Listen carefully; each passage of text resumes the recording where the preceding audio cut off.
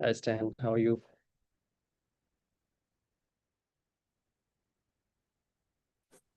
All good, brother. How are you? Yeah, good also. Just waiting for others to join in. Yeah, okay.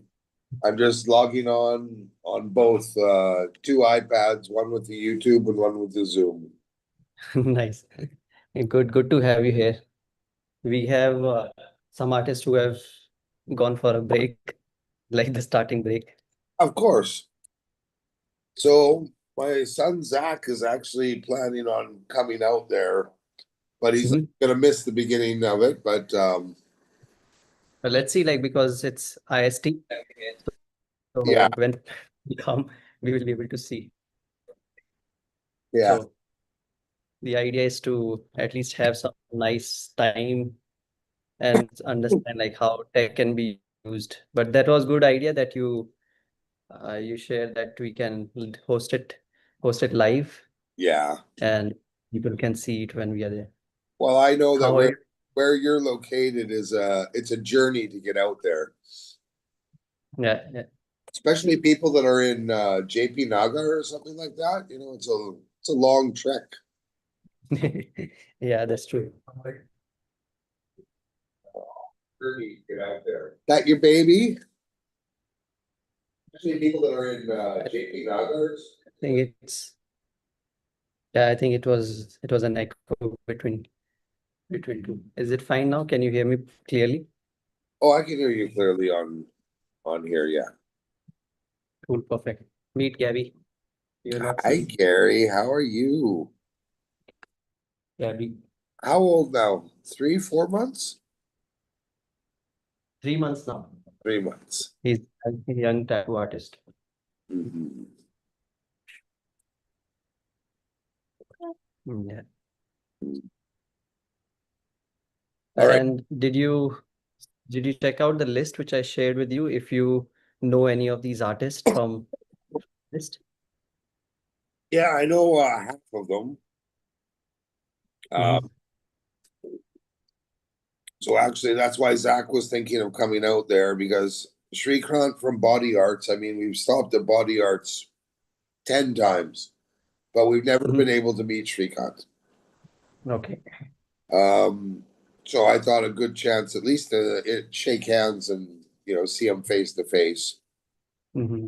And Ink Zane, Ink Tribe, they were clients. Is this Santa Bob's tattoo? Is this the one in the mall?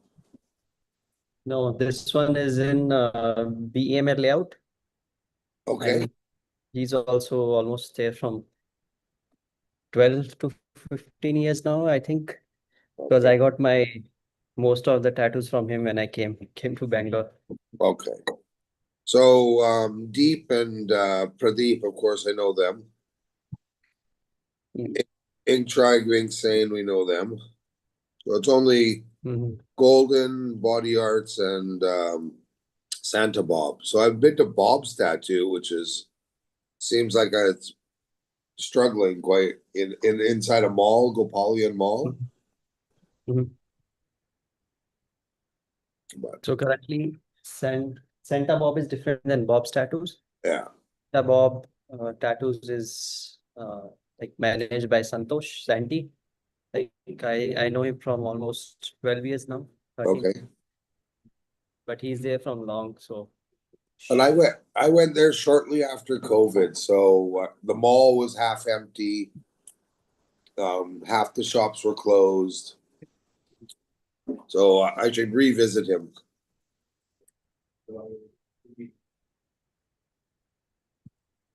yeah, Deep is here. I'll introduce Deep to you. I think you know him already. And we have other team members. Guys, you want to say hi to Stan? Vim.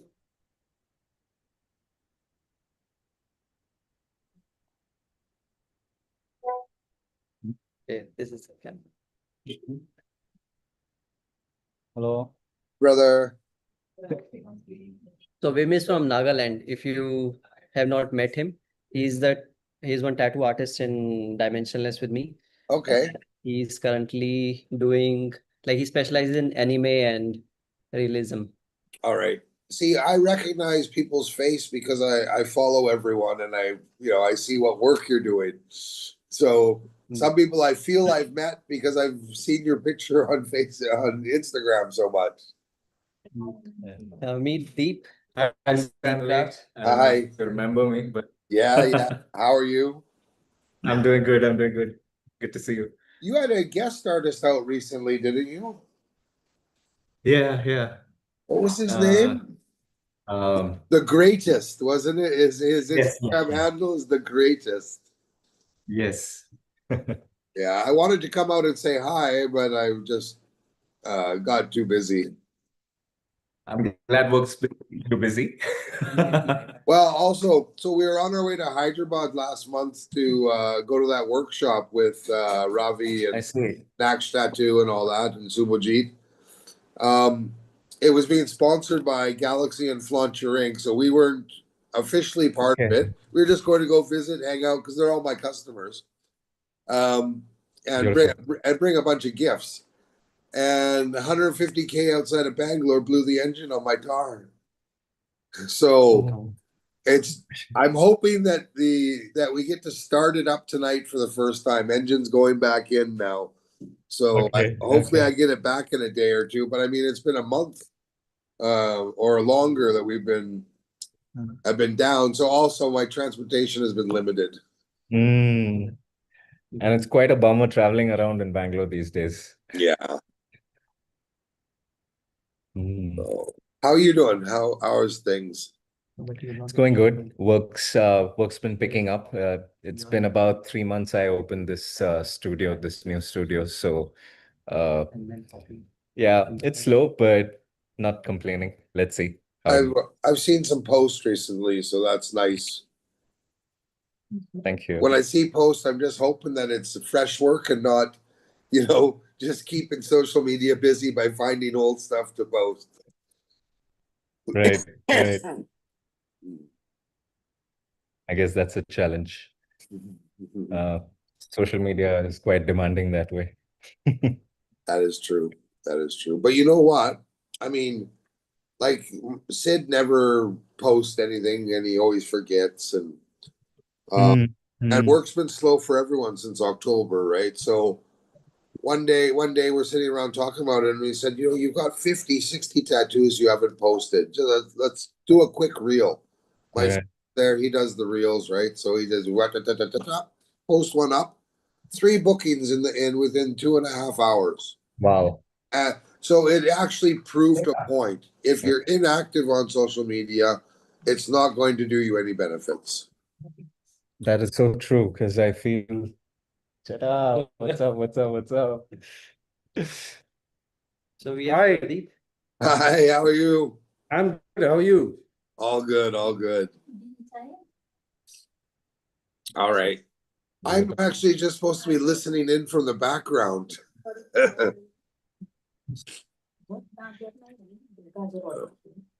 You get to be an active part. I'm glad we have the tech. Yeah, tech. Yes. As soon as he said this is a tech, how do we use tech to help our businesses? And I said, well, start with this. This is Aaron. Hi, Aaron. How are you doing? You remember he did the tattoo. Jay, I'm gonna go on mute for a while. My Yeah, sure. voice is bad, so I'm just gonna go on mute and camera off. Yeah, sure. But I'm here watching the whole thing. Feel free to pitch in whenever you feel like it's your time. I will do that. Yeah, okay. I'll keep this channel live for like till 4 p.m. Okay. If people will join, they will continue. We will start officially in next 5 minutes with whosoever is available currently. Okay. Great.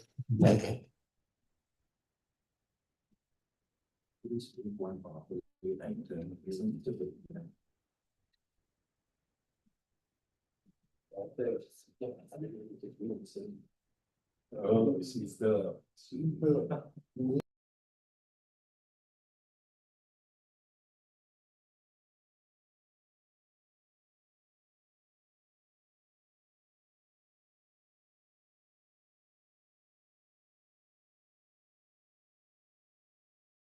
Rebecca, this is Aaron. Where is our Aaron? We also have an Aaron with us. Yes.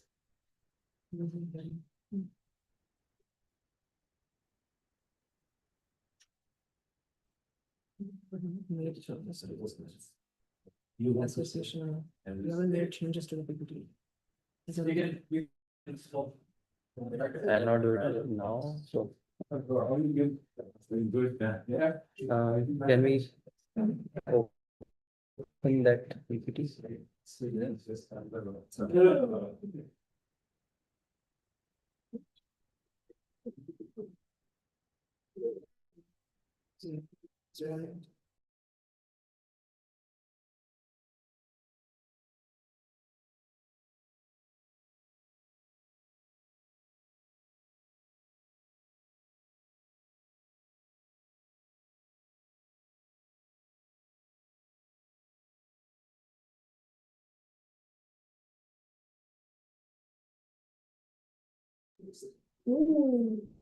Okay, we'll start in 5 minutes. Give us some short time and then we will continue back. I will ask my team to introduce themselves so that they can tell you like what they are expert in and from how long they are doing the tattoos. And then Hi, this is Rebecca. I'm a visual artist and I have been working as a tattoo artist here for the last 2 years. And in total, I've been working as a tattoo artist for 3.5 years. I also do piercings and I just launched my nail art bar as well on the side. So I specialized in abstract flow florals and I make my custom designs. What's Am that I for you? audible? Stop. Am I audible? Yes, Rebecca, you are. So I make my own custom flash designs, which you can see in the book. We have it online as well on our Instagram page. You can check them out. So that's about me. Thank you Okay. for joining. Pleasure to meet you. Pleasure to meet you too. Well, Hi, myself Vimura, and I'm also a tattoo artist at Dimensionless. And I specialize in portraits and anime tattoos. And I also do piercing. I recently started, and then I do pencil sketches, and I also do some mini canvas paintings. Yeah, so that's it. Thank you. Great. Nice for Great. Pleasure to thanks for meet joining. Pleasure to meet you. well, we're waiting. We're starting the presentation in 2 minutes, so don't worry about that.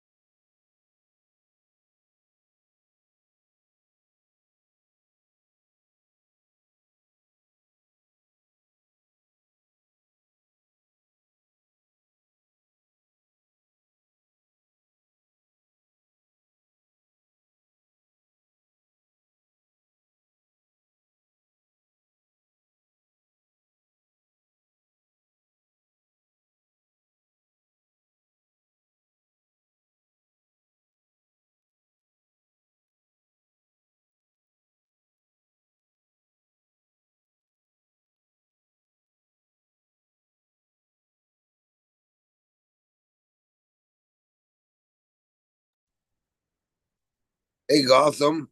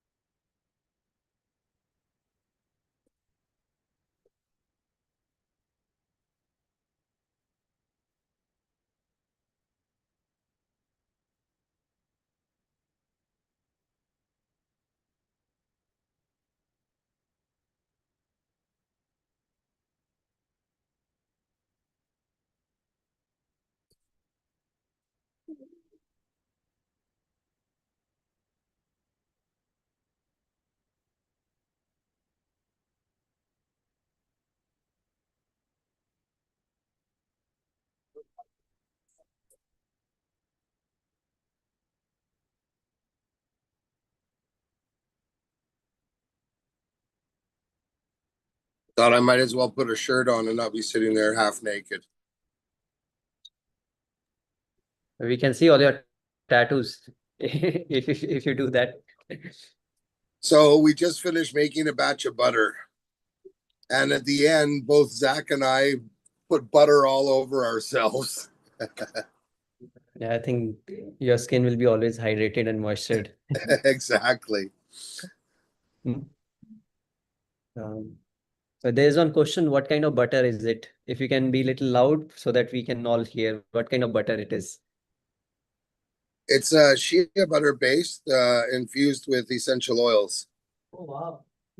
Can we? I actually thought it was edible butter. No, it's not edible. It's not edible butter. But can you, like, is it digestible or is Well, it edible? it's not toxic. It also works as a great lip balm.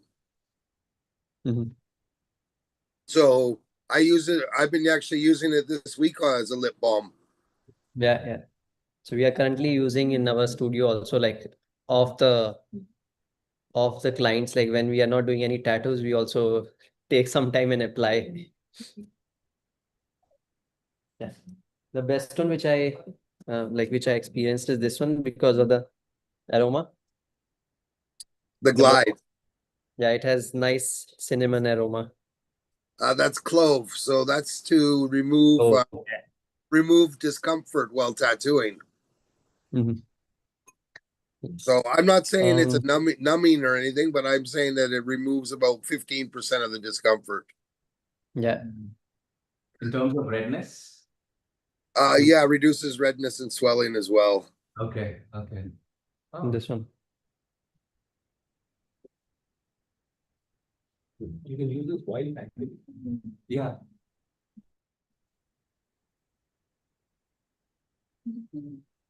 Have you not had a chance to try that deep?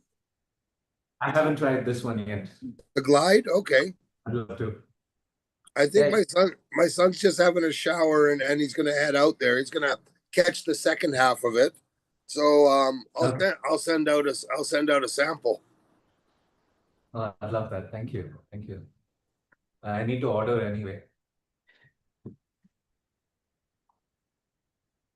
Silicone butter. So this is also the Shea based butter, right? So the Moco butter and the Glide are both shea based. They're very similar, but the Glide is different from the butter. It's specifically for executing the tattoo, and the butter is specifically for healing the tattoo. Yeah. Okay, so welcome guys. Welcome to our official first Tattoo Founders Meetup. The idea of this meetup was that we meet founders who have started their studios or their journey or whichever way they can help us to understand like what was their journey from the start. Right. So myself, along with my other artist, I will just give small intro on like why we are here first. Like just because somebody called you up and then you are here, or you Can you shift that? Yeah. Really to the side. You can only have better. Yeah. I brought. Can you take care of that?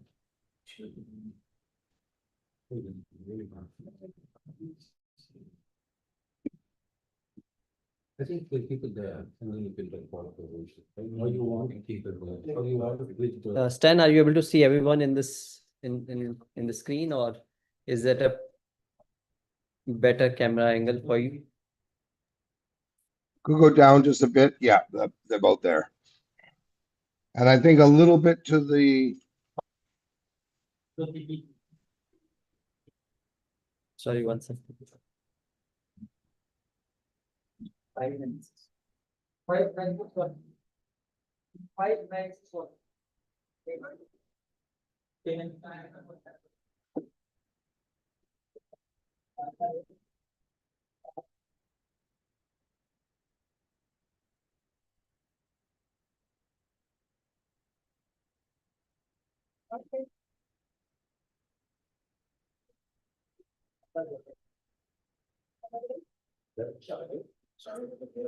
Which pen?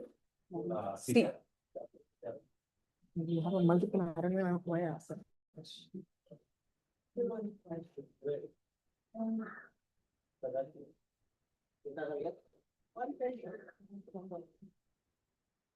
Can you also call Piyush?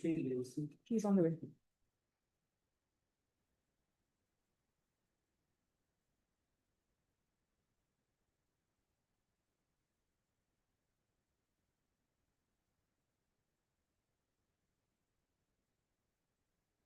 Okay, Awesome. nice. Yeah.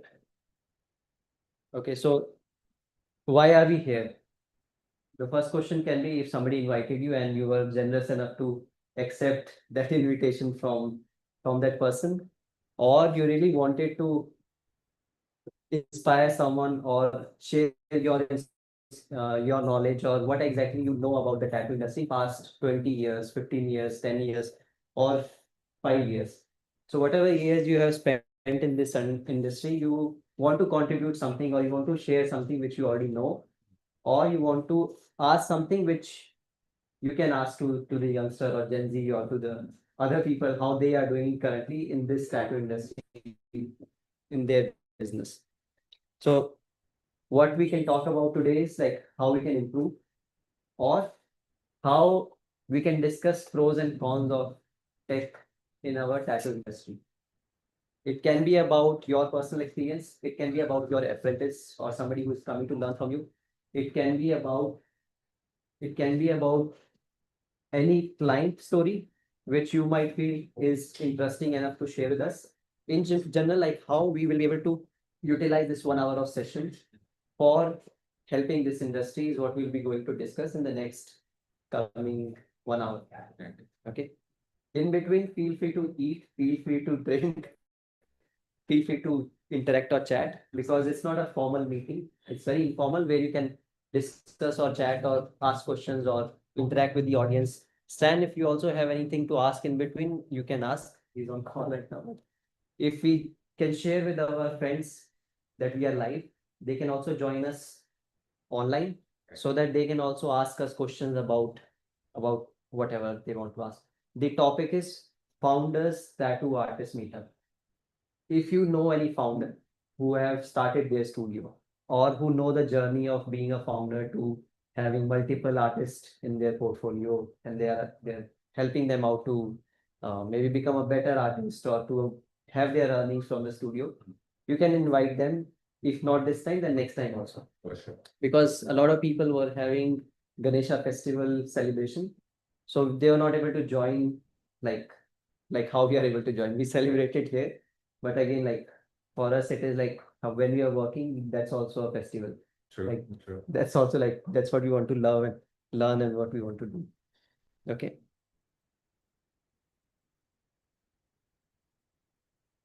So welcome again. We have our sponsors who have given us who are generous enough to give us some food, some drinks, and we will be having some sessions from Stan after like what he can offer to our community and how we can contribute in his business also. So we'll be your host for today. Since Wim was not here yesterday, we could not take his picture. So it'll be Wim, Rebecca, myself, and there's Piyush who is coming. So we all are currently the team Dimensionless who work together in the studio. And there's one more studio in Palm Meadows where we work in these two studios parallel. Okay. And we also have active online community where we teach online. And that's how we are currently managing our business through 2 physical studios and through online. Okay.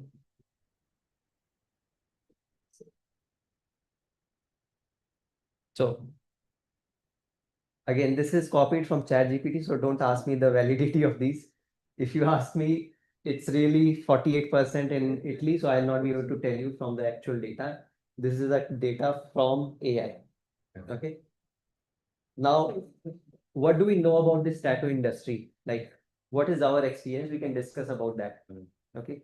Me personally, I'm in this tattooing from 11, 12, 13 years now. I started in 2011, 12 when I graduated from college.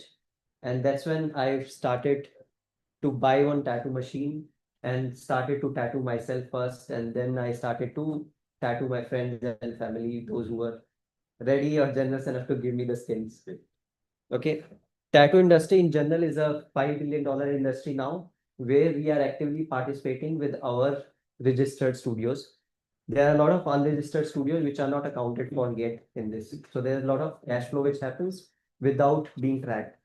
So the trackable system which they were able to check is accounting to $5 billion of industry as of now, which will continue to grow for at least not 10 to 15 billion dollar in the next coming 2020, 2030 to 35. So in the next 10 years, you'll see that continue to boom in next whatever way. Like aftercare market is booming up because a lot of people are taking care of the aftercare seriously. It's not, it's no longer just applying Vaseline on skin just because that's the easiest or quickest thing available. For 5 rupee also you can get a Vaseline and use that as an aftercare. Or you can spend 2000 rupee to buy Moco creams, Moco butter, and what all things are needed for that entire before, duration, and after that happening. So these are the kind of things which people started to get aware of. Like the client itself comes now and they ask what aftercare I can use.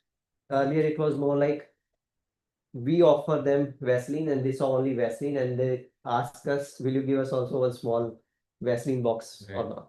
So now that has changed from, do you have any specific brands? So I personally work with Moco Butter and also Flaunt Your Ink.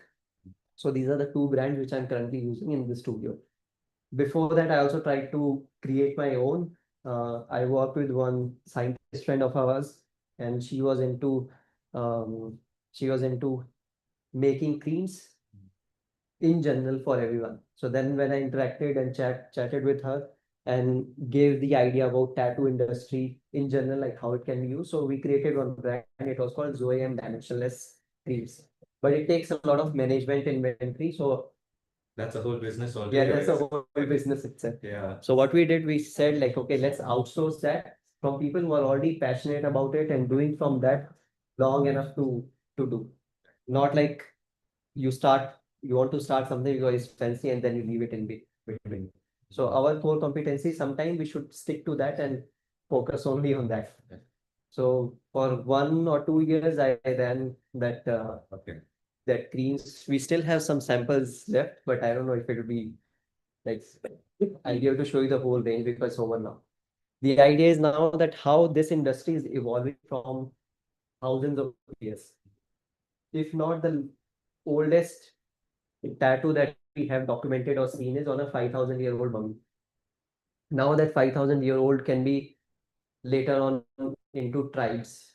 They evolved into tribes getting a tattoo, like Polynesian tribe, Maori tribe, Indian tribe. So these all tribal tattoos came into picture, which were related to these specific tribes.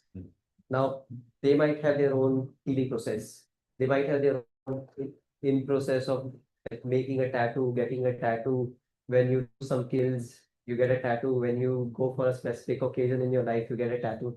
So these are linked to those memories of past, Their cultural values. their cultural values, and how it was significant to that tribe to get that specific tattoo. Not always people will want to get something which you see on each other. They might not relate to it because some people they say you cannot get God's portrait on your arm or God's portrait on your face. So that's a sect or tribe which will believe only in that. We cannot convince them. So there are many occasions like this where you will see and experience different culture, different tribes behaving differently in order to get the art on skin. In between, like India, it was a lot of like a lot of hesitancy because it was not hygienic enough. Sometimes you will see a lot of melas or fairs doing tattoos and people hand getting infected because of that. And they are literally like still they are there. We cannot control that yet because anyone who can buy a machine he can or she can start tattooing. Definitely, yeah. So that's how I also started. That's how somebody also might have started. But then it depends on at what level you want to play or what level you want to operate from. You can create these kind of ideas, seminars, and learn from each other and then do again something. Or you continue to be in that fair mode properly and you continue to do that. And you will tattoo hundreds of people with the same needle and people keep on coming to you. They will never know that there's any health risk in that. So with that growing, a lot of health related knowledge or information started to rapidly grow in tattoo industry. Like how this aftercare came into picture. A lot of health related issues also came into picture, which solid tattoo artists or the real tattoo artists they started to acknowledge. So now if these kind of things what we experienced in past shaped our tattoo industry what it is now. The next verse that we are on is on the tech verse because till now we are doing it freehand. We are doing it without stencil paper, without stencil, or maybe minimal stencil, or maybe directly on the skin. Now with the iPad coming into picture, AI coming into picture, ChatGPT coming into picture, it just doesn't have to be you know only do how to do a tattoo. It has evolved into an ecosystem where you have either you should have teams to do that or you should know how to do that as an individual person if you are a solopreneur. So we'll be discussing all those things in the next coming minutes. Super. To set the base or agenda, this is what we'll be discussing. Tech, how it can be used, what are the pros and cons, what are our success stories or failure stories or real life stories that we can share with everyone in this place to learn. Okay. A short intro to everyone so that everyone knows who you are also. And those who are watching us live, they can also experience you, your studio, your tattoos, or you in person. Okay. So maybe one by one, I can start with myself. My name is Ajay. I'll be your host today with my team. I'm managing Dimensionless from currently physically in this place from 7 years. And there's one more studio in Adarsh Palm Meadows. So I'm managing two studios parallelly. And I'm doing tattooing from 2012. When I graduated from college, I wanted to do something during that gap. So I started tattooing because in my college fest, I was doing art related festivals or art related things. It can be a temporary tattoo, face painting, and all those. Now, the next thing which I wanted to do, which is serious, was tattoos because it takes time to learn. It takes real skill to do on someone's skin, not just on the face, and you remove it and it comes out. So that's my story. And this studio was started in 2018 here in ACS layout.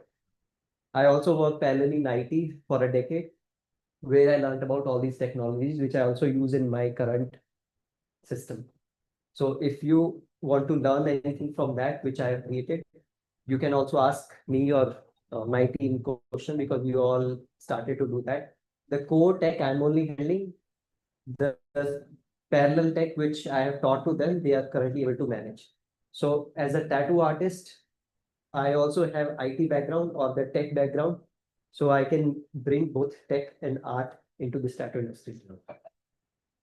Okay, so maybe small intro about you, and then we can go to Pradeep, you, and So, hello everyone. My name is Deep Kundu. I started my journey in 2006 under Pradeep's guidance. He's my mentor. It's been a crazy journey so far. I think over the years now, as tattooing has evolved, I've also learned and understood art through the lens of tattooing.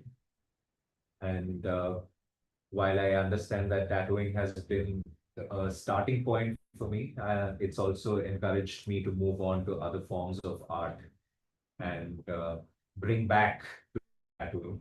So I recently started this brand called Peak Craft, and it took birth during the pandemic. It's been about 5 years now. I have a studio here in ECS layout, very close to Ajay's place. Yeah. So Thanks for having me. when I first heard that there's a studio coming up, I was like, thank God that at least someone is there now to talk to, where I can just walk in and I can reach out to all. Because there is one more studio, Santa Bob Tattoos. Okay, yeah. So when I came first to Bangalore, the first thing I did was search a meditation place, because that was one idea which I have from long. And the Okay. second was to search a tattoo studio. Okay. So I sat with Santa Bob for next 5 years to observe him or to understand him. So these tattoos are I invited him, but I don't know if he's on his way or what. But thank you for introduction. We'll continue to keep on asking you also questions in between, so that we know much more deeper about your art forms, your journey. Okay, so it's not the end. It's just the start. Hi, my name is Pradeep Menon. I started tattooing in Bangalore in 2003. And prior to that, I did my internship in Mumbai in 1999 till 2000 under the guidance of Dr. Kogyar and Sandeep Patenge. And yeah, so once I started my studio, I was handling the operations and everything. It was a very small setup, very old school setup, where I decided that I will be doing everything myself. But however, with a lot of guidance from the person who invested in my studio, he convinced me to take on students. And that was in 2004 where I started taking in students. And he was, I'm proud to say he was my second student. And he's learned quite a bit, and he supported me during a time when I had injured my hand also, where I was unable to tattoo for almost 3 months. He took over quite a lot of responsibility in the studio, handled all the clients. And I think that was the part where he learned quite a bit about tattooing and handling clients. So it didn't stop with Deep, but from the time Deep left, I've trained more than around 38 students in my career. So I've been tattooing for about 23 years now. Um, my latest student, he's right here with me now. His name is Aaron. He had come to me way back in 2005, 2006. And he came to me as a client and got a couple of tattoos. And now he's come back to me and he's decided to make a career change. So I'm very glad to be his mentor and guide him through this whole process. So my studio is called Dark Arts, the Tattoo Studio. And we and his very close friend were the people who helped design the logo for my studio. And even today, it's the same logo that I'm using. So I'm very proud to say that it's without Deep's help, that logo would not be standing on my board even now. Thank you so much, Deep, and thank you all for having me here today. Thank you, Pradeep. That was really interesting to know about your journey. Me personally, I'm meeting you for the first time. I have heard from Becca about you, and there'll be more serious talks later on to understand how you and your 23 years of experience has transformed this industry in India. Because I don't have any count on my tattoos now, because I didn't count from long. But from past 3 years, we are tracking and we have done more than 650 tattoos now. So that's one more tech part which Yeah, so I know that in my 23 years in the studio, we have done more than about 2 lakh tattoos, approximately. Okay, it's an approximate figure. It could be more or maybe slightly less, but the figure is approximately about 2 lakh tattoos. nice. Yeah. So see, like how it has Yeah. So how in it the, has yeah, transformed. in the beginning, when I started, we used to do about 3 or 4 tattoos in a month.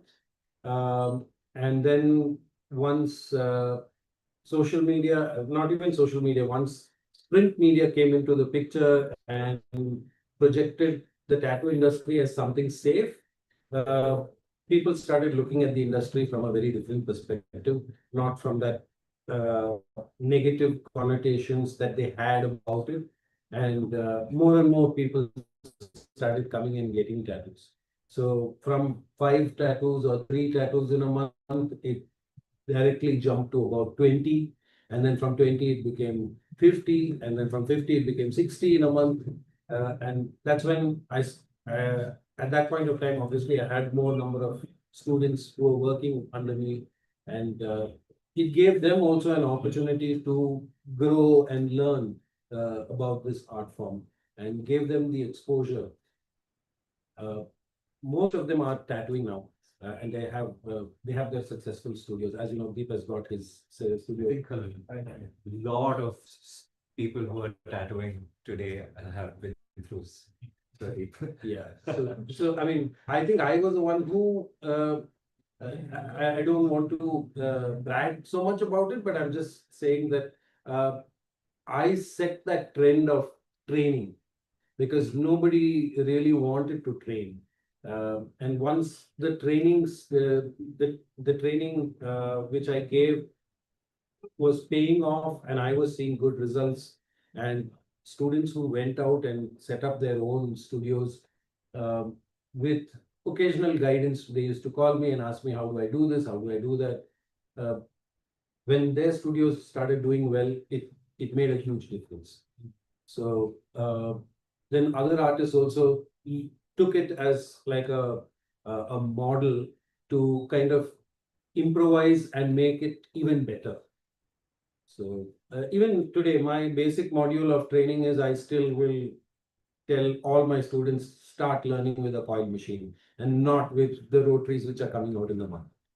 So that will be your foundation, and once you have your foundation strong, then you can use whatever you. Nice. Thank you for sharing that. And 2 lakhs is really impressive. Yeah. We will reach there. We are not there yet, but we'll reach there. Give us another 10 years time. So a small intro about you to everyone. Yeah, so I'm Aaron. Well, like Pradeep said, I'm a student now. I met Pradeep and Deep actually like about 18 years ago when I got my tattoos done. Yeah, back then the industry was such a state that no one knew much about it. It was spread word of mouth, by word of mouth primarily.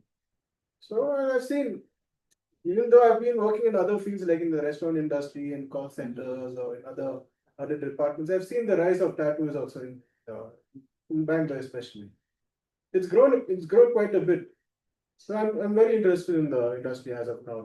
I just started becoming a student right now. So let's see. That's where my journey begins. Very honored to be the student. Nice to have you here. We have Wim with us. A small intro about you. Wim, come a little closer. We can move these. Maybe we can move these little closer because we are still less. You move that side. No, you sit here. No, you're heels. And move that one closer. Yeah. So that everyone can meet the same. Becca, you also come in the frame. But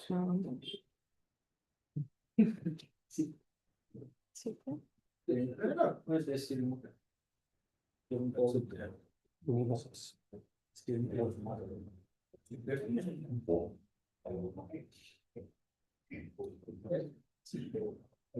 can come to sit.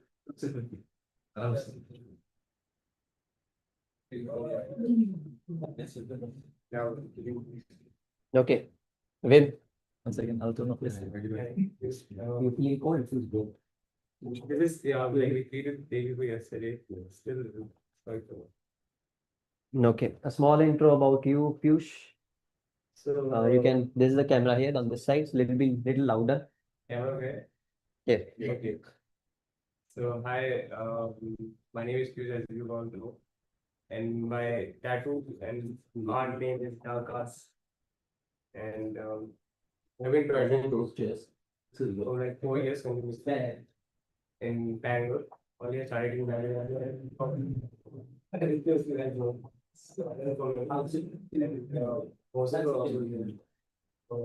I learned for like 2 months there. Then I started doing freelancing of my friends.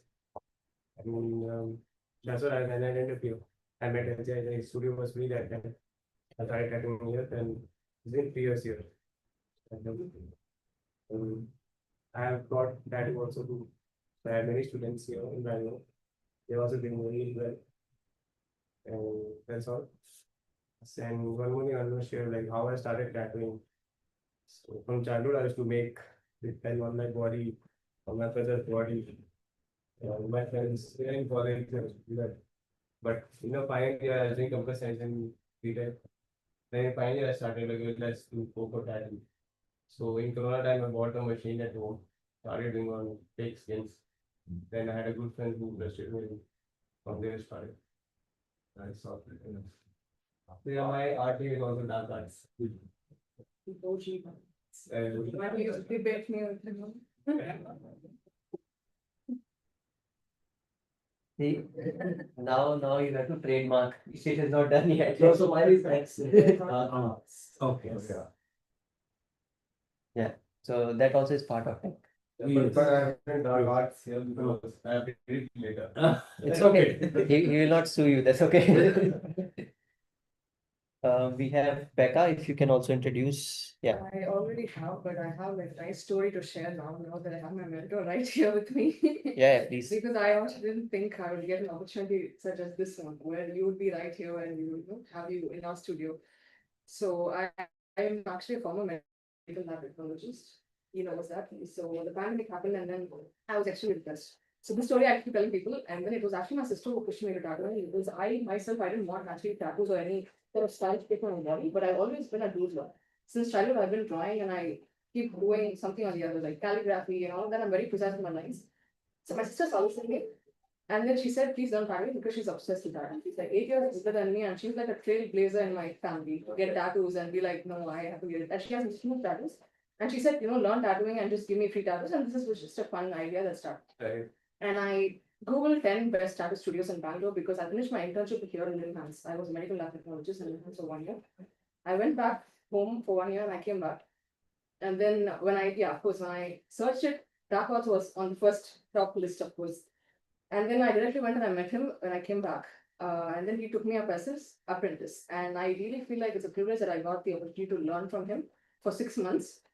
And I gave him a hard time. He knows that. It came to a point where I would be very inconsistent because again of my, I was clinically depressed. So then my only drawback was that I could not wake up and go to, the studio. That was the only problem. But then I really had fun, working under him. He was very nice to me. He was extremely kind to me and he actually taught me pretty much everything when it came to even the medical, background of it, which, has relation to traveling and all of that. And I keep bragging about that when I go to any studio. Like I worked with actually 3 studios so far after I learned from him. I keep telling him this is what my mentor taught me. And there are so many people who do not know about this because they don't learn about the health practices that is concerned with that way. And I'm super grateful for that he taught me everything. He could give me theory, in-depth knowledge, and every day I'd ask him like 100 questions and he's like, yeah, sure. Ask me anything and keep asking questions. So that's how it happened. I remember how after almost inconsistent practices of 4 to 5 months, I've completed it. I got a certificate from him and I left. I did not do anything for the next 4 months. And then I did my freelancing for a bit. And then I remember I did my first tattoo and I sent him a really shaky tattoo picture. I was so proud. And I sent him a WhatsApp message saying, sir, I did this and I'm so happy, you taught me. I don't know if you saw that. Yeah, I saw it and I replied also. I replied. I don't remember that conversation, but I thought he just felt very embarrassed that I had very shaky, tattoo, and I'm so proud of him. And then I've been meaning to actually go and talk to him and bring him to the studio and tell him about how far I've come in my journey. And these days, when you look at my line work, people keep asking me where I learned all of this from, and I definitely should credit him for that. Super thankful for that. So from there, I did my first full-time job in body arts. For 6 months, I worked there. It was an extremely stressful environment. If I had been there, there's no time to sit and all of that. So I wanted to explore more of designing, illustration, a little bit of painting and all of that. And that's how I found Dimensionless because I went to their websites. So I'm somebody who makes Google Sheets and then makes list of places and then just goes and asks them what I can do there. And then Ajay took me, I started their online DNA meeting and I came here and I've been working with them for 2.5 years now. It's been great. So basically what I do here is primarily I'm a tattoo artist and I learned piercing and I've been piercing for 1.5 years now. And I recently launched my nail art bar That's been 1 month. And apart from that, I also teach art to kids in our other studio communities. Basics of drawing, sketching, painting, all that. So that's how it's been going. Thank you. Excellent, excellent.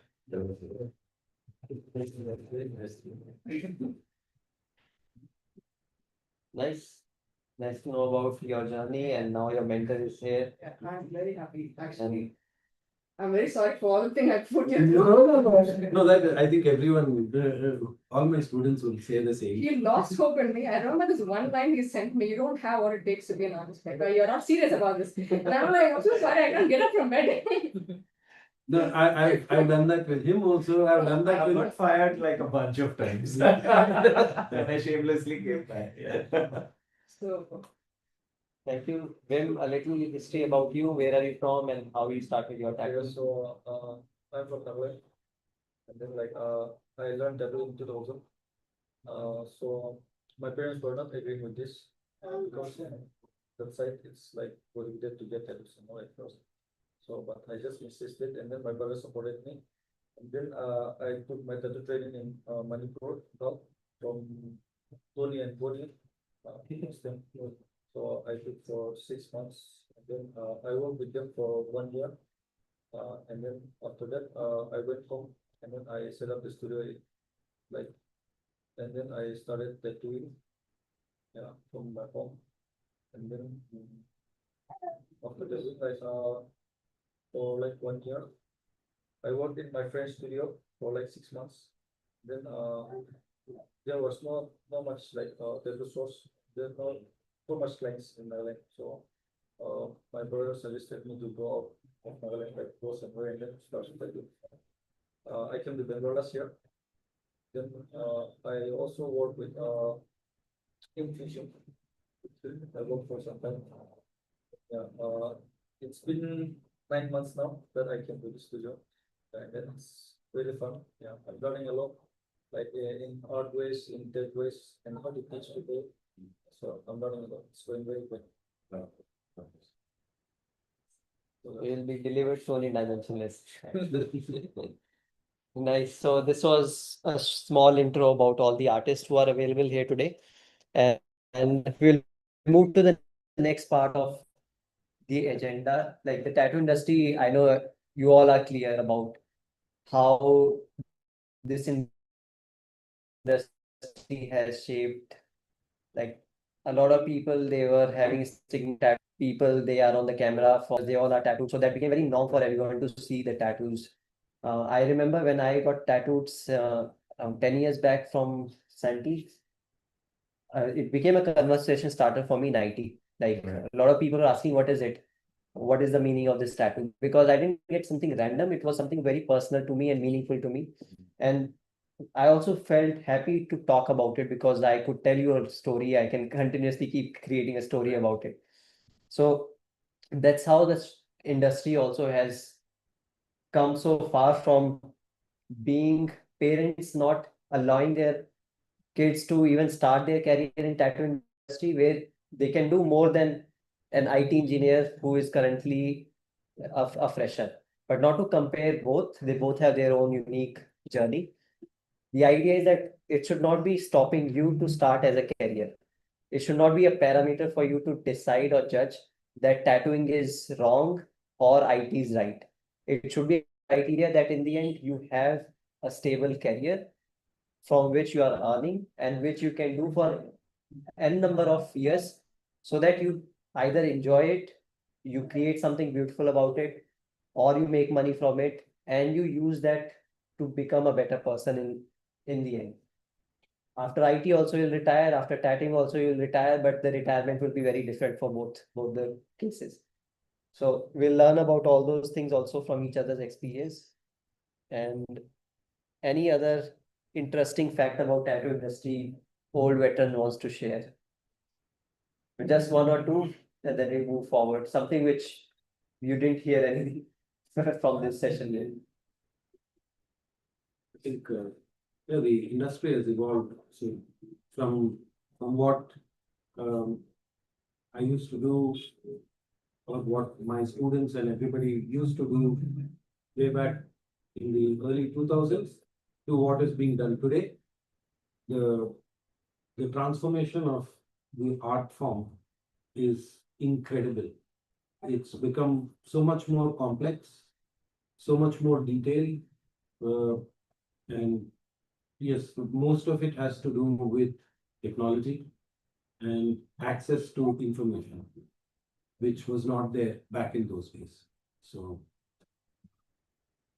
technology and information which is accessible has played a good amount of given it a very positive boost. Let me put it that way. Nice. Deep from you. I think back in the day, it was a lot about experimenting on, how to do a tattoo. Because, like he said, there were limited resources. I remember we used to spend 2 complete days making needles. In a studio preparing needles. So we used to get the needle tips, and then we used to get the needle bars, and then we used to put them in together using this contraption called a jig. Yes.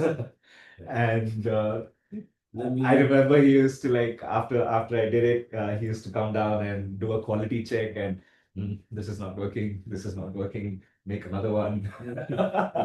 And we had two sets of needles. One was a 3-liner and one was a 9 shader. And that pretty much summed up all the kind of work that we did, And there were times when, obviously, because I was doing it by hand, there used to be problems while doing the tattoo, like the needle kind of spreading apart midway, And, and places where I had to pull a straight line, it used to come as a double line or 3 lines, and then figuring out how to, correct that. It was fun in itself. It was a space of exploration, but now I feel that era has passed, and people don't get the opportunity. Even if they want to, they don't get the opportunity to go back and figure out how to do things from scratch, because now it's become about relevance. Everybody needs things immediately, packaged needles, new machines, which ready-made inks. Yeah, we used to get powdered inks back then, so we had to mix them up in the right quantity and use them. Sometimes they would dry out, sometimes we would run out of solvents, so we used to mix vodka, gin in the inks. It was fun. It was fun. But it's interesting to see how that has also evolved now into separate industries, and like you said earlier, being true to one part of the process is really important right now to master it.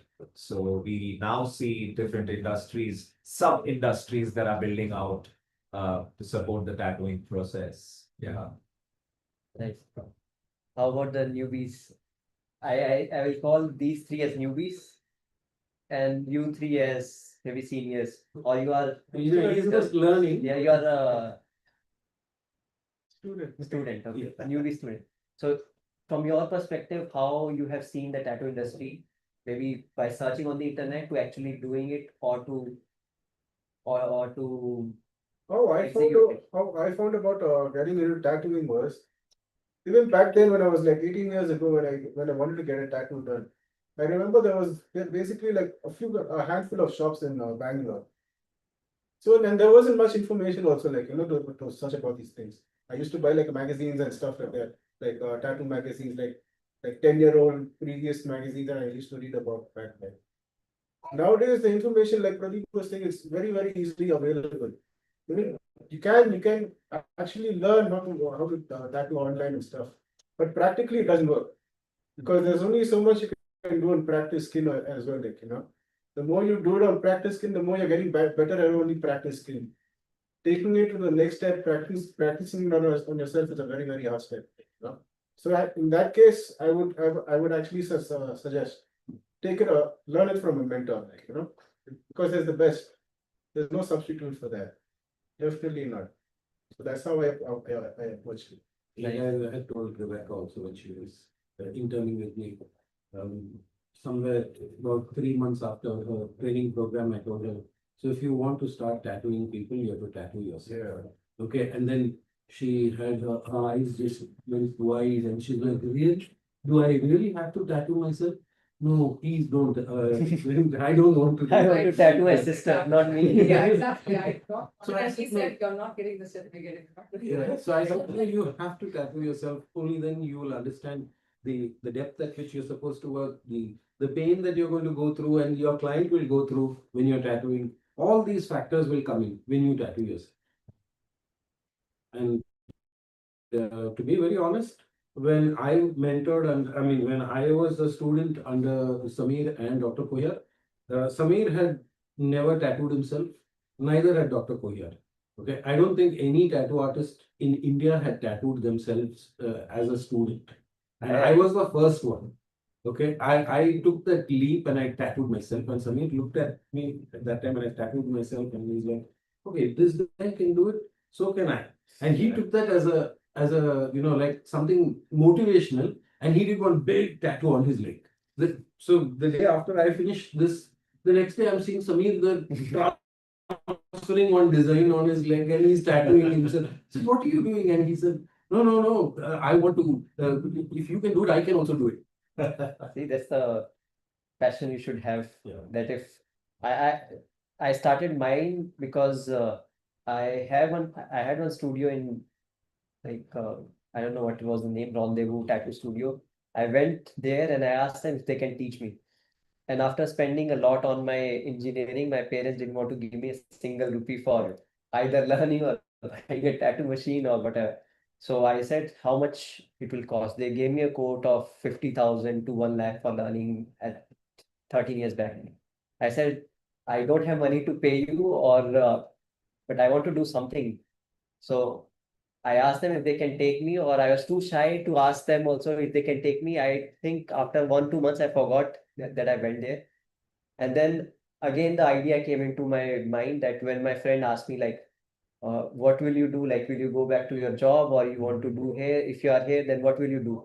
So then I said, like, okay, I'll buy a tattoo machine. So I bought a tattoo machine. I didn't know how to assemble it. So I had those like coil machine, and then you have to put the needle. So I didn't create any needle. So I'm little more younger in that era.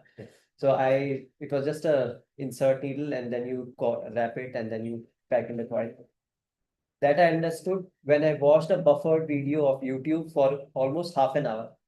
So that was a 2 to 5 minutes of clip, but it took buffering, and I kept it for half an hour to 1 hour, and then I watched that video like this machine goes here, this needle goes, and that's where you clip it. That's how the power will come, because nobody was there to teach, or no internet was there. Like how I can search on the internet, show me coil machine to any machine setup, and it will open up and show. So then I tattooed my leg, and then again it was a process of some months, not instantly. I did a big one, so I started with small lining work and coat work. But that's how I started my tattoo journey 13 years back by tattooing myself. So my first tattoo machine was for 7,000 rupee from King's Tattoo Supply when they also started supplying the tattoos, and I thought it might be a scam. But I was like, okay, let me just send money and check if they send me back. And after like 21 days or 18 days, it came from here. No, from Gujarat they were sending. From Gujarat to Shimla it reached. And then my first order was for 7,000 rupees. So this friend of mine, he said, I don't have a lot of money to pay you, but I just have 7,000 rupees. Will you do for 7,000? I said, perfect. I spent 7,000 for my tattoo machine and I recovered that back in one tattoo. Okay, so this is about the tattoo industry in general, like how it evolved over the past couple of years. You already know now, I started this in 2018, and I would like to hear more stories about your tattoo studios also, how you started from being an apprentice to your own. What was your struggle and what was, because as a founder, you'll have a different story than a learner who just comes, or somebody who has just started, because they had the entire setup with them. They don't know, like, to buy a printer. First, you have to make 2 tattoos to 3 tattoos, then budget it and then keep it for doing something. So that stories will be also interesting to learn from your tattoo studio. So I started mine almost in 2018. And because I was working parallelly in IT, I was working nighttime shift in the IT because I had a US shift. Daytime I had the studio, and then I didn't know what to do with the studio. This was empty. Nothing was there. My tattoo machine was literally inside one box for almost a month. So I used to come here, sit, do my work, IT work. This was like a place for me to chill. So my home was just nearby. My flat was in the second main road. And then from there, I was just walking in and coming here to. So for me, it was like I parked my money to do something. And then that something is not paying yet, but I enjoy that place or enjoy this place. And I wanted to keep this very bright, very open.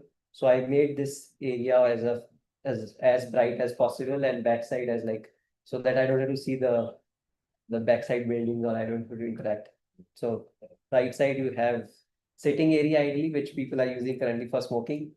But that's a sitting area where you can sit, you can relax, you can chill, you can do painting, you can do whatever you want to do in the nature because to find nature in Bangalore is like So difficult. Very difficult. so difficult. Or to have a plot where you can actually sit or grass where you can sit. Yeah.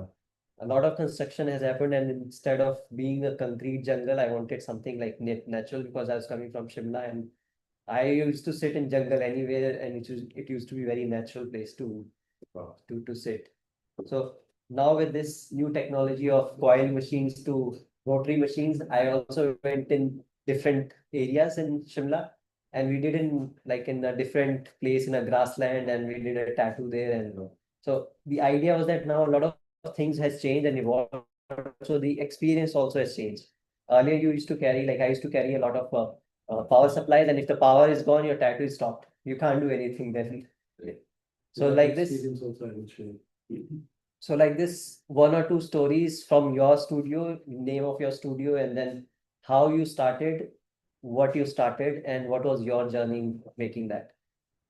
Um, I've worked with this brand called Crayons for 13 years. And I think that um, Crayons, I joined Crayons after Pradeep.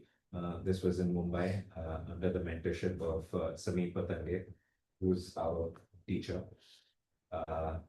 And Sameer at that point in time was expanding. So I got this golden opportunity to, start studios from scratch. So we started Goa, then we moved on to Pune. We had 2 studios there, and then we moved on to Bangalore. When once I came to Bangalore, I was like, okay, this is my hometown, not moving here, moving from here. So Bangalore also, I had one in Koramangala, one in Indiranagar, which I shut down after a while. Pandemic happened, so then I had to shut down Koramangala as well, which gave me the opportunity to start something again. So I think in all of these endeavors, one thing became clear that if you have the motive to create art, hello. So yeah, I think all of these places that I started helped me understand how to create a nurturing environment that can, bring soulful art into existence. So I feel our environment, we are a product of our environment, and we should not just let it be and take matters into our hand and construct our environment in a way that it facilitates our process and growth. So recently, this space that I've opened over here, again, like yours, I wanted like an open space which has a lot of sunlight coming in, and thankfully I got that. But I still, I'm still regretful that I didn't have that little pasture of grass. You can come here anytime. Absolutely. That's why I kept it as a side door. You can come and access that. And I think that's the beautiful part about the tattoo industry. The brotherhood is very closely knitted. Everybody is welcoming. It wasn't the case back in the day because when I used to go to other studios, people used to feel a little insecure. I don't know why that was, but that's changed a lot. That's changed a lot. People are welcoming now to other artists, tattoo artists. So I feel the world is my playground. I can go to any tattoo studio now and feel at home. Yeah. Nice. That's what also we'll be discussing later on, and how this community is gonna be a global community. It's already there. Like I am currently working with Andre from Hula Worldwide, and we are creating something for the worldwide tattoo artists. So we'll talk about that also. One story from you because you are the second founder here available. Okay. When I started the studio, it was just a very simple, just a room from where we used to operate. The it didn't even have air conditioning, nothing. It just had uh, a wall fan. It had a small little divan on which we used to do tattoos for the leg or whatever. A makeshift table, some open shelves on which we had one power supply and one shelf had just inks. And but the advantage of having this small place was it was from my house. And the approach to this room was through my garden. So there was there was a lot of greenery that people had to go through to get to this place. And when people wanted to like relax or take some time off, they used to go and sit in the garden. So uh, all other studios except for the one which we moved into when we just shifted to Kormangla, uh, for the initial part of our time in Kormangla. Except for that, all other studios has got some amount of green space, and I make sure that I have that green space. So yeah, so like your studio also, which has got light, the same thing in the new studio which we have set up. One entire set of the wall is just big windows. So you have ample amount of light coming in, and those windows open out into my garden where I've got two ponds with like a whole setup where you have koi fish and turtles and a lot of greenery. So I do not allow clients to go and sit there because clients automatically think that it's a smoking zone, and and I stay on top. So if they smoke there, then all that smoke goes up, and I have a daughter, so I don't encourage that. But otherwise, yeah, this is the way my setup was in 2003, and this my setup currently has changed so much. So I have a separate consulting area, and I have a separate tattoo area, and I mean, I never even dreamed that it would evolve to such a level, because in those days, uh, one artist, like if I were to go to Girish from Brahma Tattoos, he would not even encourage me like to come inside his studio. He'll stop me at the entrance only, and he will be like, "What do you want?" No, no, no. I think that was the case with a lot of people back then. That's the case with me as well. That I'm not even an artist. So he would just not even allow you to come in. And not only him, there was an artist who was tattooing much before all of us back then. And he was on this commercial street, Jeweler Street, called UK US Tattoos. So he had a small jewelry shop, and he also used to do tattoos, but extremely unhygienic. So he was using an engraving machine. Okay, and I still remember, like, you walk on the road and you can see like a wire coming out from the top, and it's connected to this engraving machine. And then there's a huge battery which is plugged into, and there was one white polythene bag, waste, like what you can this uncle used to sit there and eat pan, like this pan parag, and he's tattooing somebody without gloves. Okay. And okay, Very long. okay, and he's doing this tattoo, and as he's doing, he'll just spit to the side, and he'll continue tattooing. And he had these fabric inks, like fairy krill, fabric ink bottles, which were all kept on his display thing, and he kept dipping into that, and he was tattooing. And every time he wanted to wipe, he'll put his hand inside this, take out the waste, and he'll wipe. Okay, and this was how it used to be done. And if you want, and I asked some clients there who got the tattoo, so how much did you pay? And he had done like a huge tattoo. So they said, we paid like 1,000. I'm like, really, for such a huge tattoo? Yeah, and how much does he use? New needle. Yeah, if you want new needle, he'll send you to the shop opposite, which sells sewing needles. So you have to buy a sewing needle, the big one, and then he takes it inside and he'll cut it and he'll fix it into this engraving machine. And when I went to speak to him, he chased me away. He said, "You've come here to steal my clients."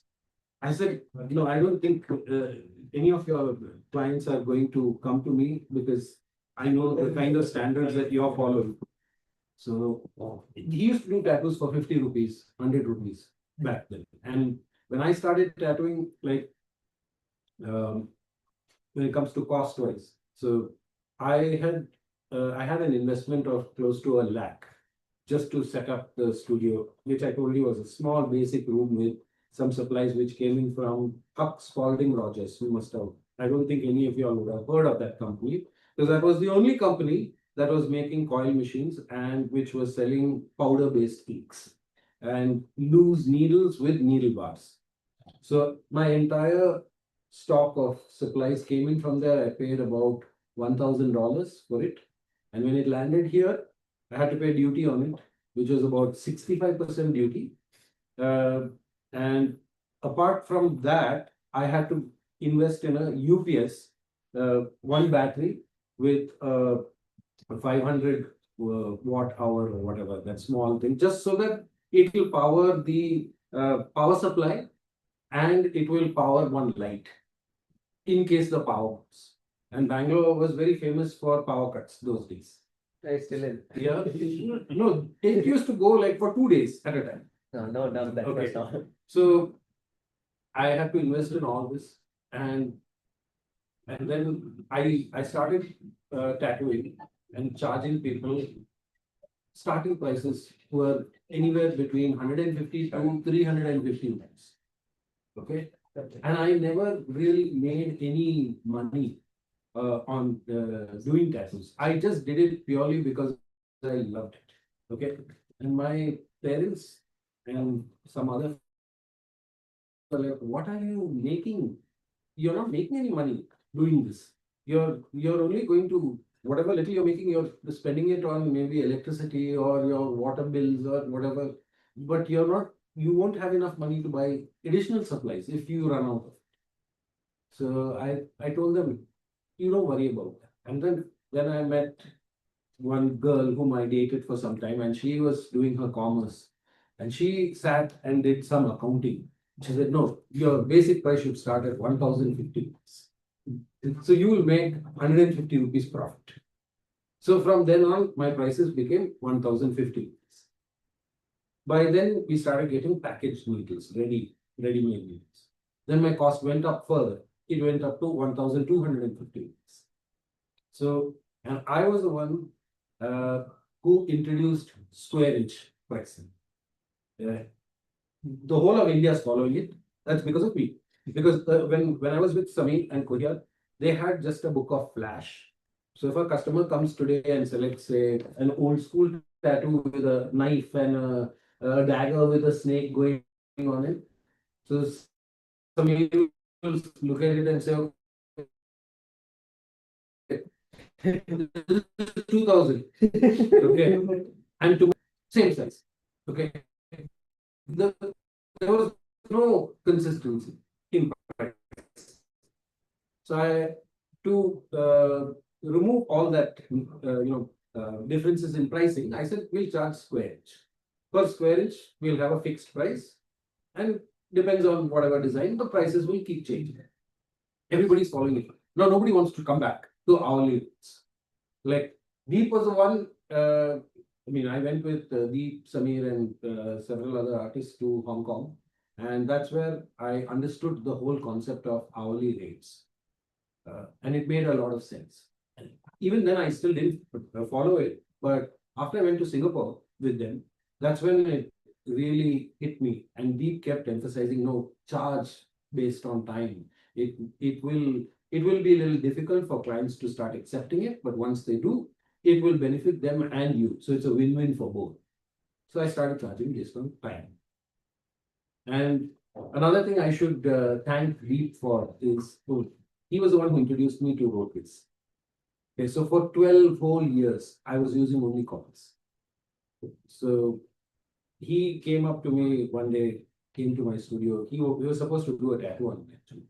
So he came there, he brought 4 machines, rotary machines. He was with crayons. So I still remember he brought the Ego machine.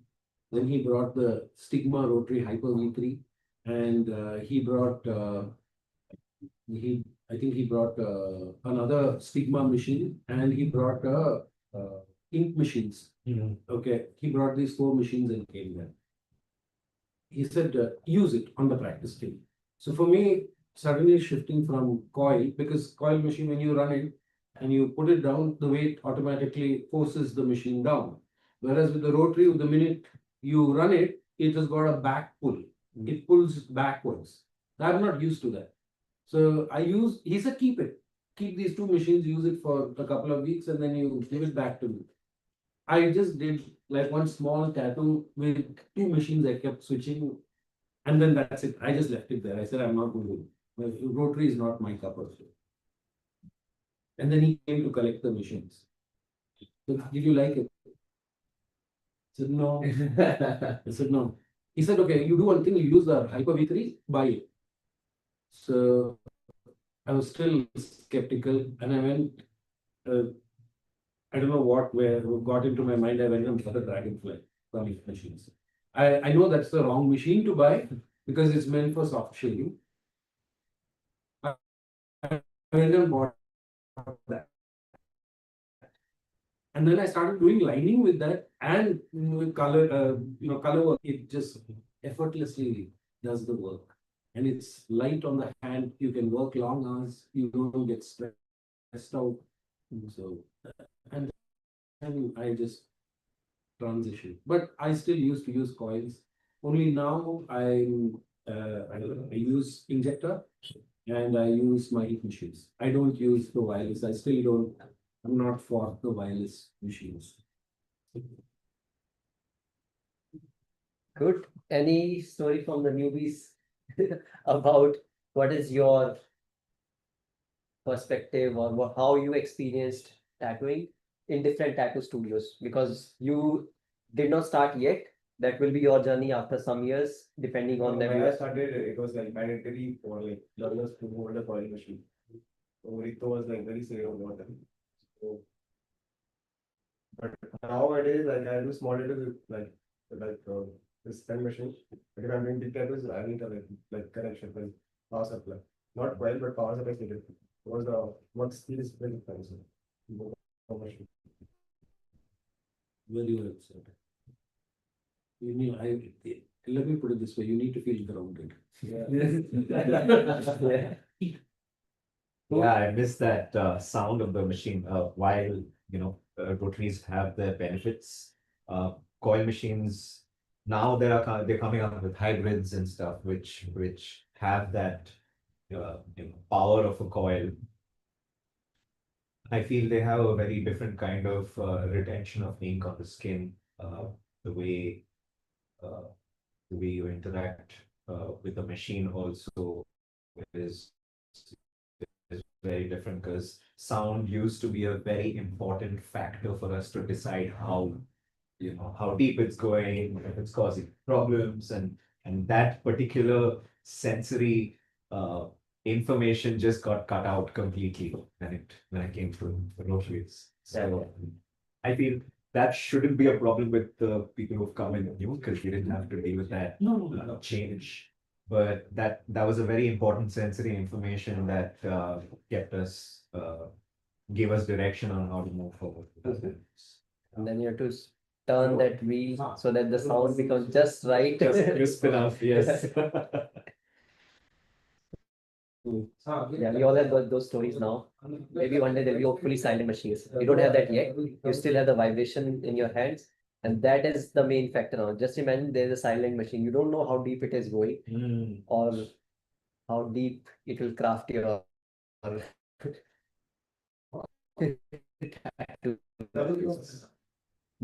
Double door के पास ही, right? Yes, yes, please. Are you ready Madam. for your intro? Well, okay.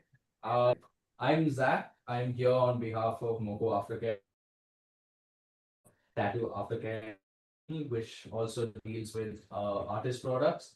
And we also have a range of women's anti-pigmentation balms. We have men's care, which it goes around your beard care and skin creams. And yeah, that's just a small introduction. If you're having questions on that, so that'll be fun. Talking about that, we also have Stan.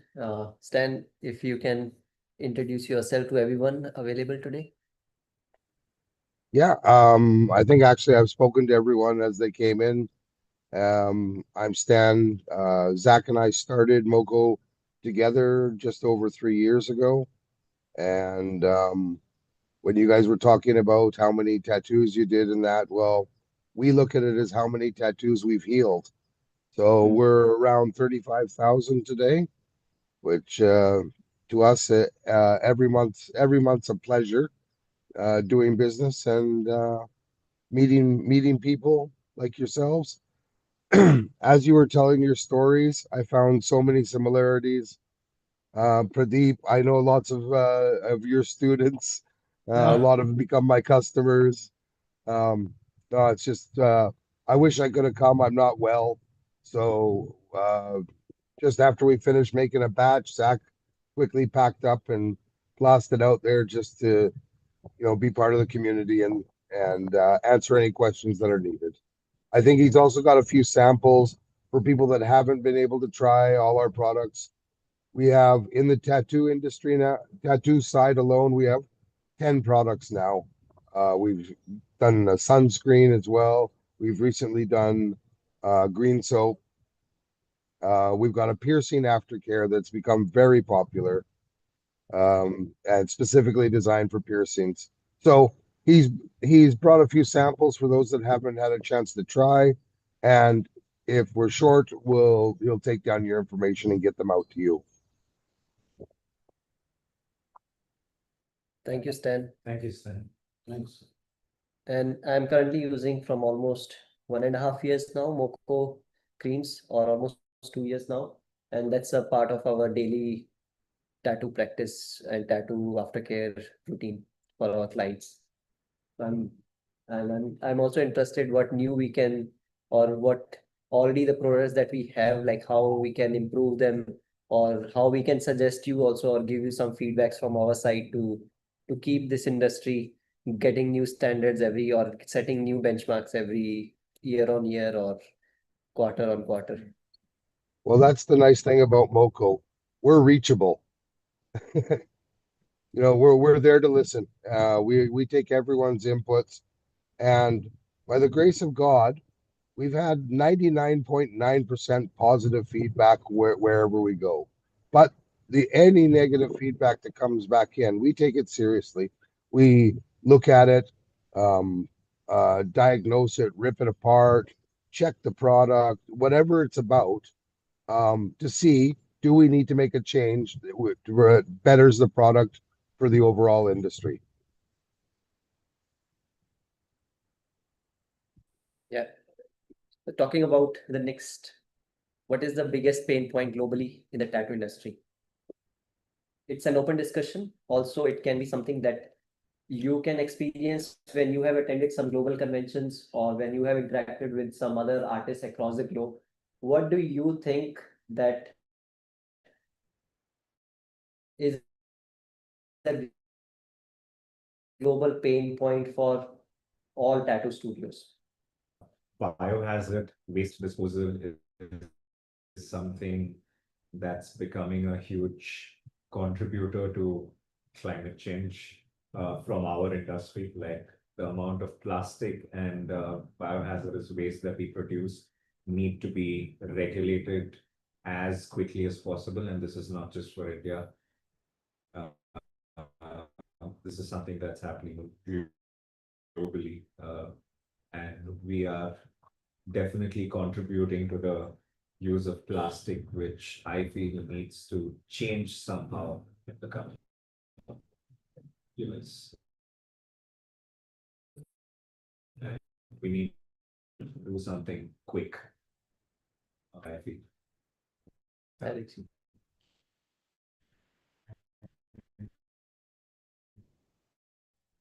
What do you think about this pain point according to you? Pain point. Yeah. Find a customer. Yeah. Find a customer. Finding a customer, yes. Yeah, that's the biggest pain point. Everyone wants to have the customer and they will Have give. a commitment. That's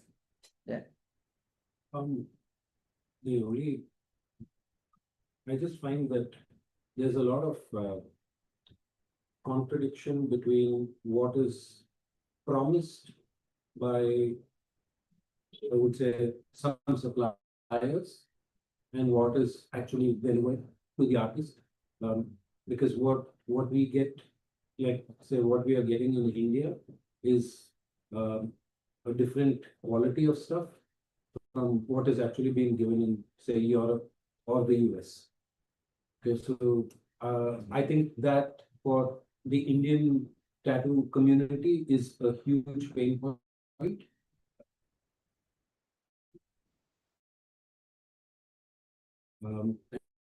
And we need to handle that. And like Deep said, plastics that we use and throw away after each and every client that we tattoo is huge.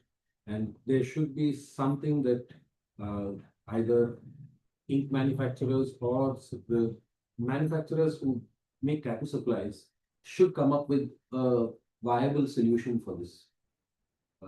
Even though it's biodegradable, it still goes into landfills and just it's there with plastics and it gets mixed up. So we need to find a suitable solution for this. Apart from that, like he mentioned as well, getting clients. So the getting clients, I don't know about Europe and the US. Mainly, I mean, there are a lot of rules and regulations in place where another artist is not allowed to open up a tattoo studio bank opposite one, like a direct competition, and kill business for another artist. So there's a certain distance between studios, but here in India, I don't think that works. Okay, and another point to highlight is the fact that if one studio is charging X amount of money, the next studio just down the road will charge X minus 50%, trying to take away the client's name. So there should be some sort of a standardization in pricing at least. So you have a base price and artists should charge anything from the base price above, nothing below. So in that way, everybody is on the same page. Any story from Zach? Because you are from the supplier perspective, what global issue you can tell to us that you're experienced for this industry? Well, I would say when it comes to the convention space, that's now it's not. I've only experienced it here in India, so I can't speak on it globally. But I think when it comes to conventions and the competitorship over there, that becomes very toxic. And then when it comes to a competition, it's fine. You have to have that competitorship. But once you leave that convention, don't hold that anger towards the other artists. Don't hold that same grudge, and that carries on, and then that creates neglect within the industry between each artist. Like right now, you'll have us sitting and talking to each other, but where you find so many artists artists generally that pull together, and even if they so it's I think that is an issue that if artists came together more, if they work together to build the industry, to try to encourage the betterment of the industry as a whole and take away that competition between each other, it'll go better. Yes. Anything from our newbies? Yes. So two of the points I want to like add a plus one to it, the biomedical waste management is also something I have like learned about in my bachelor's. So I feel like I personally have a lot more to say on this, and I feel like I have a lot to add from what I have studied to the industry. I'm not just particularly the artistry in itself, but also like something that goes to the skin. So I feel like people should be educated on this. There should be more awareness of the health concerns that people generally have, and I feel like people should work on the stigma that goes on around tattoos. People also just because tattoos is literally on your body and it's something that people see when they just look at you first. So there's this idea that people with tattoos are probably not hygienic. This is something I've gotten from people.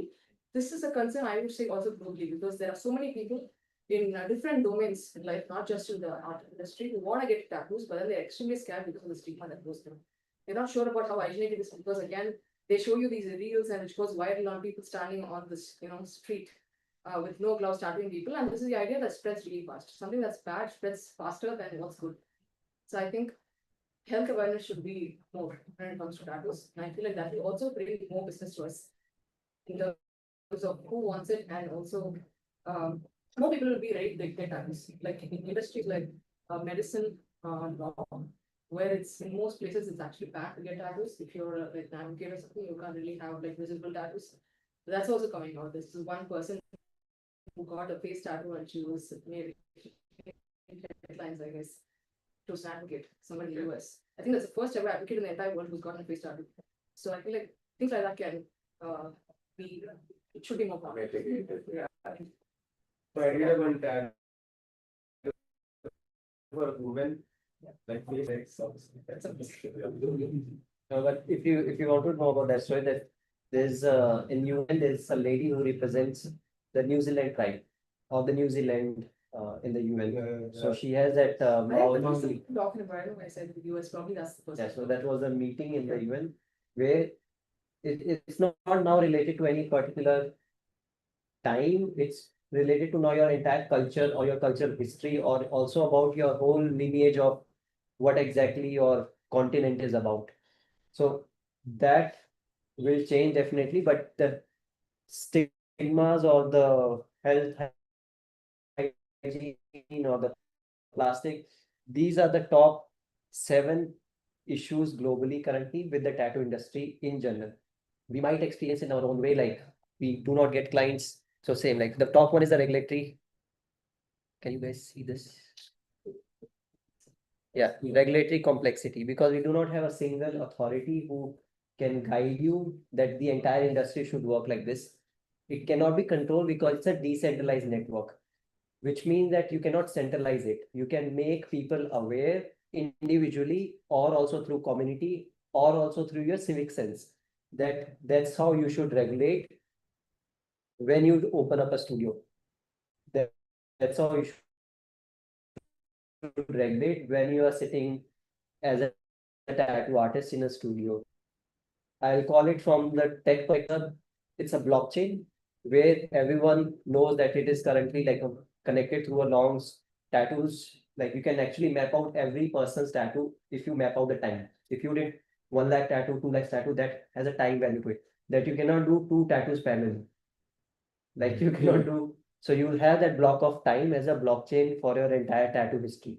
If you can start tracking that, that also is one global challenge which people are experiencing, or it can be experienced that when you have a time added to your current like studio, you have done 600 tattoos in 3 years, 5 years. Now that you did in certain blocks of time.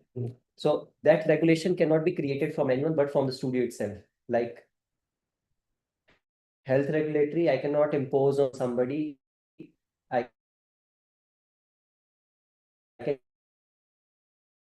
guide or I can teach, or I can also, education is important in this, like how good videos you are creating from your studio to your tattoo studio channel. Talk about aftercare, talk about things which are hot topics in terms of the global issue. But then also it also depends on what you want to set up as guidelines for your studio. Because you will not be doing everything that is supposed to be for the tattoo industry to run. You might do a lot of things which maybe 20% to 30% you do from the entire like 100% if somebody has to do, like getting a vaccination every 1.5 years is important. But how many of us has that written awareness of that we have to do that? Or unless somebody from your team member tells you that, okay, hey, I'm from the past history of the medical background, we need to get hepatitis B injection without MIS every 1.5 years. Can we make that as a habit of putting in the studio rule books that it will cost you ₹1,000, but it will save you for next forever. Yes. So that kind of industry norms will create these kind of awareness sessions on that. We have supply chain pressures. For example, we have a supplier here. That's also one challenge a lot of studios will experience. Like, my price is too high. Why don't I buy a Vaseline of ₹5? Why do I spend ₹200 or ₹500 for one cream, which is doing the same thing? Or even use the rug, which I don't have to spend even the ₹5 for that. I'll just use the water to rub it off and it's going off. So now this supply chain management or the supply chain pressure is one thing which is really important in the tattoo industry to hit. If Moco Butter can hit that, they will expand and they will make replicas of Moco stations or Moco, like whatever the recipe is created, because that recipe can be replicated. Now that recipe is their USP. How many products they have, that is their USP. Now this supply chain is one thing which a lot of tattoo artists or maximum tattoo artists experience in globe. Then we have quality supply consistency. If the Moco cream is like this, which I bought 1 year back or 6 months back, after 3 months or 6 months, the same batch coming up or different batch coming up, that can be your consistent. Like how you used to get powder inks. What is the measurement of that ink cup that you will teach to your student also, that you mix only 2 drops to mix with one portion of? So that consistency is something which we can stand as price. That's why I also created one booklet, the value. So this talks about like how it can be valued or how your tattoo can be valued through this particular.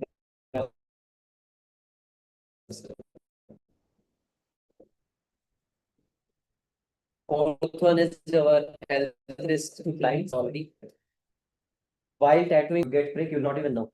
You just trust by taking a consent form that whatever they don't have it, but nobody will tell you on your face. So what is your operator physical health? We should have a guideline for that whenever somebody joins. Same education and certification gaps. So you do not give a certificate if you do not tattoo yourself because you will not know. So that is kind of like it's a fun one, but you can give a certificate still. So it's like if you continue to work on some tools, I'll not say that rotary is bad or coil is good.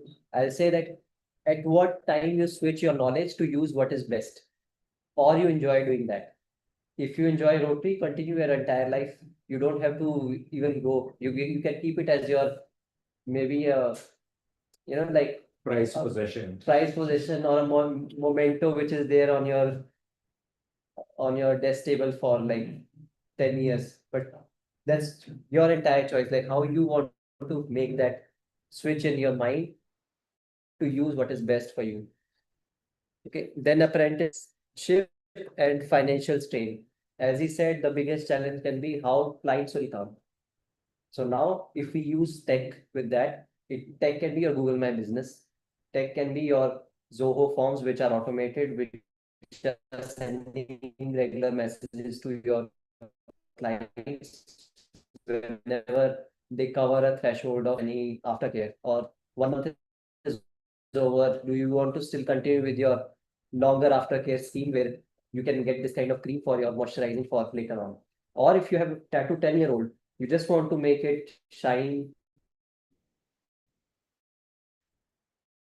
better or you want to make it not to itch after a certain year because that you got the vaccine from. So there can be n number of factors, but as long as you are healthy and happy, you will enjoy your tattoos. The moment something issue comes, it can be you have a wart. Now you are doing a tattoo. With that wart, you are to he will get that same issue what you created. You will not even know that what you gave to the other person. So these kind of some apprenticeship and like their health concern or their financial concern can be like biggest top challenge of the global artist. Coming to the next part, what is your current challenge that we can help you or we can understand that it can be a challenge which can be your pain points point of time, which you think can be something discussed with everyone who is available today. Each of these pain points that are mentioned on the monitor. So that covers there always. Yes, these are standing Because problems. Yeah, these are standing problems. These are the reason why we have started a tattoo parlor or tattoo. Mm. If you keep on getting after every 2 minutes, we would not have been able to do this conversation here. True. Because there is no client coming. Walk-ins coming in yet.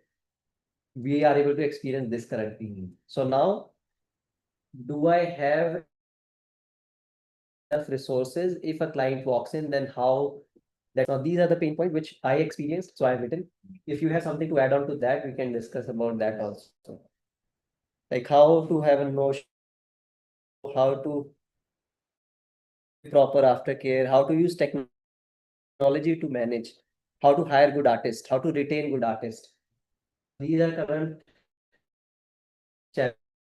challenges of process which we might be experiencing in our industry. Anything from your side that you can think of or add on, or just say this is perfect? This covers everything that a tattoo studio is going through right now. Perfect. How to get more is something the primary thing for. I wouldn't. I don't know if the word pain point actually defines this, because it ultimately depends on us also, right? Onto our door is a direct reflection of how we operate. Why it's easy to blame external thing is to understand our drawbacks. What are the areas where we can look at self-growth? Because this is what I have come to understand. My art is not for everybody. And I had to make peace with that.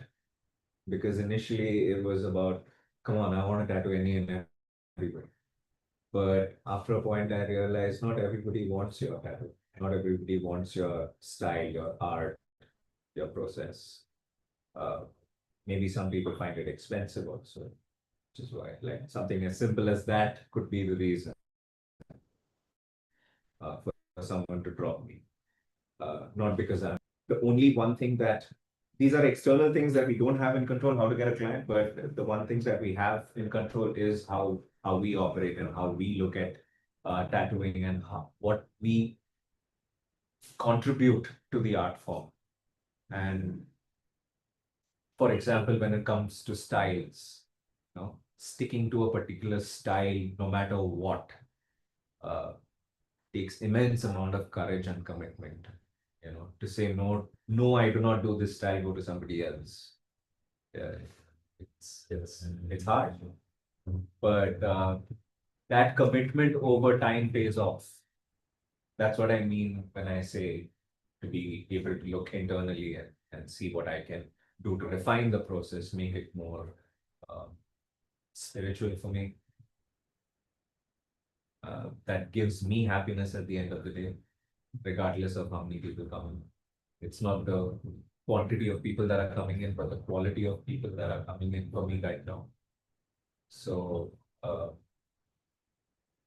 like for instance, it's come to a point now where I get a WhatsApp message with a picture of a reference design, and below that there's how much. That's where it starts, that's where it ends. You know, there is no room for conversation. And I have come to accept that those are not the kind of people that I want to tattoo. Because they are also not the kind of people who are ready to commit to me. Why do you just say 1 lakh? They automatically say yes or no. The request where you get, I want something very unique and customized for you, and then you make your own design, and they'll be like, that infinity is great. That's what I want. So that really disappoints you when you have a style, right? Yes. No. Any crazy story about like some request came to you and you were like, are you really sure that you want to do this, or A bunch of face tattoos. you don't want to do something like this? There might be a lot of story because these are our day-to-day fun moments with our clients that you know that they are doing something which is offbeat and you as an artist can know that. But coming back to our main point, like, so what are the future pathways and opportunities for the tattoo industry? Like how we can create something meaningful for this tattoo industry also, because even if we do not do tattoo on some client, he or she will go to someone else, and still that's a part of tattoo industry. Still they are tattooists, still they are tattoo artists.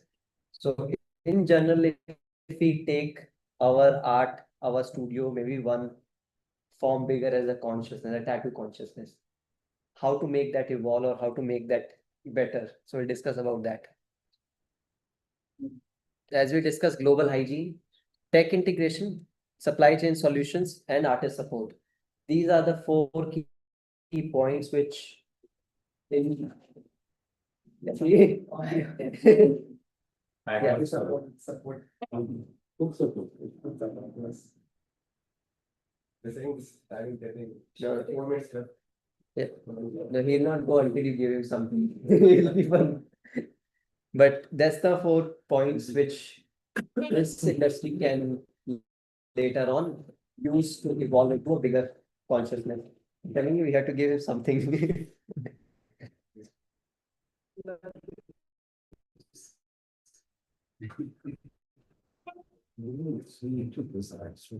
Yeah, please. Just give us 2 seconds, minutes break.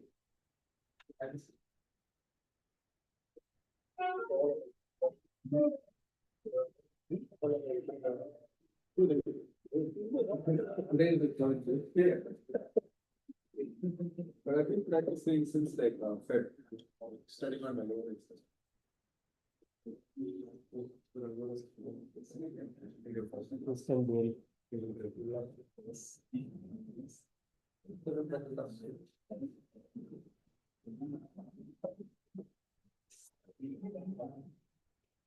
You guys are not feeling good. I'm feeling good. Yeah, take it off the ACS. Then how I can do it.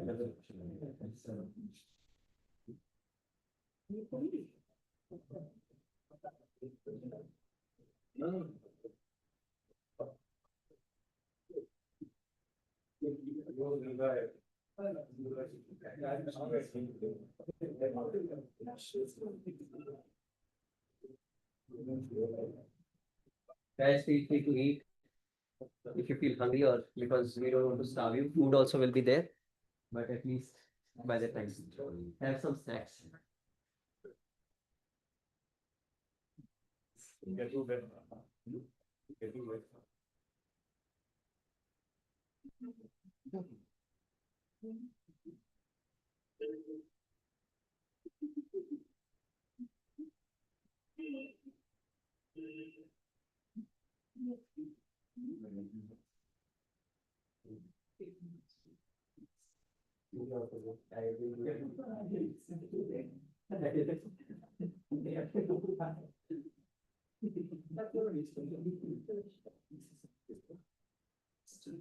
So now you're like, Yeah, just started. Just 2 days. Number of born and raised in Bangalore. Manual. How about you, man? How are you from? I'm from Sachin Bhatta. So these questions.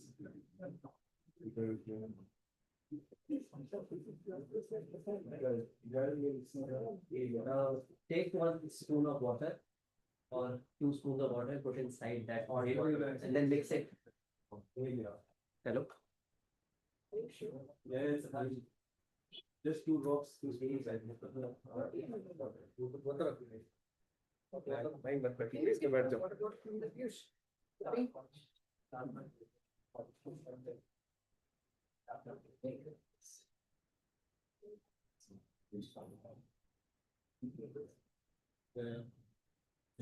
everything. Let me know if you like it.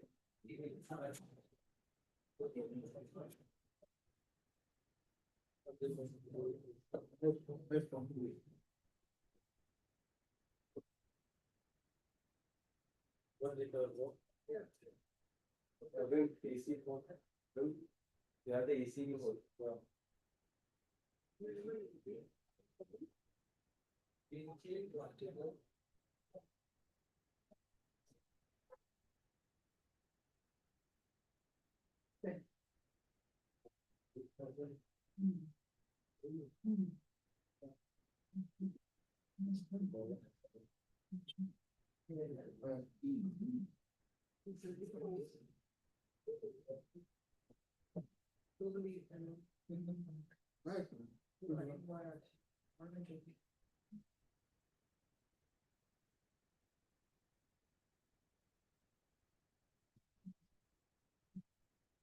Okay, so coming to the main topic again, there are many main topics, but this one was the highlight of the day, that how tech can be integrated in our current tattoo industry.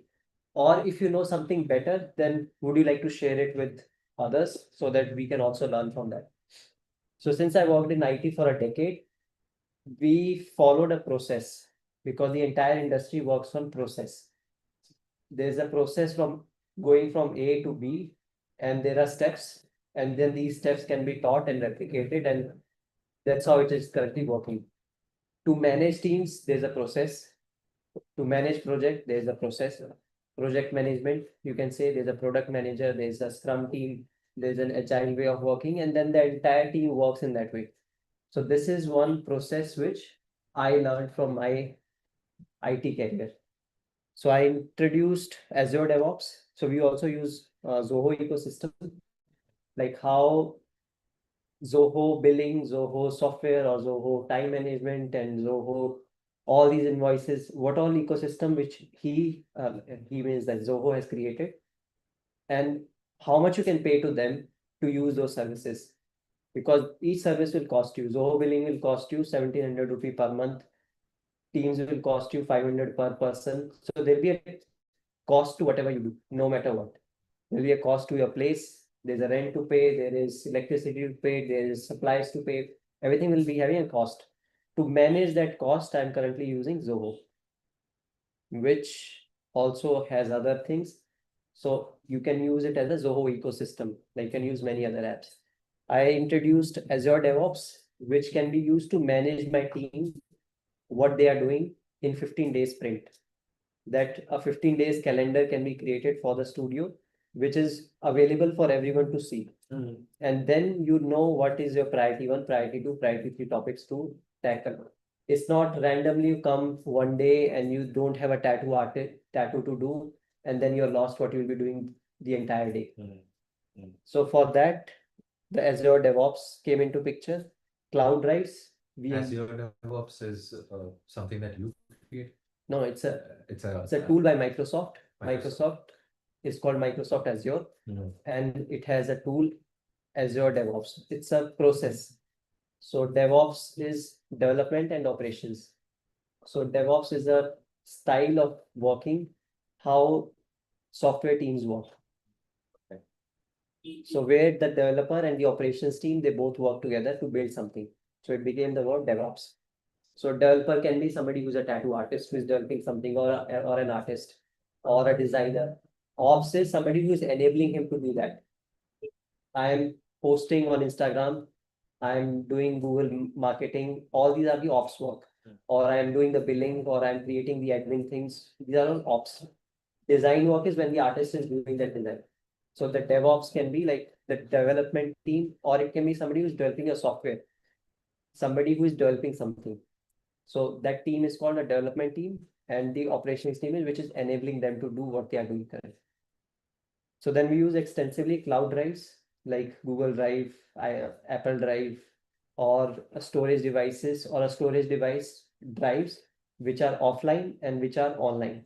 Now, because if you keep on using a lot of videos, keep on doing a lot of video recording of all your tattoos, imagine there's a recording happening. In how many recording will finish your 2 TB or whatever TB you have physically on that? That goes to a cloud drive again. If you don't use it for next 3 months, 6 months, or 12 months, or 2 years, now that data is available with you or not, that you can manage through cloud drives.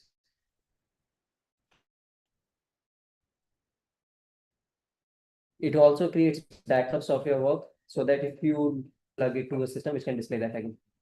Now, because the Apple has all the drives, so the cloud directly gets all the pictures and you can sync it with your other devices. Yeah. We'll hear some background music now because of the rain. So if you don't hear me loud, or we can be loud enough for the audience. Yeah. So just little louder on your turn. Then we use Azure Cloud. I don't know how many of you have used cloud as a service for your tattoo studio. That I can show you later on, like how I'm currently using. Then we use Confluence. Confluence is to document your ideas and to build your teams on one platform where they can read what you have written. I can tell you my entire healthcare or aftercare process, but if my team is not connected to that same information, that is outdated information there. So Confluence helps me like this table where everyone can log in and in real time, and they see what is the latest information which I have written, or which you have written, or which anyone has written. The moment you save a document, that creates a new version of that document, and it is available for everyone to see. So that's purely for document management. Then we use calendar, which can help us to understand how this calendar is different than my calendar. My calendar might be having one tattoo appointment, but his calendar is not. So I can schedule his appointment for me. The calendar system is what we use. Then we can use calendar. Then we use meeting apps. It can be like how we are on Zoom currently. We use this for sharing knowledge. We use Teams internally and Gmeet.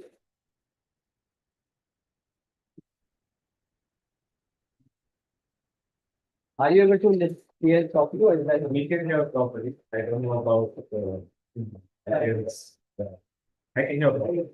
It's okay. At least whatever we can say, let them enjoy the rain, natural sound, and that will be like a healing, relaxing sound for them, or if they are slept already.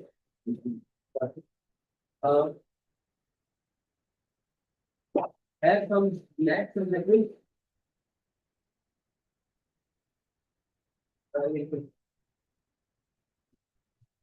Okay. So that's how we can visualize how everyone is currently connected, but they are still not connected. That I knew that you are there, but we never interacted. You knew that there is a place, but we never interacted. But we are always connected. Similarly, we all are connected through our extended network. That I can connect to Stan, and he connected me to Zach, and then Stan is connected to 40 more artists or 50 more artists, where he has posted about this particular workshop. Not workshop, but this particular meetup. Now, that is the network which we are trying to currently visualize first. Okay, imagine there's a global network. This network helps you to create these kind of meetups. If you go and travel somewhere, you have a meetup happening like this in that tattoo studio, in that area, as a convention, or as a retreat, or as a gathering. Now, this is something which we currently want to manage as a data. So the company itself will be called data, which manages the data of the entire globe artists in form of, you can visualize that all these dots that you're seeing currently are one artist. These artists can be connected through an app where I can list my studio, I can list my artwork, and I list my artists. And somebody who is coming to this area specifically can book this particular specific artist or this particular specific art. Or if you want to meet up, you can have that meetup, a monthly meetup, for example. So you can come and meet artists on that particular time, on that particular date. Because this meetup was also posted almost 1 month back. So you see that we will do everything or anything to make that happen. So that is kind of a convention, for example, a yearly convention that happens. They will make sure that it happens no matter what. Profitable, non-profitable, business person will always want to have profits. So now how to make that with the tech integration, we can make it more profitable than what conventions were making earlier. So that convention can be purely created, for example, only having followers more than 1 million. Are you getting my point? So now this million followers, when they create a convention, that they create tattoo sales. They don't create convention like, so the level becomes really different than what we are trying to do with the convention system. So at each level, there'll be different Leela artist, studio artist, or TV artist, or different type of ideas that we can explore in the itself, like how they are really currently coming to you. With the social media coming into picture, a lot of artists came on YouTube now or on social media platforms where you can visualize these artists live now. You're not reading about them. Because the only The I used to work with is magazine had access to a world around that, in understanding how they have done that just by looking at the pictures, which has changed so much better now. So this network that you're talking about, it's going to be a virtual like this. So the idea is that we have something available for that specific group. It can be for artists, but then tattoo art is a very special category which you cannot mix with everything. You have like exhibitions, you have auctions. You cannot mix the old audience who are buying paintings in billions with the young audience who are. So there are different zones which will be allocated with this virtual vehicles or data. Right.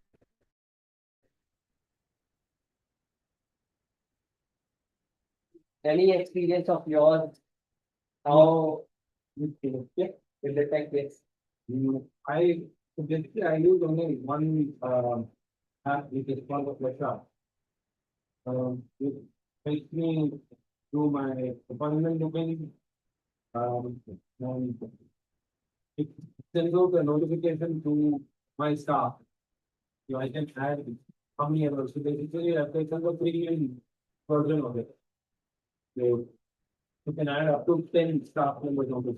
You can also send out messages to my client, reminding them of their appointment 3 days prior, and then 12 hours prior, and then again 3 hours. Okay. To remind them about their appointment. In case they want to cancel the appointment, they have the option to, there's a link, you can come and message. So they can click on that. And What is the name of the app? Pressure. Pressure. Yeah, pressure. FRG. So that's the only app that I use. But yes, you have to manually enter in certain variables which it will ask you for. Like for example, how your appointments are going to be scheduled, whether it is time based or all those things. How much do you charge, whether it is on a time based model or whatever, so you have that option. Once your binding is completed, you can close that particular appointment. And there is an invoice which is automatically generated and sent out to the client. And if I have not activated, there is another thing for a feedback and a follow-up. It is also there on the if I have not activated it.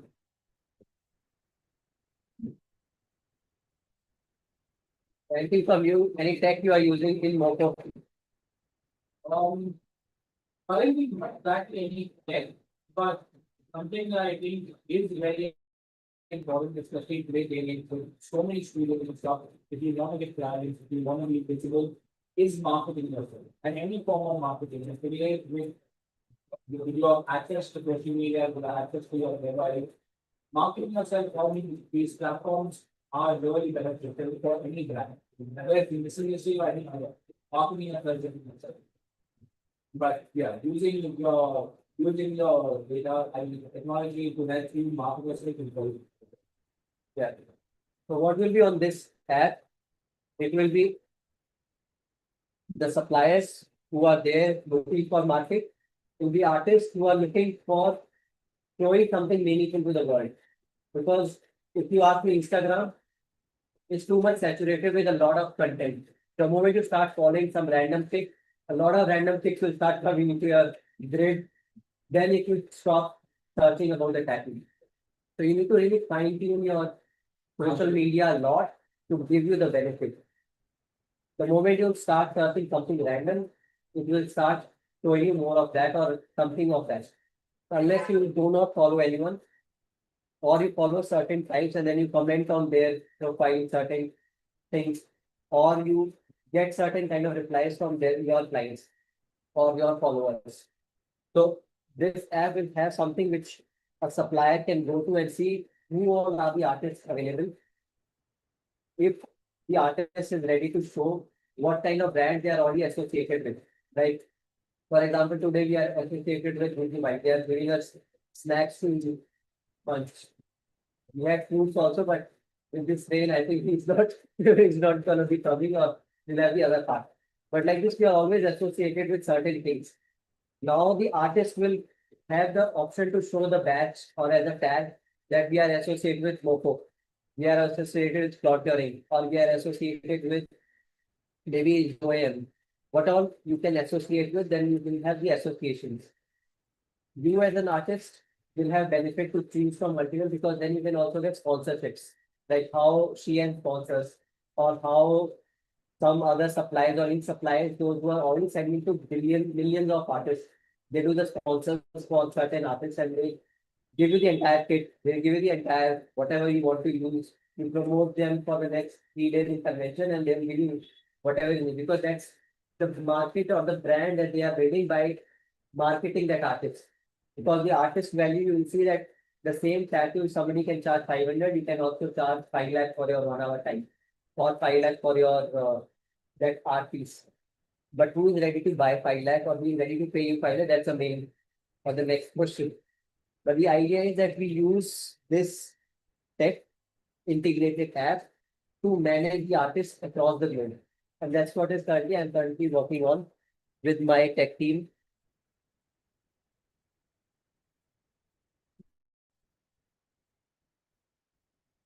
Okay.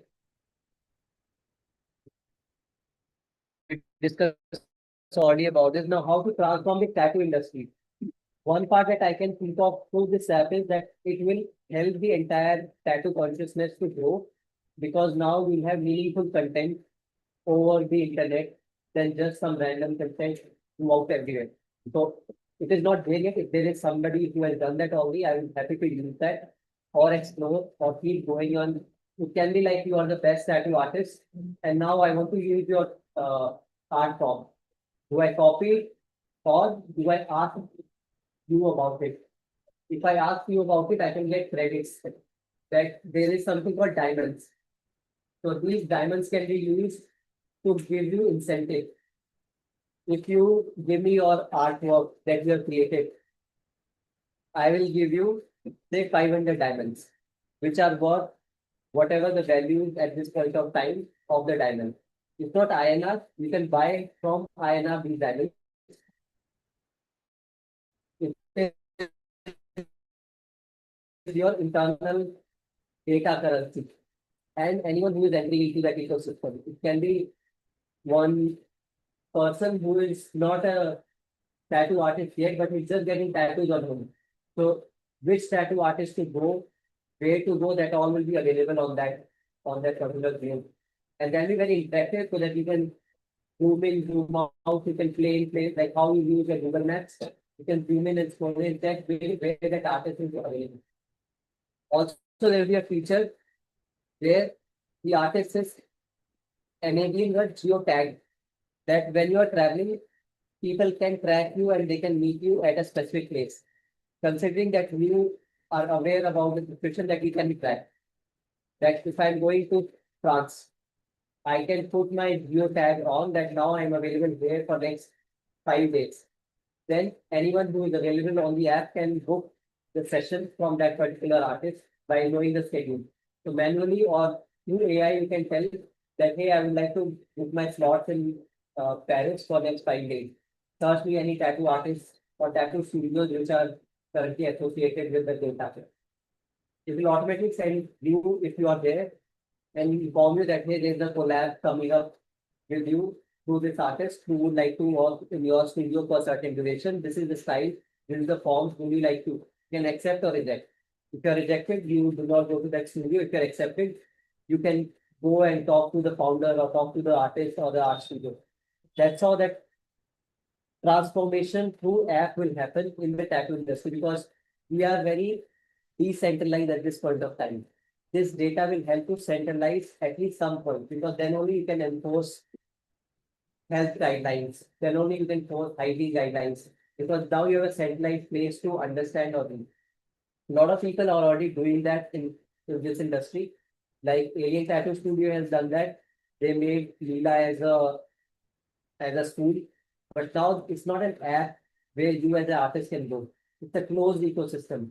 It's like dimensionless community. It's like a dimensionless art stream. It's very closed community. With this data, you have an open community in terms of you can explore at least. Why? Because there are three type of web which has come till now. It's web 1.0, which is text-based, where you can just read out like a magazine, but you cannot interact with that. Now there is web 2.0, which is where you can log in, like Instagram, you can log, you cannot interact with the artist inside except texting them or video calling them.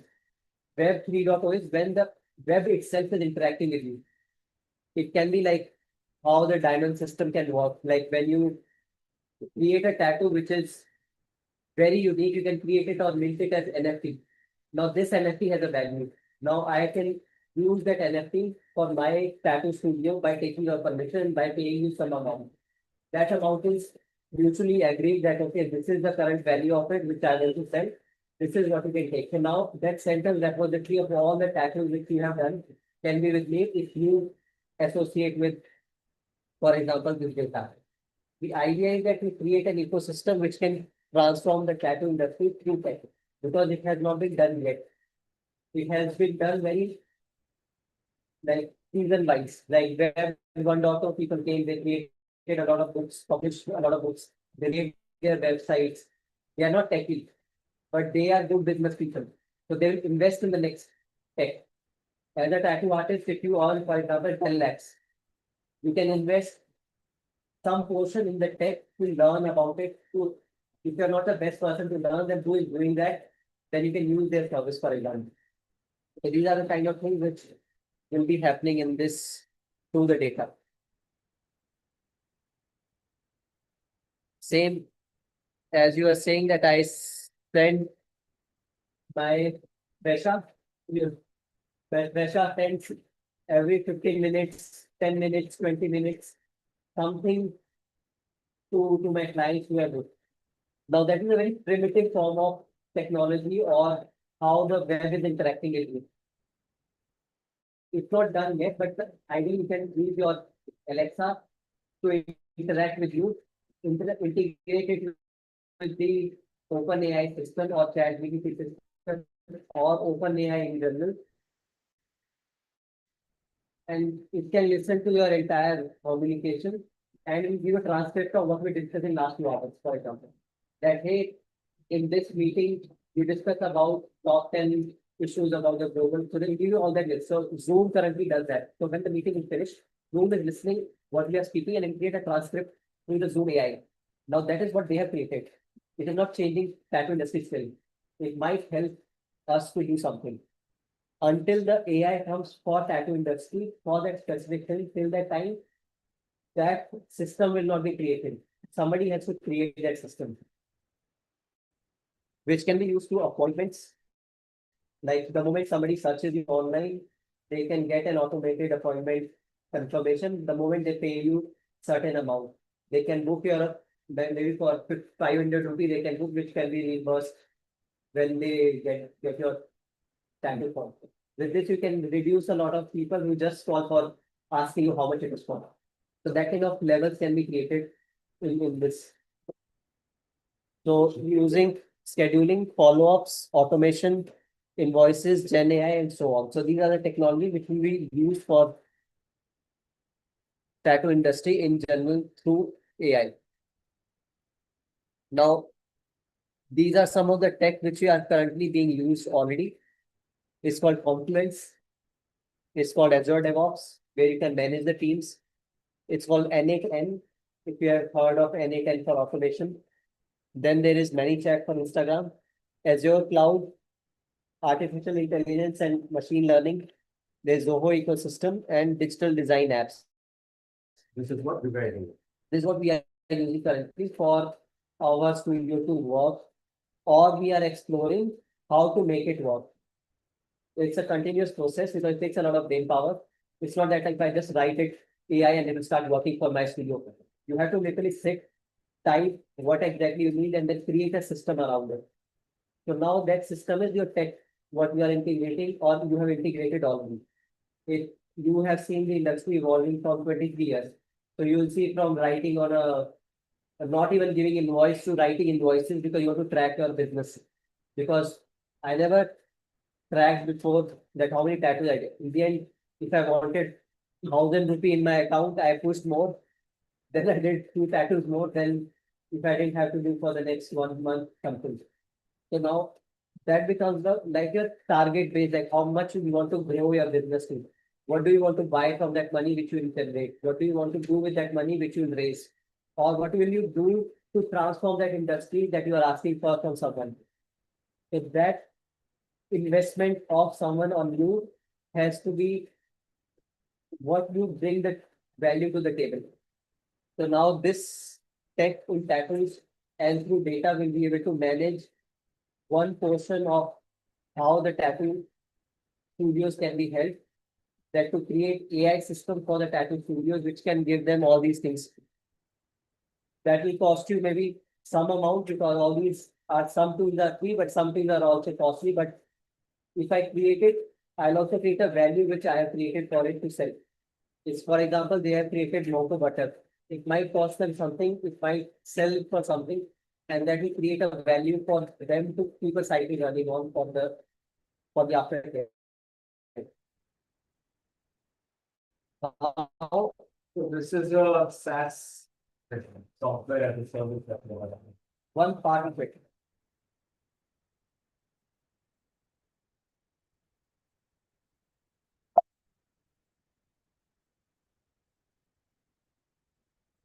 Let's take a quick break. So let's take a quick break because we can follow the rhythm with this and then. So I'll just keep the channel open. We can just roam around or talk. Or the food is already on the way, but Yeah. when it will stop, it will come.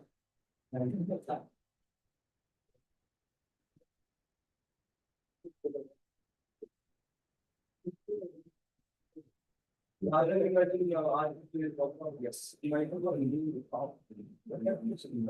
Oh, you didn't remind yourself.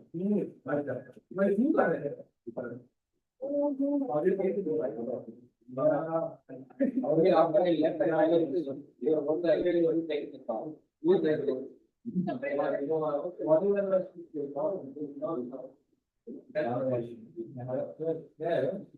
are like.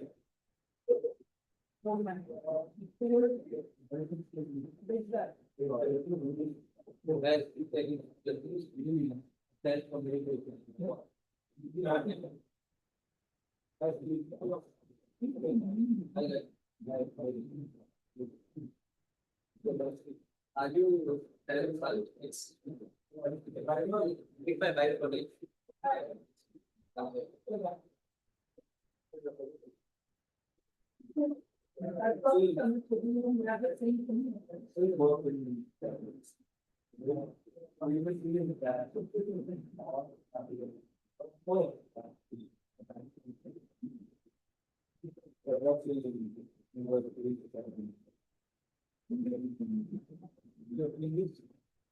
Doing this first, I think never started.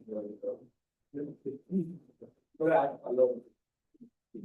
Thank you.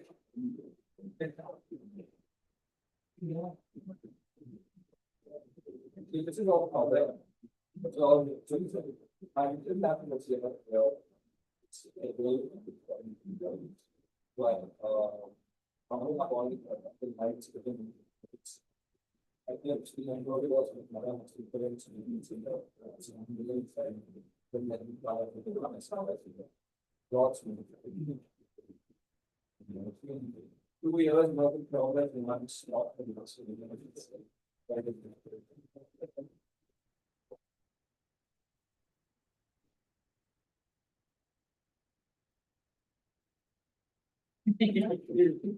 My first part.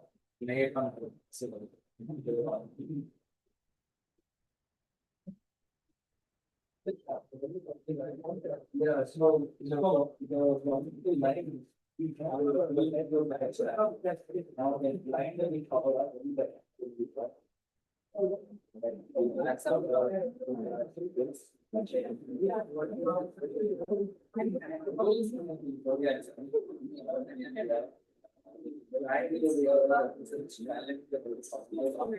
There was a triangle of your which represented translation.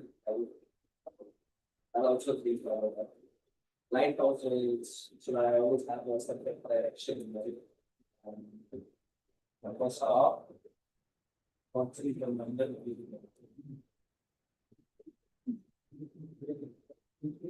And we get a photo. Yes, but okay. Oh, if you need stop, I will let you know. Oh, yeah, I will.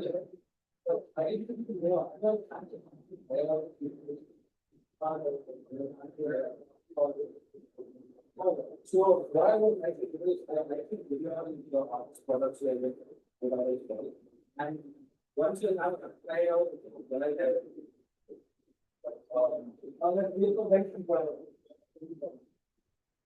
so I got and it is over on the table.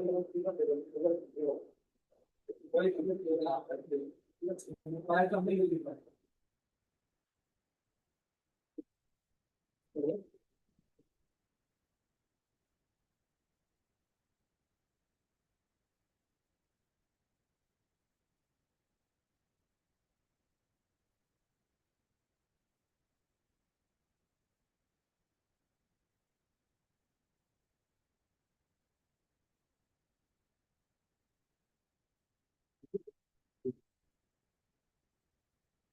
Oh.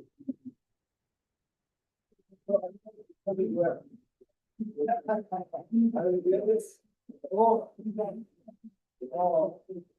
think about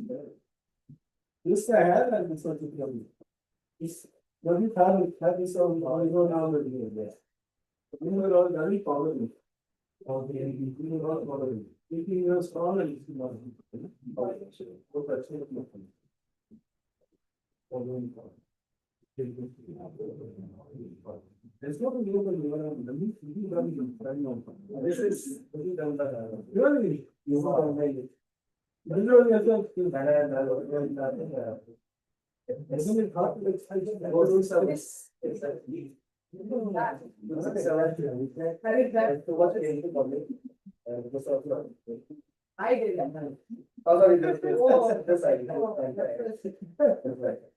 You did this also by yourself.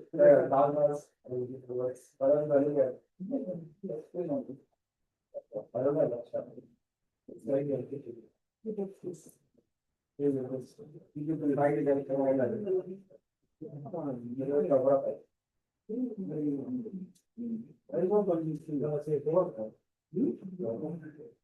wow. You did this. You did this. Oh, It's my design. how long did it take you? You session, 8 hours. For wow. You did with that.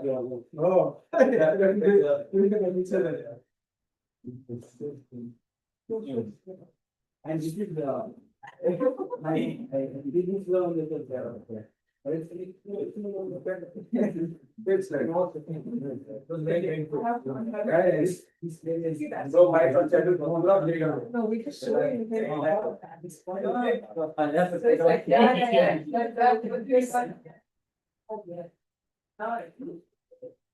actually faded. Are you reading for your first one?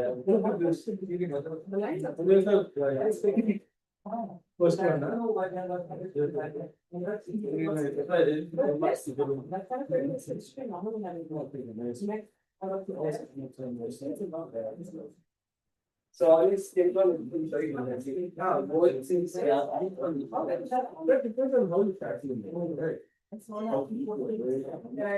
That one was this is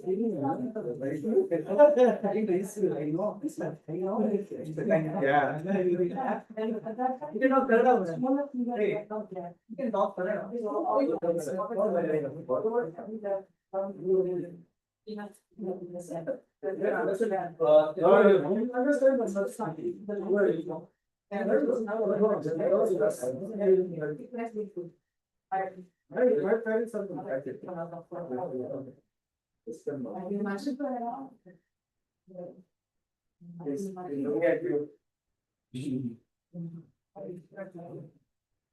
Because she got you twice for him.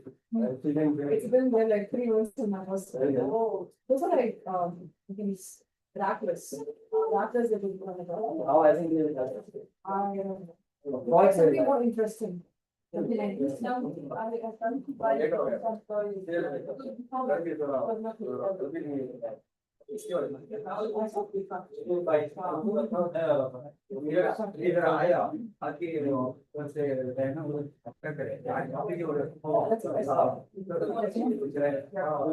Wi-Fi can do this. Yeah,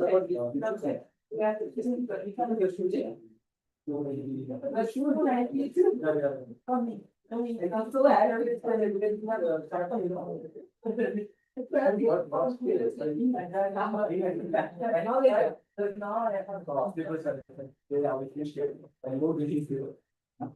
no, it will not come down.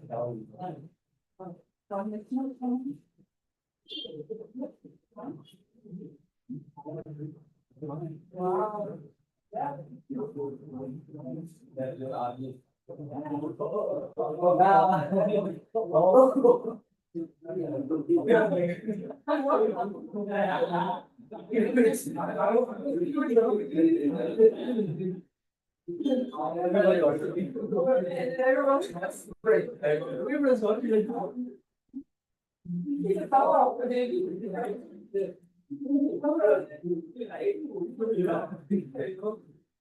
It's just that everyone is around you, so then that's why it's there.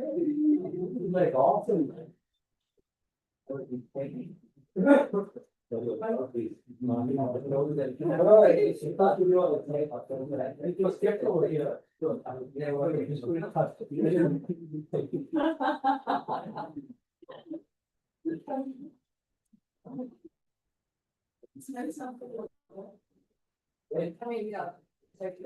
So that was a small dimensionless experience which I could give to you guys. Insane, bro. Insane. Very nice. Very nice. When I got my name, I was not expecting that. no, that's very, no, I'm already in a different thing now, zone. Yeah, and it's very Plays with your mind. Now I can have some. excellent. So congratulations to all the best tattoo artists in Bangalore for being available here for this meetup. Because you are best, that's why you want to become the best also for the industry.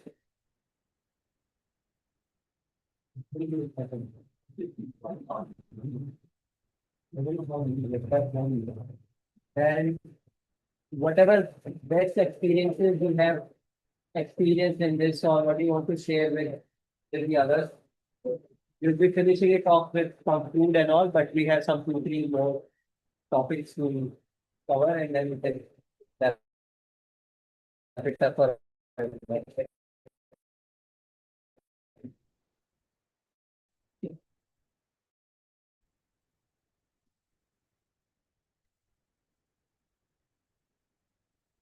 20 key takeaways from today's meeting or experience from you. One of my key takeaways that if I was going to my house. Yeah. Seriously, it's too cool. So regarding the tech part of it, the rest of uh, the talk that we had was amazing. Regarding the tech part of it, I felt that just maybe one or two things might not be required, like for example, integration, AI integration. Because the minute this is what I see. So AI and machine learning, the minute you integrate that into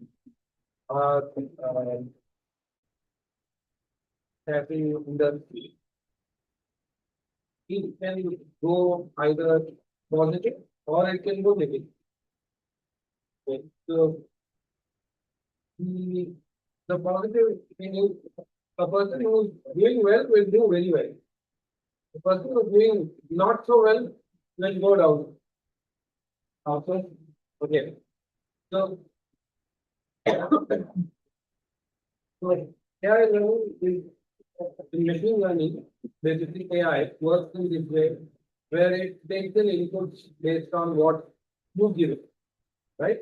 So if you're going to keep giving it inputs saying that you're not getting that much business, this is all that you're getting every month. Okay. So the machine is going to only learn that much. Okay. Whereas a person which is getting a lot of business and they have a wide selection of clients and they're doing a lot of work. So they will have the machine will start learning more and it will start adapting better to their way of working. Because they have data. Yeah, exactly. Whereas the people who do not have the data and who are just inputting very minimal amount of stuff into it, the AI is unable to help them to come up with any sort of valuable solution or um, uh, uh, a pathway for them to get out of this. Let me put it this way: it's like a rut that they are in. Okay, now you want to get out of that rut. It's very difficult. The machine is already stuck in that rut. You're giving it the same input. Every month, I'm just giving a hypothetical input. Every month you're doing just 10 categories. And your 10 categories are only in that budget of say 5,000, 10,000, 5,000, 10,000. You're only giving it that input. So the machine will only understand what this is. Your client is going to only be in that budget, in that category. How can I? It's not possible for Why not? I mean, if you're talking about creating a persona. If you're creating a persona based on your inputs, you're saying that the input that you're providing If you have limited columns, you have to create a limited persona. Right? But you can also create a persona of your future of where you envision yourself to be. No, let me just tell you this. I will tell you what I look at it from my perspective. Then we can debate on it. Open debate. So, as an artist, if you're inputting X amount of data into an AI software, which is learning from whatever input you're giving it, and it's going to help you and give you guidance as to what to do and how to improve your video. And then the minute, okay, so there are variables there. So your inputs are your variables. Now the minute your variables become very stagnant, the machine will stop learning. Okay. But it's also learning from other inputs that come from other categories. No, so that again, so then it becomes a sharing. That it already is. No, but it's not going to help you. No, it won't. I don't think it will. Okay, so I don't think it will help you unless you do like you mentioned, like it's your social media marketing and your promotions and all that you're going to invest a little more money in doing it and getting your brand and your work up there. Can you give me an example? Okay. So I don't know whether you guys are aware of Jeno. Okay. So I think are you Jeno? Okay. No, I think you came in after that. Okay. Are you aware of Jeno? Okay. So when the first InSole happened, okay, so Jeno was a company which developed Try a to do software. something similar. Okay. So they developed a software. It was an app. Now this particular app was something which all tattoo artists have to download. Now the app is such that you have to enter all client details. So you enter your client details, client contact details, the tattoo that you're doing on the client, the How much it costs. yeah, the cost that you're charging the client, everything, price of the tattoo, and once you finish the tattoo, you have to upload a photo also of that tattoo. So now this is a machine learning software. Okay, it's AI, I mean basic AI, but it is still machine learning. Now the owners of this company, they have entire databases of all clients of all artists. Initially, they said it's a free-based thing where you don't have to pay anything. They even have competitions. Okay, for artists. Okay, so they had competition for artists where what they did was they said if you get, we'll see how many artists do maximum number of tattoos and upload it on this. Okay, you have to enter all details about the tattoo. You have to upload photos of that tattoo. So I have a cousin. He does this kind of AI based development. The minute I showed him that, he told me, please delete it from your phone. Do not enter any details on this because it will go to their database. And once, you see, they might tell you right now that it's a free software. But after a point of time, they will have some promotions. Okay, now the promotions come in this way where if an artist wants to come up on the top 3, you pay a certain premium, you get listed in the top 3.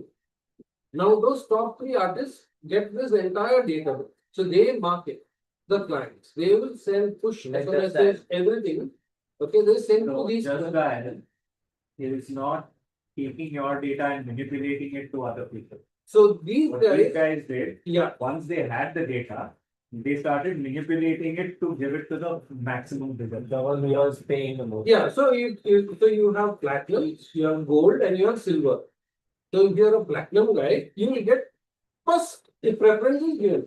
So now they Even if have you do bad database. tattoos, you can still get promoted. No, so you have they have the database, right? So, and now clients also are forced to fill up one feedback form on their app, saying, this is this. So client also has that app.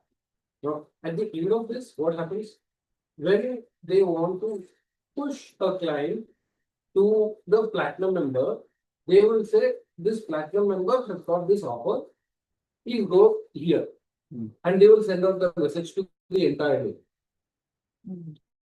of clients. They have the whole database of clients, which is it's So data manipulation was something that became a big issue with their business model. yeah. So the same thing is what I'm trying to How get. responsibly they use the data to, or what is it that they use for became a question.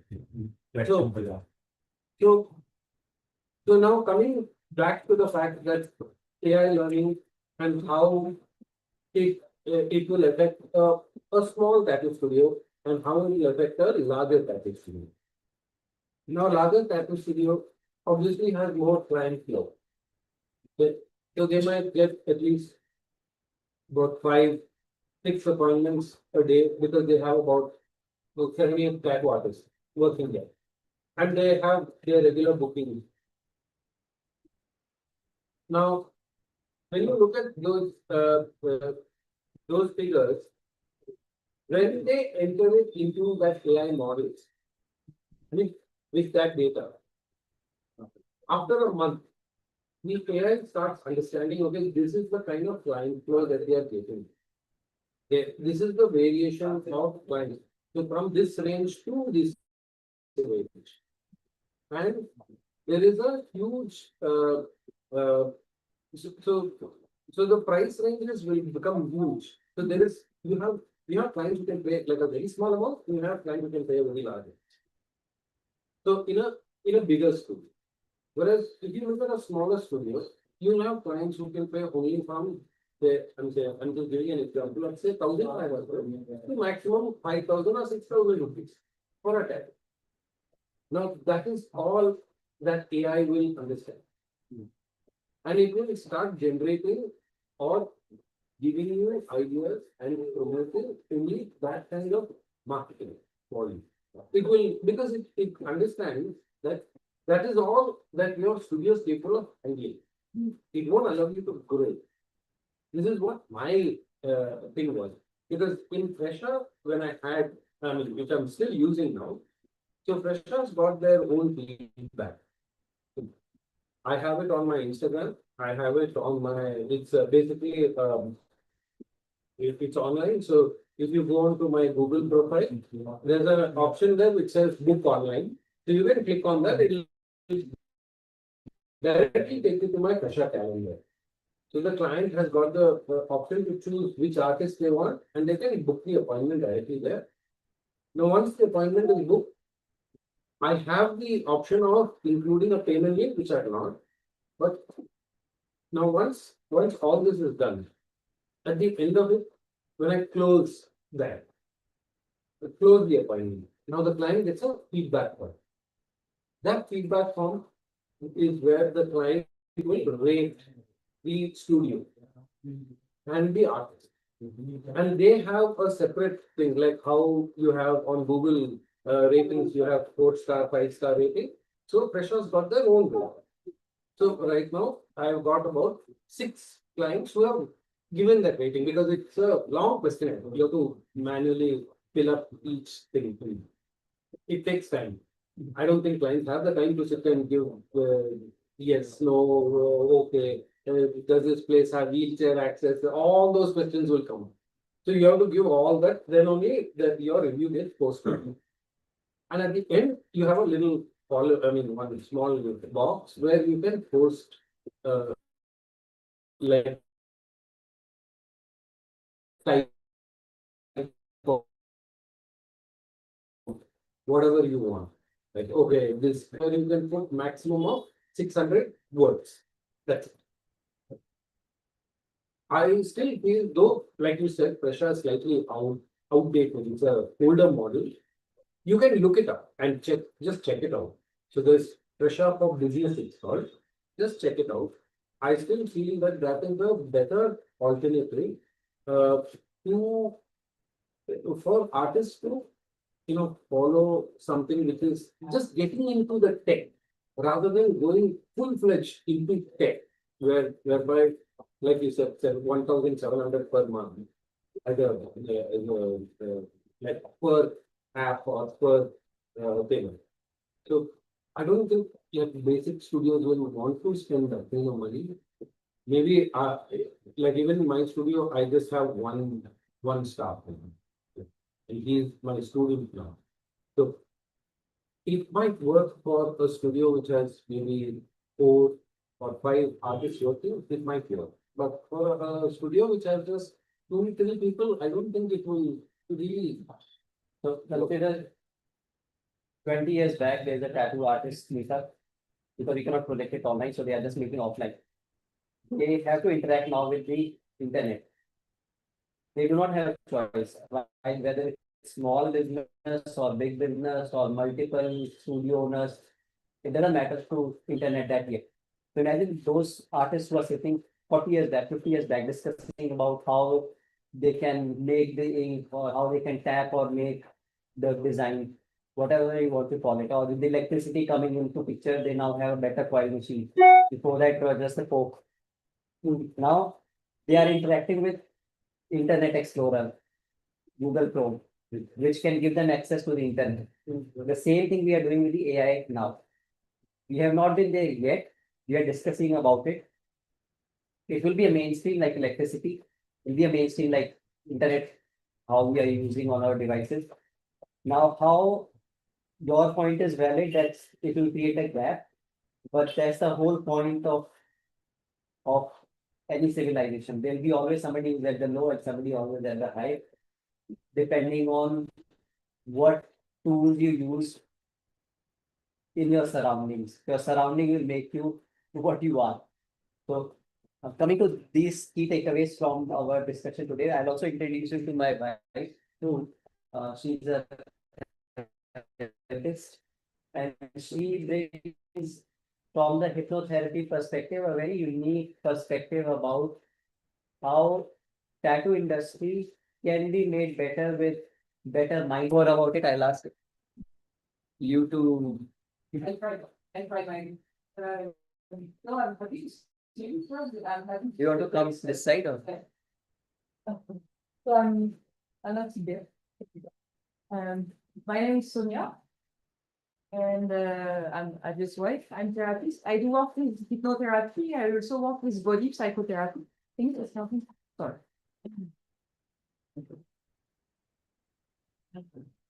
And as a French, I love art.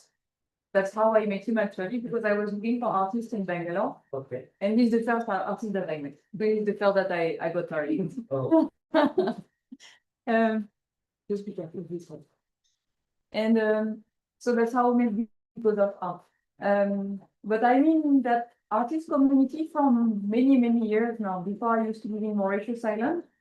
And also there we have a beautiful community of artists. In France, obviously, there are many artists and different kind of artists. But what I can see is that for many artists, they are great. They are really good. However, they lack confidence. Because they think that their art is not good enough. Or they can make art, but they can't sell it. Or there is also that thing of whenever we ask them, what can you do? They say, whatever you want. And there they lose their identity.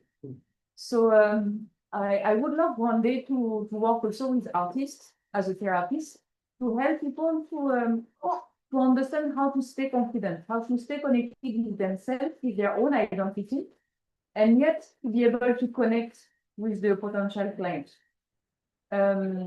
Because you don't do that job because of money specifically. Obviously, you want money. We all want money. Okay. But I would love to work with more artists to let them feel that they can be really confident in what they do, and they can sell at whatever price they want. It's not about my art is good and so I sell it expensive or not. I don't know if you have heard, but I think it was 2 months back. There is one artist in US who has said transparent, invisible sculpture for I don't know how many. $18,000. 18,000, 80,000. $18,000. $18,000. It's invisible.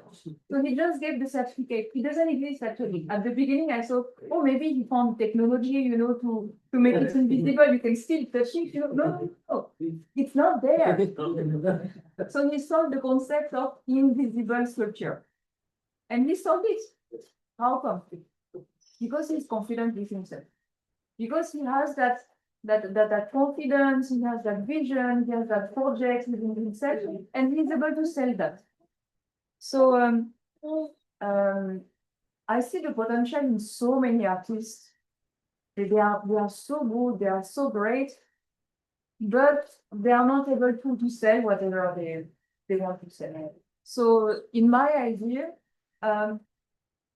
first of all, it's good to have your own identity, a good, strong identity. Once we have a good and strong identity, as you say, client will come, your kind of client will come. And there we don't speak about competition. Because, for example, he loves aliens. You might not tattoo any aliens, for example. I told him if one day I would become a tattoo artist, I would tattoo only food. That's it. Because you like food. Yeah, I love food, but also I find it so fun to tattoo only food. Yeah. Like that's like whatever case, carrot, apple, whatever it is. That would be my concept. So I do think that there's a lot of therapeutic work that we can do also in groups with artists to help them to stay centered when they are in connection with the client. So I do work a lot with also body psychotherapy. It's a lot of kind of small exercise that we do together to be aware of how we react and behave with people. We have two tendencies in life. One is to cut the connection with others, to stay connected with ourselves, to keep our dignity. And the other is to sacrifice ourselves to stay connected with the other. You might observe that sometimes when there is a conflict, someone would prefer to say, okay, I don't want to speak to you anymore, but they want to stay confident with themselves. Or someone will constantly say, okay, as you want, yes, yes, yes, because they want to stay connected with the other and they sacrifice themselves. But there is an in-between. And this we can work on that, to find that in-between, because with the client, that's really important, to keep your identity, because that's why they come so. Maybe not. Till now, for many artists, maybe not. Maybe they are not coming for you. Maybe they are coming because they want to use your service. But we want them to come for you. Because once they come for you, you value your art, your time, you give the price that you want. And there is nothing about doing advertisement and all that.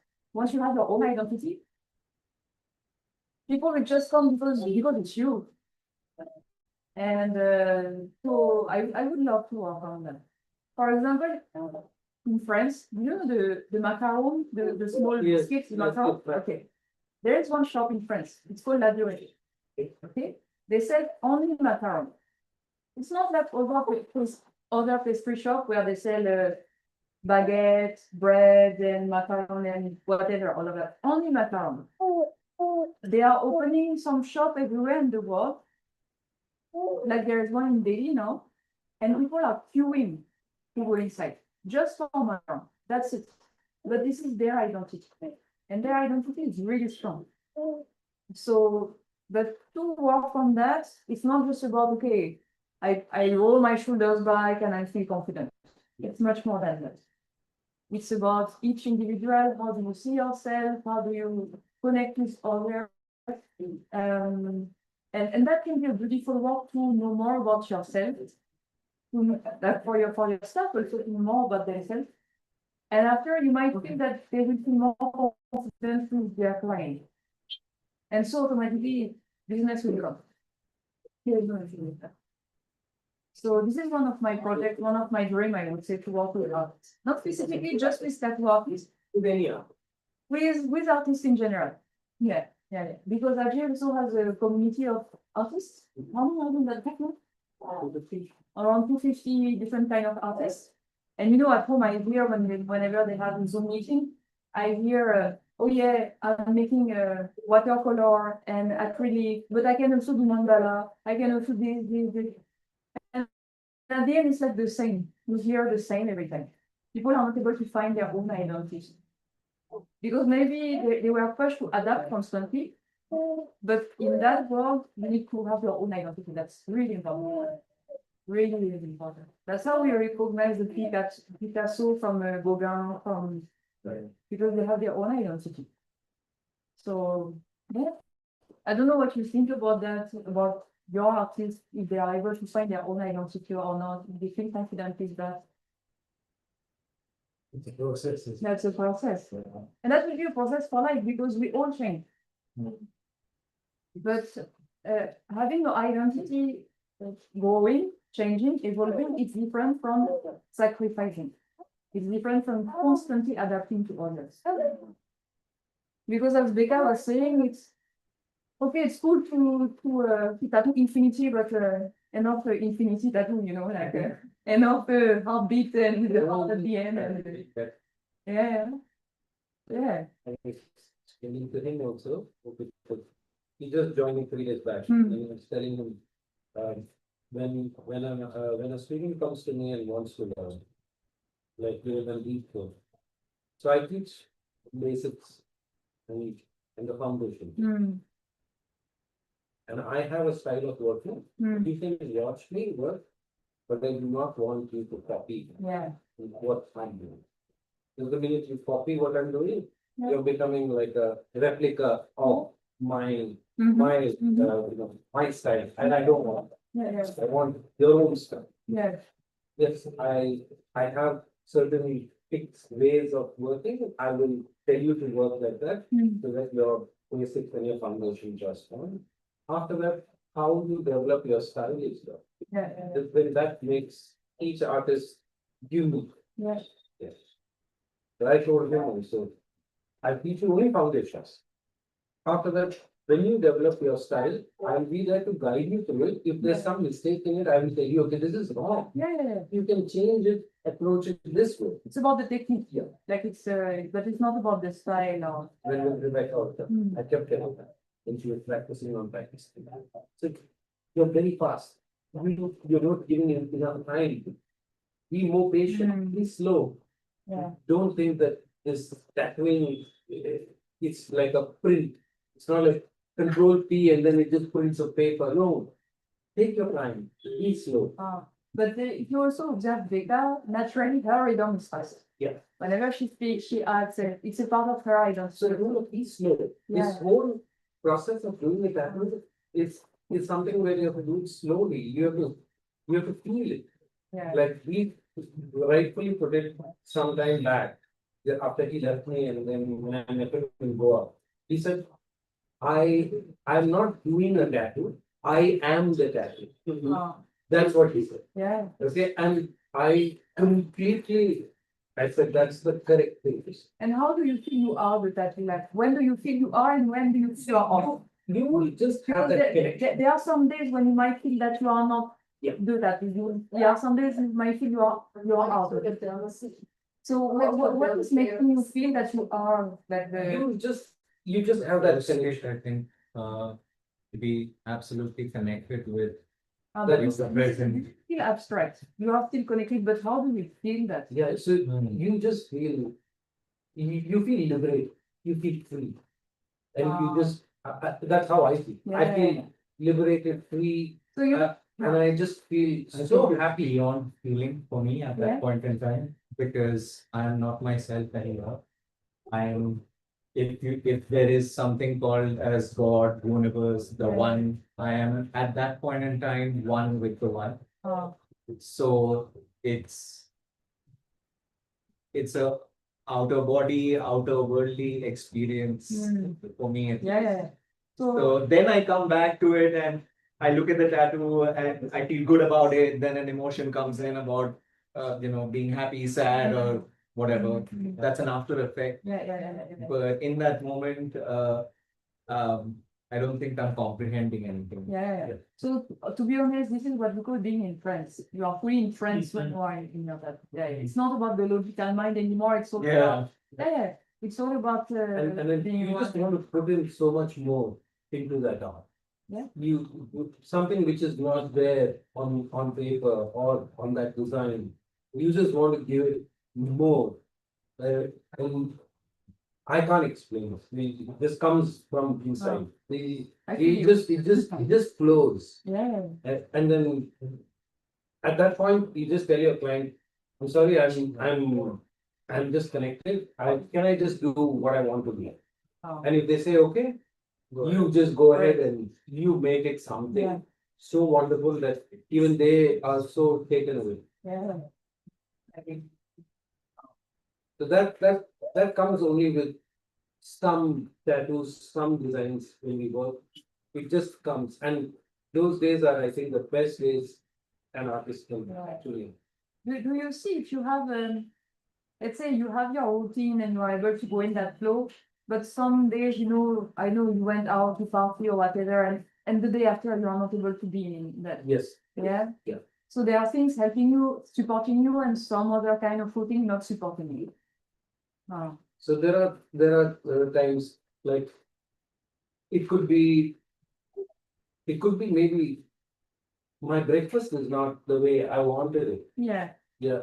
So and I'm not happy. Mm-hmm. So then my entire day in tattooing is gone. Mm-hmm. Or maybe some person called me like a marketing call and asked me, do you want a loan? And then I said no, and then they just kept on irritating me, and that just spoiled my day. Mm. So then I'm just not connected with my life. Yeah. I think that's where the difference comes in when you call yourself a professional versus being an amateur. It's a commitment that we have to tune ourselves into. Yeah. And for the days that things are not going right for me, I have to fall back on other systems. Like now there is a process of breath work that I do before every tattoo session. Yeah. No matter what the mood, no matter what the situation, I have to bring myself to that state now so that I understand what state I need to get into. Yeah. There was a time I didn't know what that was. Mm-hmm. Now I'm able to consciously acknowledge that this is where I need to be. Yeah. So then I have workarounds to, get Mm-hmm. my mind and body in place to get to that level. Center yourself. Center. Yeah. That's really important. So I think obviously the technique and the hygiene part and all of that are important, but also helping each artist to understand what is their process to go there. And if they get disturbed, how to come back there. That's meditation. Because you don't want to have 6 days a week where it's off. And I would say, something specific also for women, if you have tattoo artists, like women, we have a cycle also. Yes. So that plays a huge role also for us. Do you know that men also have cycles? Yes. Yeah. 15 minutes. Men, you have a cycle of 15 minutes. Every 15 minutes, you have a boost of adrenaline. So for women, it's like one full month, like usually 1 month, but that plays a huge role, in how we feel. And as artists, you might feel more sensitive than regular people, if I can say. So having the wrong breakfast might change your whole day. Yeah. But those are important aspects also, like, because if you feel aligned in yourself, if you feel centered, the day will flow. And then also you have like you are doing a tattoo and you're in a flow, you're connected and everything, and then the client says something and it just spoils everything to you. Yeah, but this is the thing. As tattoo artist, you are not in front of a canvas. Yes, You you're not a live person. So this is where, for me, it's also interesting to work with artists like that, because it's stay connected with you and your client, whatever your client is saying. To not Try to stay calm. He knows what happened in one of those instances when he was playing on the roof. Yeah. So I was doing a tattoo on a lady. She's done the same course that he's done. Mm-hmm. She's a microbiologist. Okay. So I'm doing a tattoo on her hand. I drew a couple of lines. Wow. I used the tissue and I wiped it. And then I started drawing the next line, and then I was going to wipe it and she said, can you please change the tissue? So I said, no, the tissue is still fine, I can use it. And then she said, no, I would request you to change. So I changed it. Then I drew the next couple of lines and then I wiped. And again I drew the next 2, 3 lines and then she said, can you change the tissue? And then it just disturbed me. And I said, why are you asking me to go and change the tissue? She said, no, it's dirty. It's got bacteria and viruses. But do you know why she was saying that? Yeah, I just gave her this very simple explanation saying it's your bacteria and your viruses from your skin.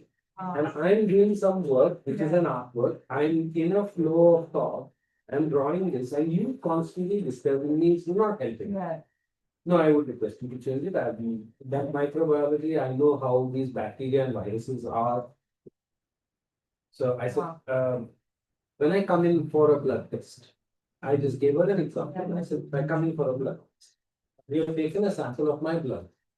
Do I come to your lab and tell you that, okay, just to do this, say if I'm doing 5 blood tests, if you can get the results of all 5 blood tests on one smear, but you're doing it, say you're doing it on one smear, and I come there and I say, no, I want you to take 5 different smears and do it under the microscope.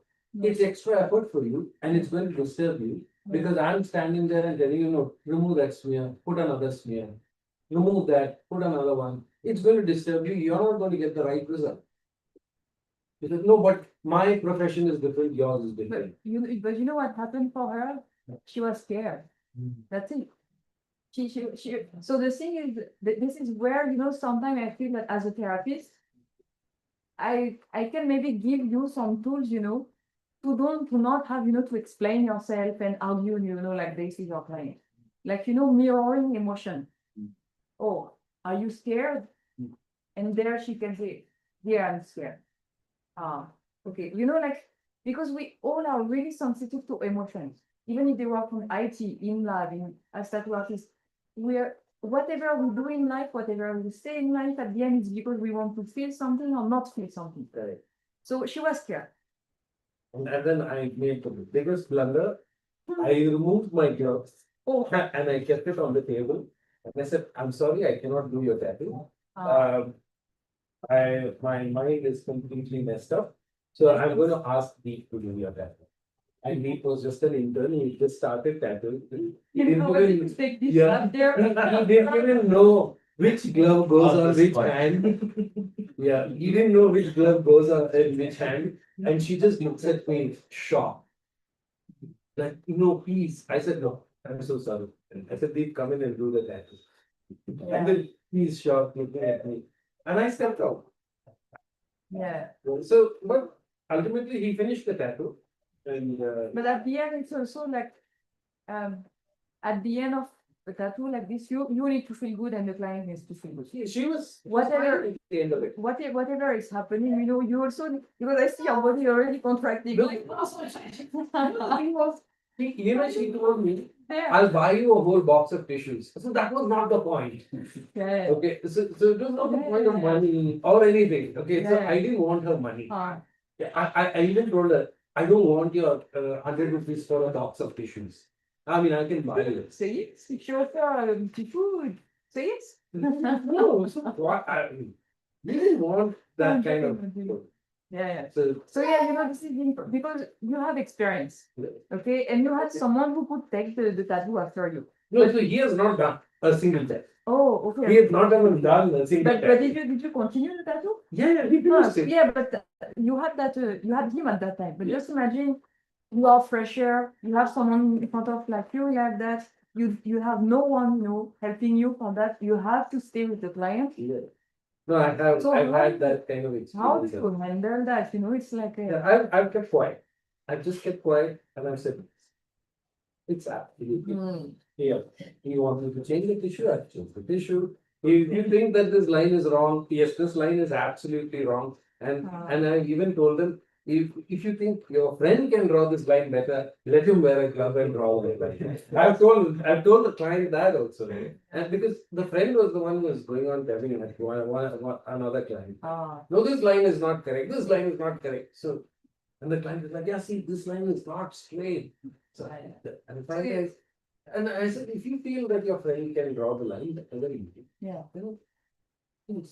I have no problem. I'm not saying anything. Did I'm absolutely did fine. someone have ever said yes, they will do it?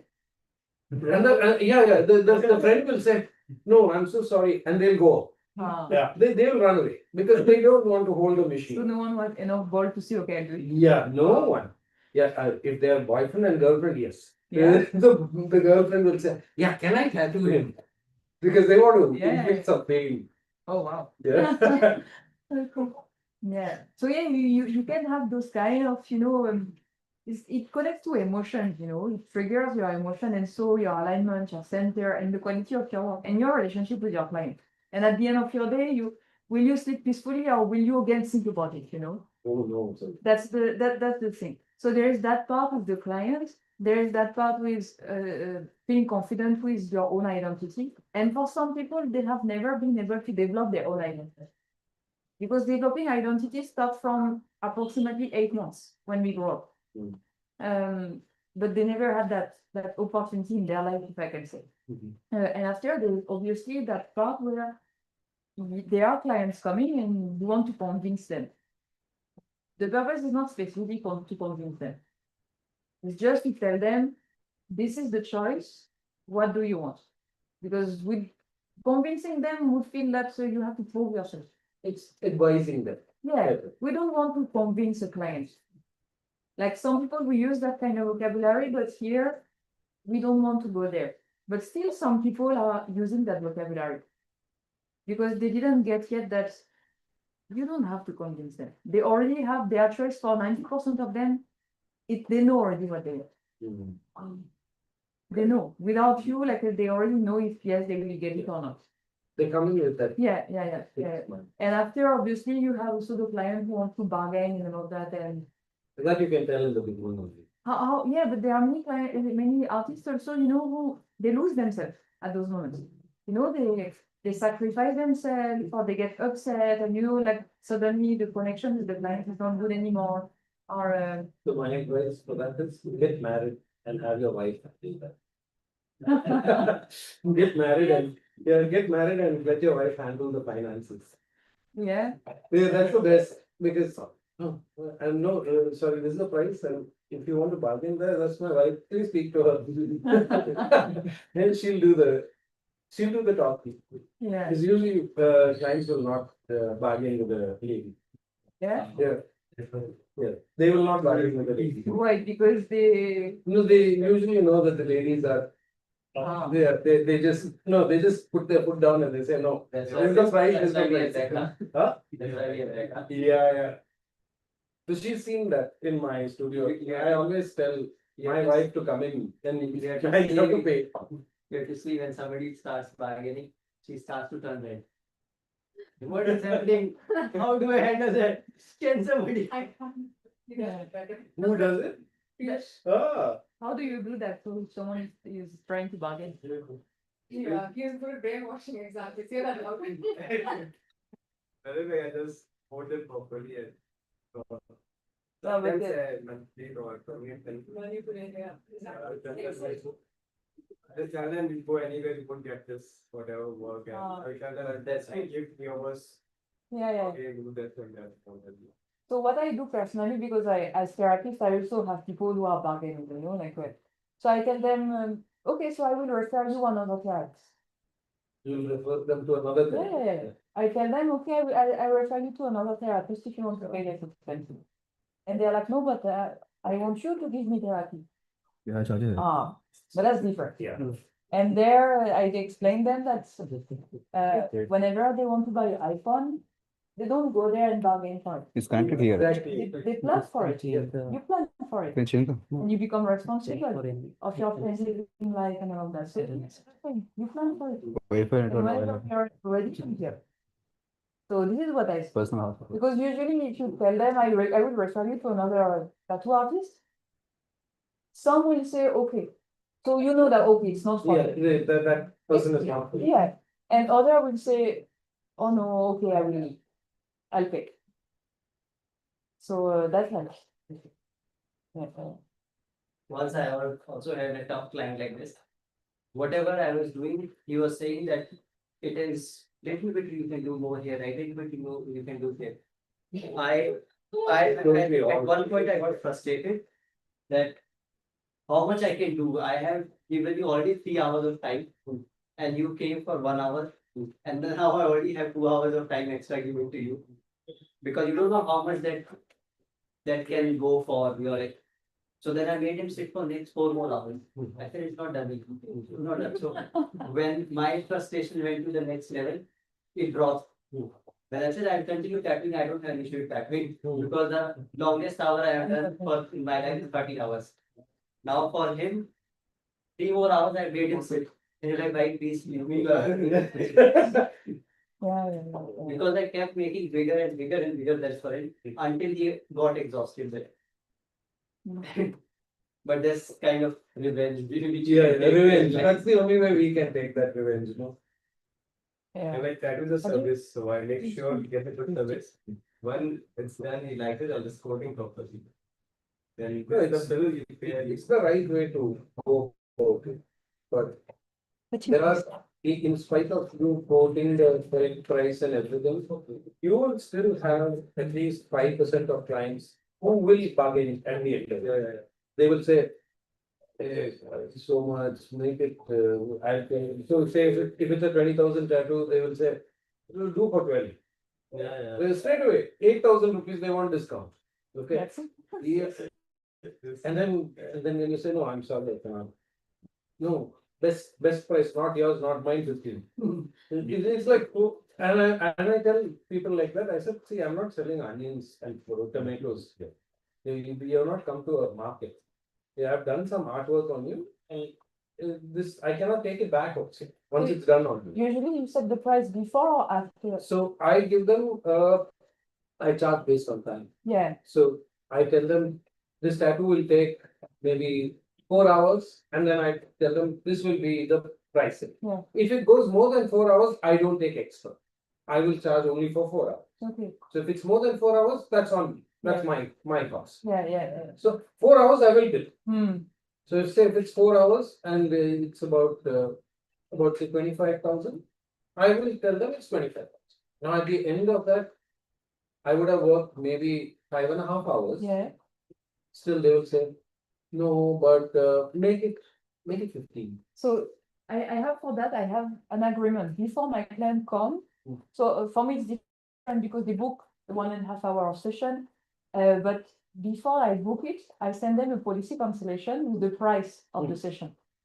And at the end, do you agree with the policy cancellation and the price? If yes, I book your appointment and we start to work. If no, you have the right to disagree, but I don't book your appointment. So maybe, like before you start to tattoo, do you agree? They say yes. Maybe they sign that they say yes. If they sign, they sign. So we need to put that in our consent form. Or you can ask them in the start itself. Do you want premium service, basic service, or mid-range service? No, so they'll say, I want premium service.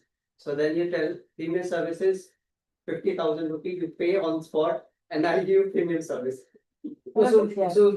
So that's one thing I follow in my studio, where I don't have senior artist, junior artist, or whatever. So whether I'm doing the tattoo or my colleague is doing the tattoo, we have a same price. This is the same. So there is no variation in price. Many people, like even Deep, also has questioned me about this, and another artist, you must be inside, Trumping Prick. Yeah. So even he also told me this. Why is it that you and your junior artist, for him, he's junior because he's got only about 3 years experience. That why are both of you all charging the same price? I said, no, that's how I've always worked. And the minute I start having, division in pricing, then it causes, seniority and that kind of breakup again, hierarchy in my studio, and I don't like. I like, even my junior artists to be at my level, so we both talk same. We can talk eye to eye and have no kind of, oh, he's sir, I'm junior. No, there is no sir. And we, if I find some styles from him good, I will ask him.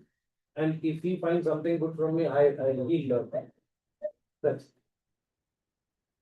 so I never distinguish the, senior level. So this, I don't, even in hairstylist places, if you see, you have senior stylist, junior stylist, medium stylist. Why do you have that categorization? And each one's prices are different. For the sake of experience, that's all.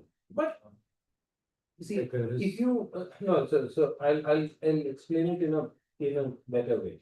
What you explained with respect to mutual respect when it comes to people, no hierarchy there, completely makes sense. But when it comes to providing the service, for me at least, I understand that experience plays a very important role. Yeah.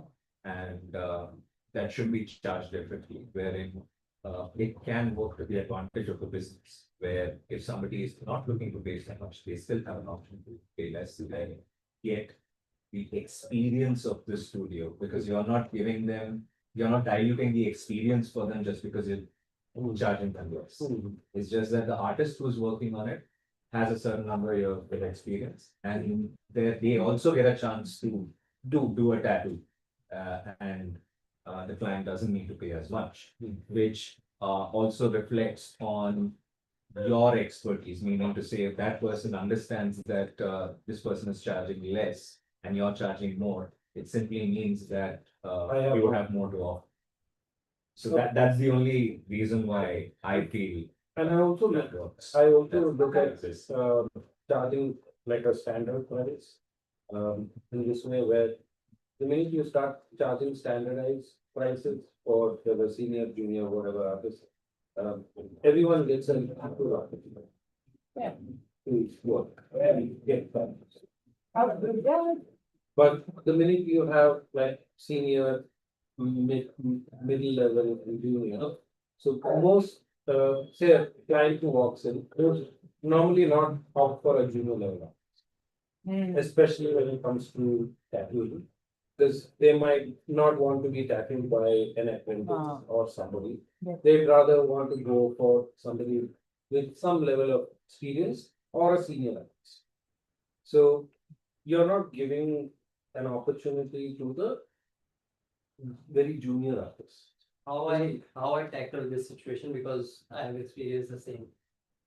I experience like this kind of situation from many people, that if someone comes at the studio if I'm only available, then I have to charge the base price, because then I cannot say Senior, junior, junior, you are the one who has to manage everything. So you tell this is the price, this is how much it will cost. At the same time, you promote your other artists. Yesterday she experienced that. Promotion means that you tell that we have different pricing available for the artist, which will open up different kind of contacts for you also. Because what contacts I am holding, she is not holding the contact when you sit with him that tattoo therapy session. Because that's 1 hour or 2 hours which I sit with you will be my time for you, not as an artist, as a person. Got it. So then what I create the value is that there is a book. That is the value which you are paying for that service. It's not about a junior, it's not about senior. I tell them this is your starting price. You can quote higher than me also. You don't have to think that you're a junior or senior. You quote what is the value of that 8 hours that you give to that person. You can also play around with time in that, because for some premium clients, you offer them whatever premium aftercare, they'll take it. and they'll also pay you what you ask for. Yeah, there are some clients I've noticed, once the tattoo is done, you quote them on price, they'll not even blink, they will just pay. Cash. Yeah, cash or card, whatever it is, they will just pay. And then you tell them, no, you buy this aftercare, immediately they will, because I don't keep aftercare stock in my place. So they will either open Amazon or whatever thing, and if I tell them, okay, buy H2O Ocean, they will go search where is H2O Ocean available, then it will say it'll be imported. So the delivery time will be about 4 weeks from now. They will just order. And the cost of H2O Ocean is about 3,500 rupees for four. I would say that's fine, that kind of thing. Yeah, just 4 cans, small cans, and I mean those foam things. They'll just buy. And then they will call me once it comes. How do I use it? Can we come on a video call? And then I spend 1 hour on a video call with them, explaining to them how to use it. You don't have that, those kind of people are the people who have the less kind of self-sabotage. Because they just want, they are not arguing, bargaining, self-sabotaging themselves. They choose to do something, they want to do it right. And you can want to work with those kinds. You want only to work with those kinds. Yeah. Because I've had, they'll come, if they've made up their mind to get like a sleeve tattoo, they will be committed. They will come 2 days, 3 days back to back, and they will get it. It's like going to the gym. They will, Those people who back to back, they will sit. Even if it is hurting them, they will sit. No questions asked. Here's what I do. Someone calls asking for an inquiry. I only promote my artists. Unless they specifically ask for you. So the studio pricing is for the artists. Not for you. So whatever I have to say, oh, pricing starts from this much, this much. It's for everybody It's else. for everybody else. But if they specifically ask for you, your pricing is different. So that way I'm first promoting the people that are working. And that way revealing myself of the tattoo work too. So that I can focus on other things. But then there's a demand for me.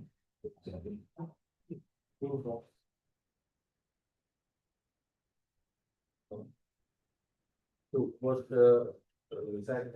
I would suggest also is, see, like his studio, my studio, you should have like a small display unit. So that is something that we are currently working on. I don't know, come up with a proper display that we are able to, the one becomes peaceful to move around, because we're gonna have to send out articles to those. And being not just Bangalore, we are close to send it out. We're gonna find something that is easy accessible and keep consistent. So we have come up with two kinds of stands over the years. Over the last 3 years, we've come up with 4 different concepts, but we're trying to finalize something that can actually give out the studios, that gives them proper space and then give proper shelf for that actually space for more possibility. That also helps us and helps the studio to do more better. Yeah. So that's what, and so like, I don't know about, do you give like aftercare cards, like post-care cards? No, I have digitized it. So I have my website in which all the. Even I have it. So, send it to them. So. Send it to them. So what I do is I usually give like aftercare, like a card with my listing card, and currently I'm just giving him handy. And in case the client wants something specific, then they have booked the appointment way in advance, then I source that and then I put that into the pouch and I give it to him. So in the aftercare card now, so if I'm using only Moco products, then I will mention that it will be only Moco. Like say, in the card, instead of saying use A and D or whatever, I will mention only use Moco product, this particular bar. So then the client will be forced to use only Moco product. So that way we can promote his brand also. So now it's mentioned only use A and D. So Unless of course the client says, no, I want hustle butter. Because sometimes we tell them use hustle butter also for aftercare. So then I source the hustle butter which comes in those sachets, maybe 2 or 3 sachets, and then I have to black out that and then write next on the back hustle butter. Then they will use hustle. But again, hustle butter, what we're getting here is most of it is almost nearing expiry. Because if I'm not mistaken, all the stock was brought in around 2020, 2021, if I'm not mistaken, and after that they haven't got a shot. Even what they're circulating in the market is the Renzo lot, which is almost nearly expiring. Don't recommend using Renzo products anymore. No, yeah, you can also tell about your products as well. Yes, I will just read it.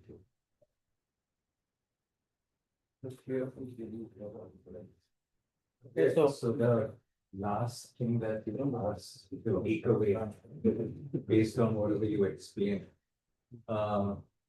This experience that we had with jail is a very bitter experience for a lot of us artists.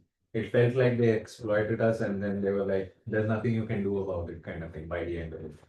So when you're talking about data gathering, how responsibly it's been used comes into question.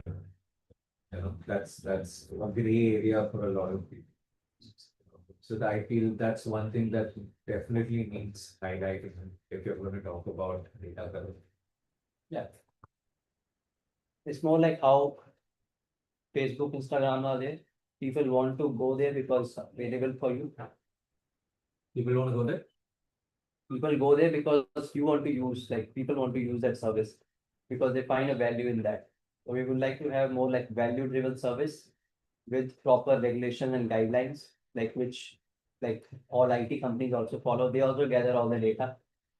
Now, OpenAI is also the same thing. They are also gathering a lot of data. Now, how responsibly AI is being used also depends on how it is used in certain hands. Like it can be used in destruction, it can be used in creation. So when I talk about data, it will be with this kind of framework and guidelines which are needed for a company to run in order to work. At the same time, like it helps the main core reason for the existence will be to create something valuable which the tech can create for the tattoo industry. That depends on who is running that. That depends on if it is decentralized enough so that it is not disruptive, but at the same time, it is centralized enough to push some notifications so that people can follow certain guidelines or like the version upgrades or the version updates. That has to be centralized. You cannot give software to everyone and then expect that they will develop everything as you want. You will get something like imagine you have to make a house or a studio. You need to hire somebody who can know how to make that. Then you work.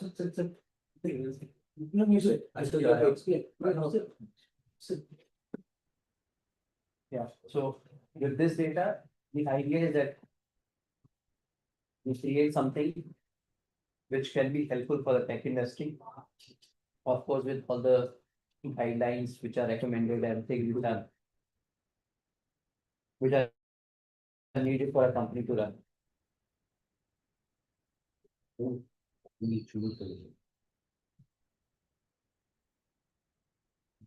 that was the last part of our agenda. That industry's growth plus passion. Thus, pain points are systematic. Okay. But I'll just tell you the gist of it that the idea of us being here is that we do something apart from what we did all in past to create a better things in the tattoo industry through tech. If it is fresher, if it is fresher business, that's one new thing which I learned. I'll explore Just about check it. it out. I'll explore about it. How one thing that you listen from this conversation can help your business. Because in the end, you will be the one who has to pay for the food of your kid. Not anyone will come and say, can I pay for your kid, daughter's food or daughter's education now? You'll have to do all those things. Now, how well you use tech, art, knowledge, business, networking, mindset, whatever motivation, therapies, that has to give you some value, which can be exchanged with INR or USD or any currency that can buy you something. It's not always about you get INR for your tattoo. Sometimes you might have seen that you did a barter system with someone and you might got a full free resort for you for next 3 days, and you've been there and you tattoo people and you are also enjoying the place to stay. So what value you get from what you do is how we can use this technology to improve. So with that, I end our meetup, and thanks to everyone who joined with us also. Thanks, Stan, if you are still there with us. I'm not sure if you are hearing us or not, but Listening the whole time. awesome. Thank you, sir. Thank you. At least we had one interacting hybrid, like hybrid mode of working, so that you were there with us and you were able to share your experience also. Well, as you said, Something that I can, use technology to better business. yes. All right, so I will close this meeting officially. Now, if anyone wants to stay or talk or discuss, feel free. We will be making also a move, and we'll also. Yeah, Zach has to show us. I'm gonna just quickly run through the products with, I just want to quickly ask, have you all had a chance to try out our product range? And the ones over here, Dimensionless, I know I've worked with our butter and stuff, but have you all had a chance to try out our artist products? Okay. I have not. Artist products, you haven't had a chance. You have had a chance to try out our artist products. Yes. So what I will do is I'll quickly run you through the products. Those of you all who are interested in trying out any of our specific range, do let me know. If I have it with me, I will leave it with you all right now. If not, I will take down your contact information and have it sent to you all. But basically, I just wanted to have a chance to know our product. Once you know our product, a good artist is gonna know what they like working with, and they're gonna use what they like working with, and let it happen naturally. But first, you need to know what our products are. So I'll just run you through them quickly. Starting off with, we have, again, these are just our primary products, which I just got over here today. This is not our entire product line, but these are what primarily matter to our industry. Starting off with our two artist lubricants. One is a Moco Glide, one is Moco Grease. Now, the difference between them is one's a shea butter base, one is a petroleum base, just like AND and any other like Vaseline or whatever. This comes down to artist preference. Some artists prefer the Vaseline, petroleum base. Some people prefer the shea butter base. This also differs. Some artists prefer it differently depending on the skin type. So, having said that, once you try it, you'll know what we prefer more. Both of these do offer slightly higher benefits than using a regular ENP and Vaseline, which is they are infused with essential oils and ingredients which reduce the redness and the swelling of the tattoo while you're doing it, allowing for the artist to go longer session without the skin inflaming as much, also reducing discomfort for the client, which allows them to sit for longer sessions. Now, on a 5-minute piece or a small mom dad tattoo, you're not going to notice that, but when you're doing a long full arm or anything, over that long duration of time, you will feel the difference, and so will the client. Again, both two options, Grease and Glide, both come down to artist preference. Moving on, we have our Moco Wash, which is our tattoo green soap. This is our newest product in the product line. We launched this about 3 months ago, and this again is something that was just like any other green soap in the market. The only thing is manufactured here in India, we are trying to keep the price and a little more affordable for us. This is to be used the same way you use any other green soap or blue soap, to dilute it to the same as your preference with any other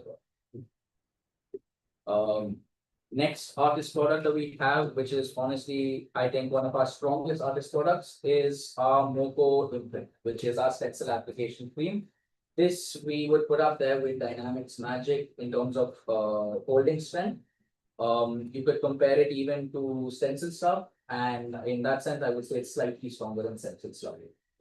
But having said that, again, you have to try it out and know for yourself. So to let me know if you would like to. And the two canvas products which I have here with me today are our Moco Butter, which is our primary healing balm, and our Moco Mist, which is, sorry, Moco Magic, which is our piercing aftercare. So this is again for, I don't know how many of you pierce, I mean, do piercings, but this is another one of our new products, and we released this in the market about 6 months ago, and we had amazing reception with this. And anyone who's tried it has stuck with it for any further piercing after that.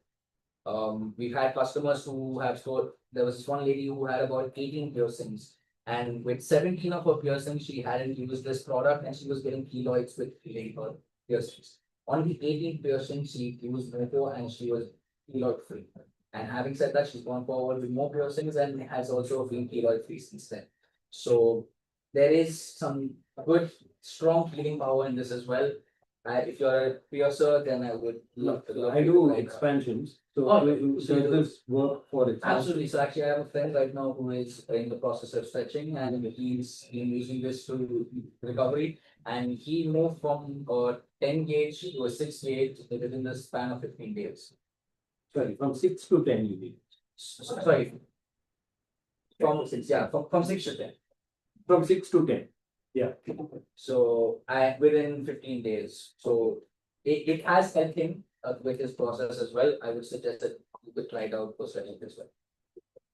Absolutely.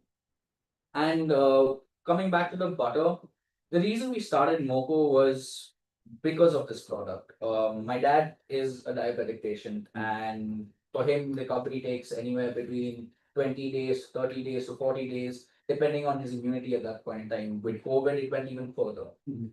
So during that time, during COVID, my mom decided that she'd try to make a product that helped my dad heal at home. And she came up with this formula. And we tried it out. My dad healed in 7 days being a diabetic patient, which was extremely surprising. And having said that, we gave the product out to a few of the artists that we knew to try it out. And everyone who had tried it came back with amazing feedback. That's when we decided, okay, then let's try to bridge that gap in the Indian aftercare and in the Indian tattoo industry, which is lack of proper aftercare. So we decided we put together the rest of the product line to go along with it, and then we launched Moco as a brand. But this is where Moco started. And having said that, if you are trying aftercare, I would love for you all to try out the butter, because it does work magic. It is a strong product, and this is what our whole brand is built on. So you have different sizes in that? Yes, we have different sizes. One is 20 grams, one is 10, and one is 5. Now, again, when you look at the MRPs, this is 800, this is 500, and this is 250. Okay. But you get this at 75 as an artist. You get this at 150, and you get this at 2. Okay. So you already are at a much subsidized rate. If you get this at 250, you will have the profit margin to sell. You can get even your money back and double it, or you can make more as well. Okay. But having said that, that's why we've priced it at that, so it allows room for both the artists and No, so usually when I buy, I mean, I don't charge my clients anything for aftercare. you didn't go. Yeah, so I usually include it in the cost of the tattoo. Now, if it's a very large tattoo, then I can probably give them a larger size. Yeah. Preferably, I might look at picking up the not the very small one, but Guys, the very small one actually covers my body head to toe one time. no, but the clients will have to keep using that stand for quite a long period of time.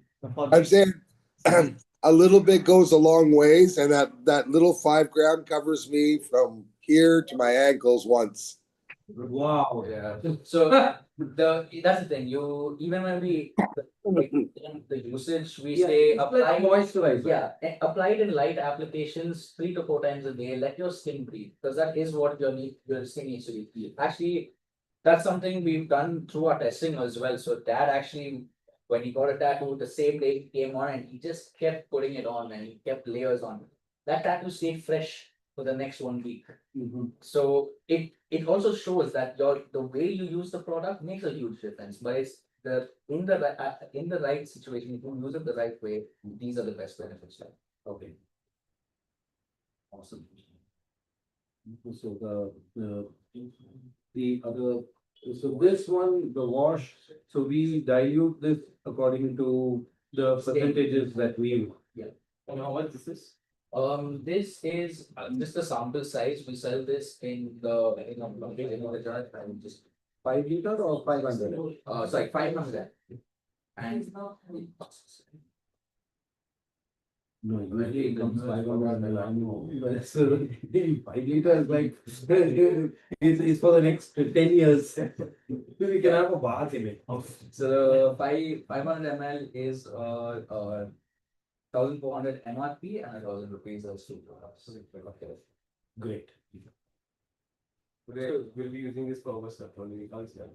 No, this is for our washing. Yeah, so So yes, that is our product line, and if any of you are interested in trying anything out, do let me know and I'll be happy to. So, I would like to use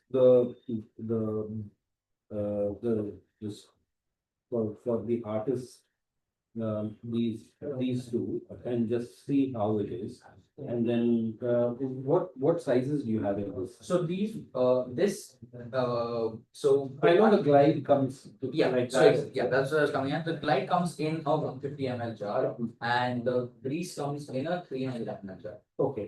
Reason for that, the size difference is because the quantity required of glide Is less. is less. Yeah. But the grease comes in a slightly bigger jar. That is the. So, if I could just try these two, okay, and then I can let you know. I mean, if these are the two products you'd like, I would. I could just try this and And you like the product to. yeah, I'll try, just give me. I'll give you two, then what you can do is you have one for yourself and you can hand one out against me. Yeah. And, this one I want to. Why don't I just, let me just have your course. So. I think just take the whole box. That's what I just said. Yeah. That's what they're there for. I'll probably, in the next week or so, I'll maybe place my order with you guys. Okay. And you can give me some stickers and some stuff to put up in the studio. Absolutely. Thank you so much. I'm glad I tried to actually come and give you your products a few times. I think last time you came, I think you visited my studio in that independent house. Yes. Yeah, and then you said that you will get back, and then I think something happened. Yeah. But at least it's finally happened. I'm glad that you have. You have my, do you have my number? I do have your number. Even if it's not on this phone, it will be on the other. You can just take down my number. It's 988 64 919. No, 91939. 9193. Yeah. Yeah, that's it. Yep, exactly.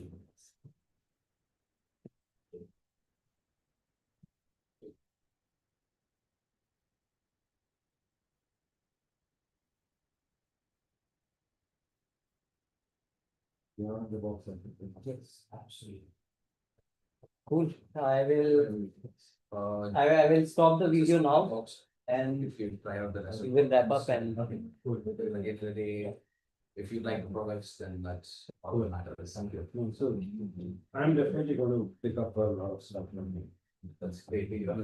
Because some of my clients have ordered the stuff from Amazon, and they've given some very good feedback. Yes, I believe also. As of now, we are currently on. No, it's from some supply. Yeah, so currently we're only available on, you can contact us directly, or you could also order on our website. I suggest you can contact us directly because we can always work it out the quickest that way. And we are in the process of getting our product onto Amazon and other platforms so that it becomes easily accessible to the end user. There's some supplier, from where this product is released. So we were in Arika. We are in Kolkata Tattoo Supply and Mumbai Tattoo Supply. That guy has also got your products.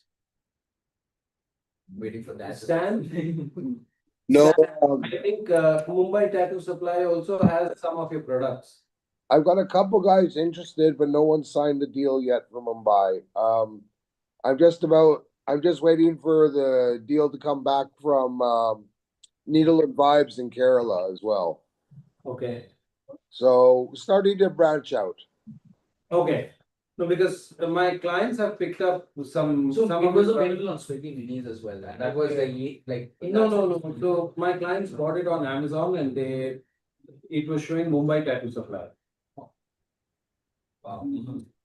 I don't know how Smuggling your stuff, Stan. Yeah, I don't know how Mumbai Tattoo Supply has got your products. Okay, I mean, You can we check it out on Amazon. It's there. awesome. I gotta look that up then. Thanks. You have something to do. Yeah. So like recently I told one client to check Amazon, because it's not available. Okay. It's there. You just put Moko tattoo after that and it will give you. But good, you guys are already on Amazon. Now the money has to flow to your account. Okay, so lastly, we'll finish off with the little exercise. What do you take back and what do you keep here? From this entire 3 hours of session. Maybe you can start with you. What do you take back from this entire thing that you experienced? And what do you want to leave back there? Actually new for the tattoo. Yeah. I learned here from 8 months ago, 8 months ago. I was busy in other courses. And again I started here. I just told him to buy me a machine. So what do you take back when you are going back out of this door? Everything they taught me. I cannot explain. I don't know how to speak in English that much good. No, you speak in whatever language. No problem. ಇಲ್ಲ ನಾನು ನೋಡ್ತಾ ಹಾಗೆ dimension best Okay. ನೋಡೋದಾಗೆ tattoo artist ನಾನು ಕಲ್ತಿದ್ದೆ better teacher better everyone ಎಲ್ಲರೂ ಅಷ್ಟೇ ಎಲ್ಲರಲ್ಲಿ ಇದ್ದು ಅಂಡ್ ಮೀಟಿಂಗ್ ಅಲ್ಲಿ ನಾನು ಖುಷಿ ಆಯ್ತು ಯಾರು ಮೀಟ್ ಮಾಡಿಲ್ಲ ನಾನು ಟ್ಯಾಟೂ ಆರ್ಟಿಸ್ಟ್ ನಾನು ಈ ತರ ಯಾವತ್ತೂ ಮೀಟ್ ಮಾಡಿಲ್ಲ ಮೀಟಪ್ ಆಗೇ ಇಲ್ಲ first time okay better experience ಮತ್ತೆ ಹೆಲ್ಪ್ ಆಗುತ್ತೆ ಪ್ರಾಡಕ್ಟ್ ಅಲ್ಲ ಪ್ರಾಡಕ್ಟ್ ಅಂತ ತೆಗೆಲಿಕ್ಕೆ ತುಂಬಾ ಟೈಮ್ ಇದೆ ಇನ್ನು ನಾನು ಡೈರೆಕ್ಟ್ ಆಗಿ ಹೇಳ್ತೀನಿ ಆಗಲ್ಲ ಸ್ವಲ್ಪ ಟೈಮ್ ಇದೆ I have a lot to done. Yeah, good. Thank you. And what do you keep back here? I mean, Your time. What do you Okay, we'll come back to you. So Likewise, this also was my first meetup. Yeah, like complete tattoo artist. It's been a nice, good experience. Nice to learn that you guys are trying to incorporate tech as well. So how far it goes, only time can tell. It's unpredictable. Anything in the future is unpredictable. What you can take back is, yeah, the interaction between artists, beautiful. Nice to learn about products and stuff. what do you keep here? If you What do you let go? What do you let go? That I let go of my fear that I charge more to my clients. I let go of my fear that I tattoo myself. No, he's still a student. Yeah. So he has no idea about that. I think so. It'll come. So Yeah. How about you, Deep? I'll start with what I get to keep back here. One thing is the understanding that tattooing is not just about some techniques and doing your craft. It's a process that takes two people. And my interaction with her today made me realize that harmonizing emotions is a very important factor. So that's definitely something I would like to focus on further. work. Because I'm a very impulsive person, and it's very important to understand the other person first, put them before me. And that was a nice takeaway while I spoke to her about this.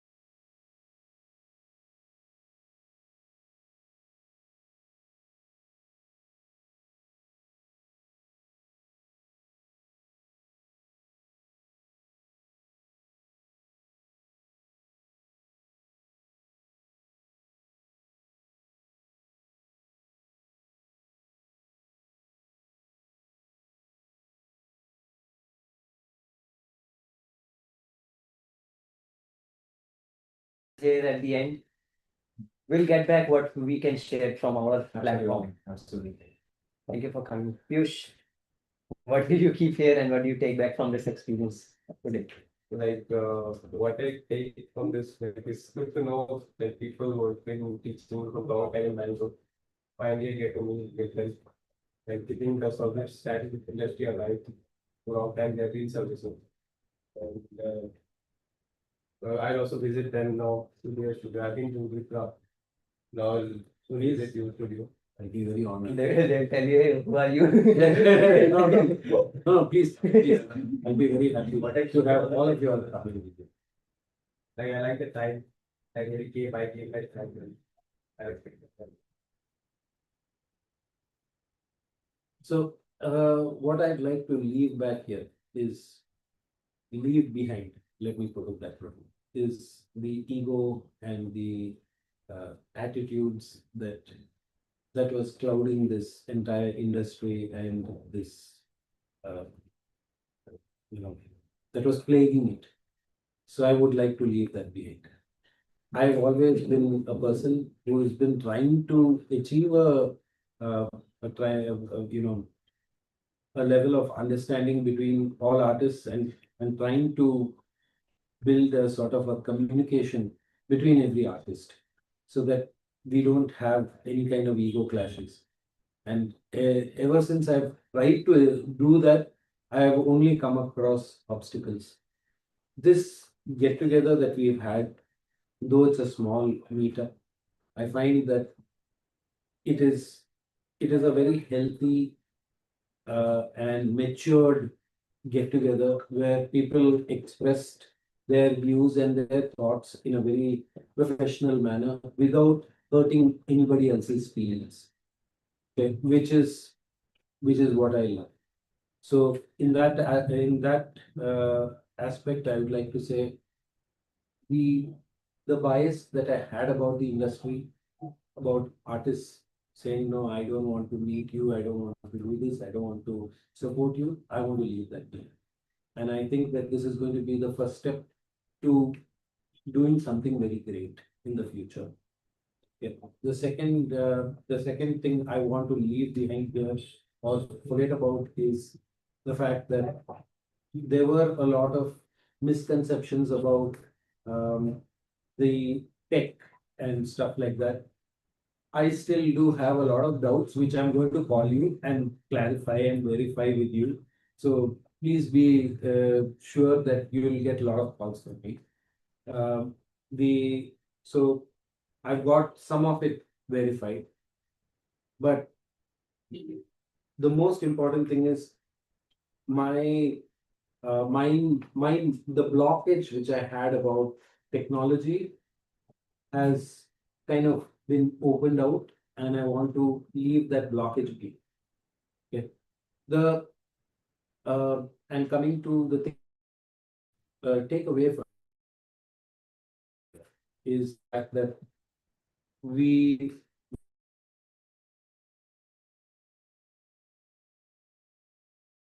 spoke without um, this the second thing is she inspired all of us by telling us to connect with the client and forget about certain bias that we have and feel what the client is feeling rather than having our own emotions play a major part.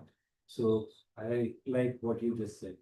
And I also would like you to have like a proper discussion with many more tattoo artists and do a session with them about handling this kind of these situations and stress management because that is more important because most artists don't know how to handle it.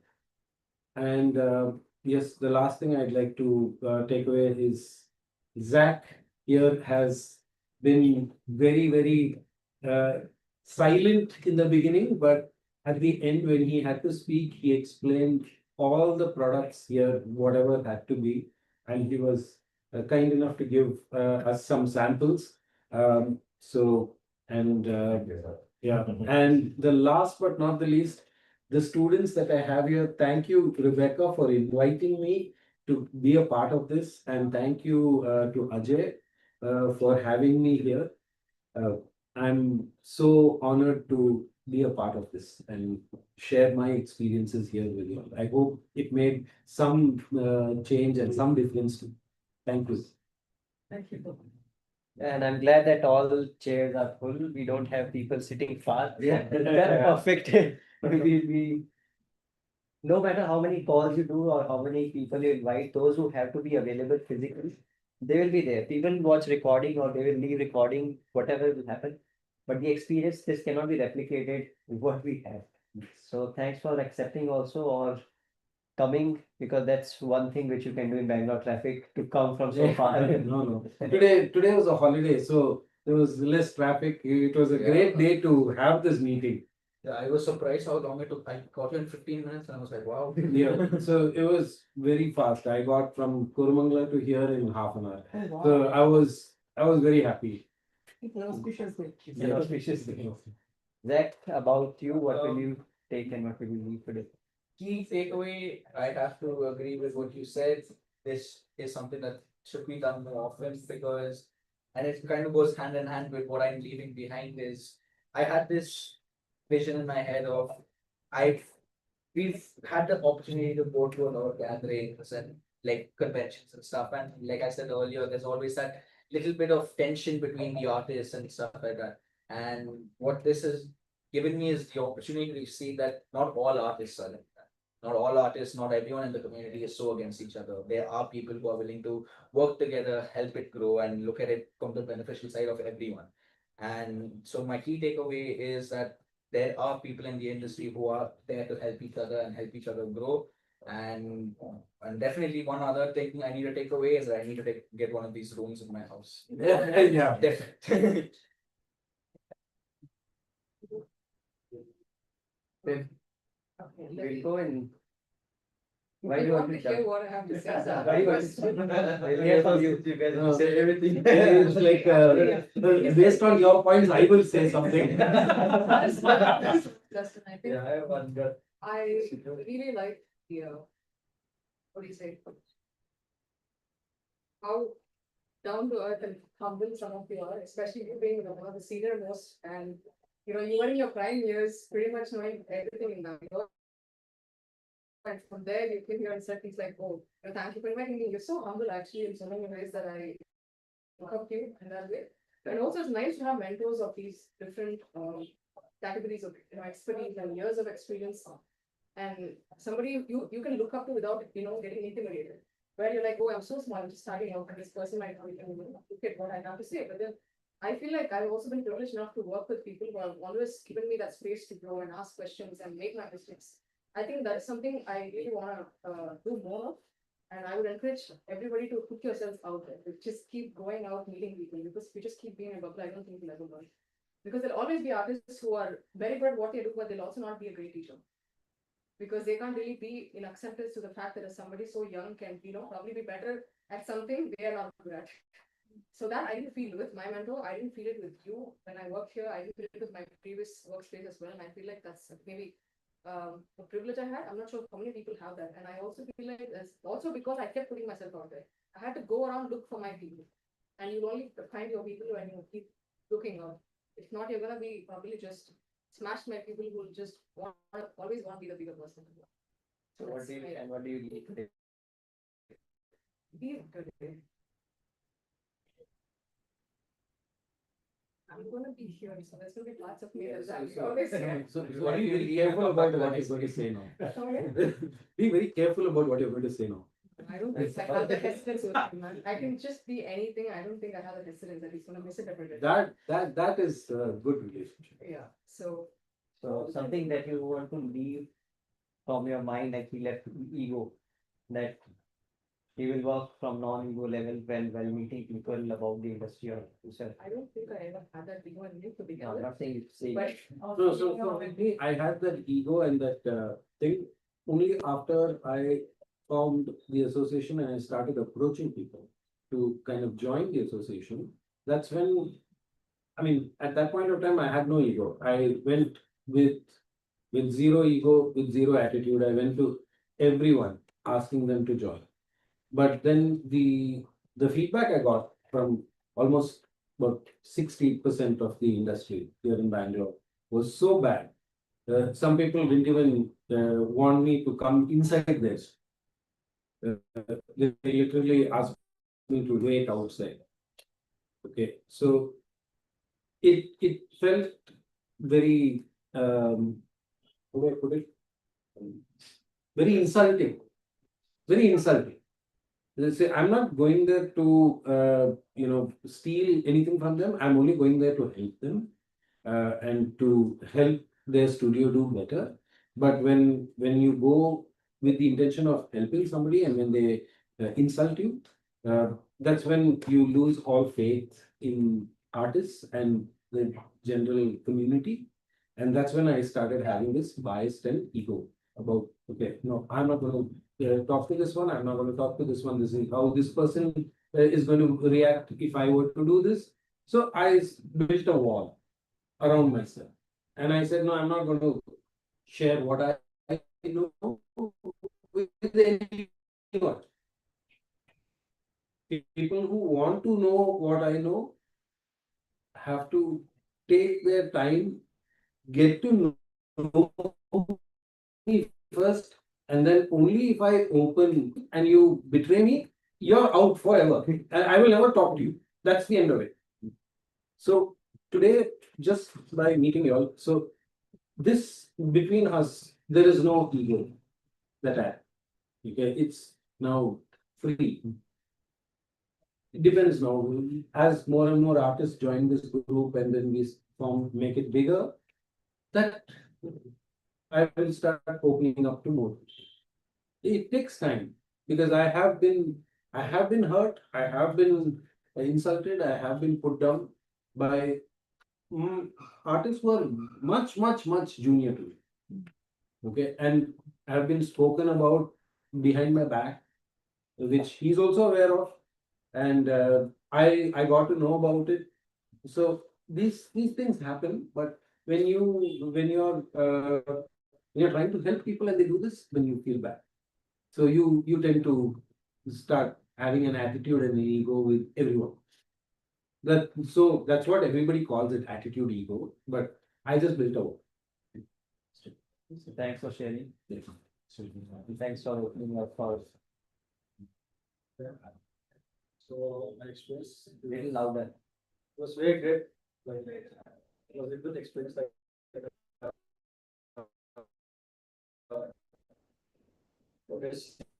Artists, I think, explaining how they face their problems, how they videos.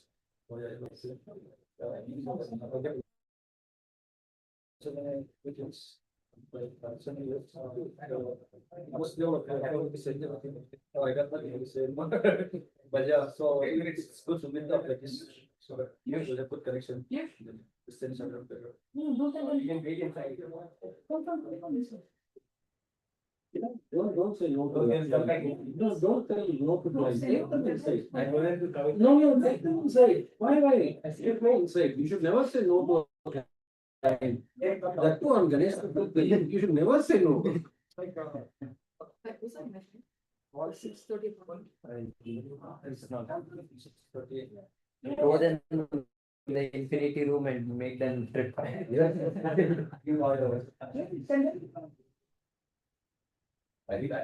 Okay, so lastly, I would like to take the information or what I want to keep from this gathering is that collectively, if not, then we have at least 100 years of experience.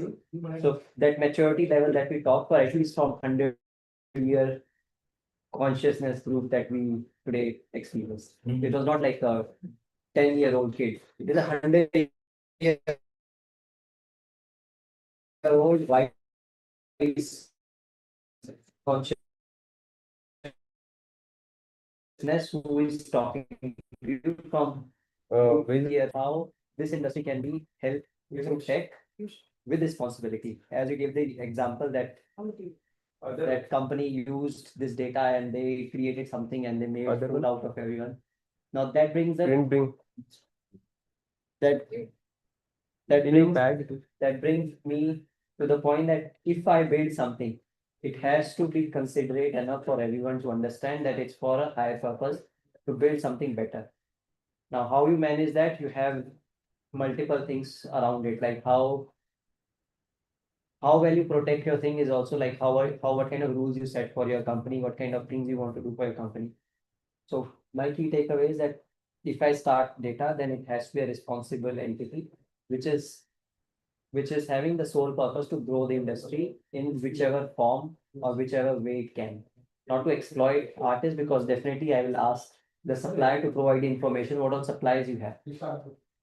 But then you will not find me selling your data on Amazon that okay, you can buy from me from Amazon. So then it will be connected to you as a supplier to that many artists who are available. It will create fair opportunity for a supplier to come and to showcase the products. It will create a fair opportunity for the artist to know about. I have another aftercare in my line which I can use for next couple of years until they make something better or I get bored of it or I find something better. So that kind of key takeaways were important for me. And what I leave today is the fear of reaching out to artists, because I created a post that I need to have a tattoo founders meetup. And I told to my team, put it on the DevOps, we'll track it down, what all we are doing. It's not just my wish. It has to be physically available for me to see that I want to do that. If it is not physically available, it's just a wish in my head that I want to do this or that or that. So that I was very clear from start. So what I dropped is the fear of connecting with other artists, even they are senior or junior or whatever. It's you talk to the same level. Do you want to improve the industry with your experience?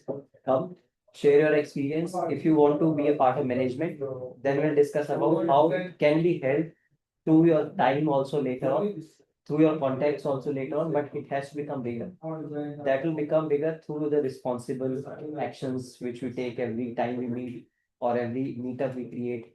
So drop of fear of meeting people to any senior artist or any artist, and to keep building what we have started.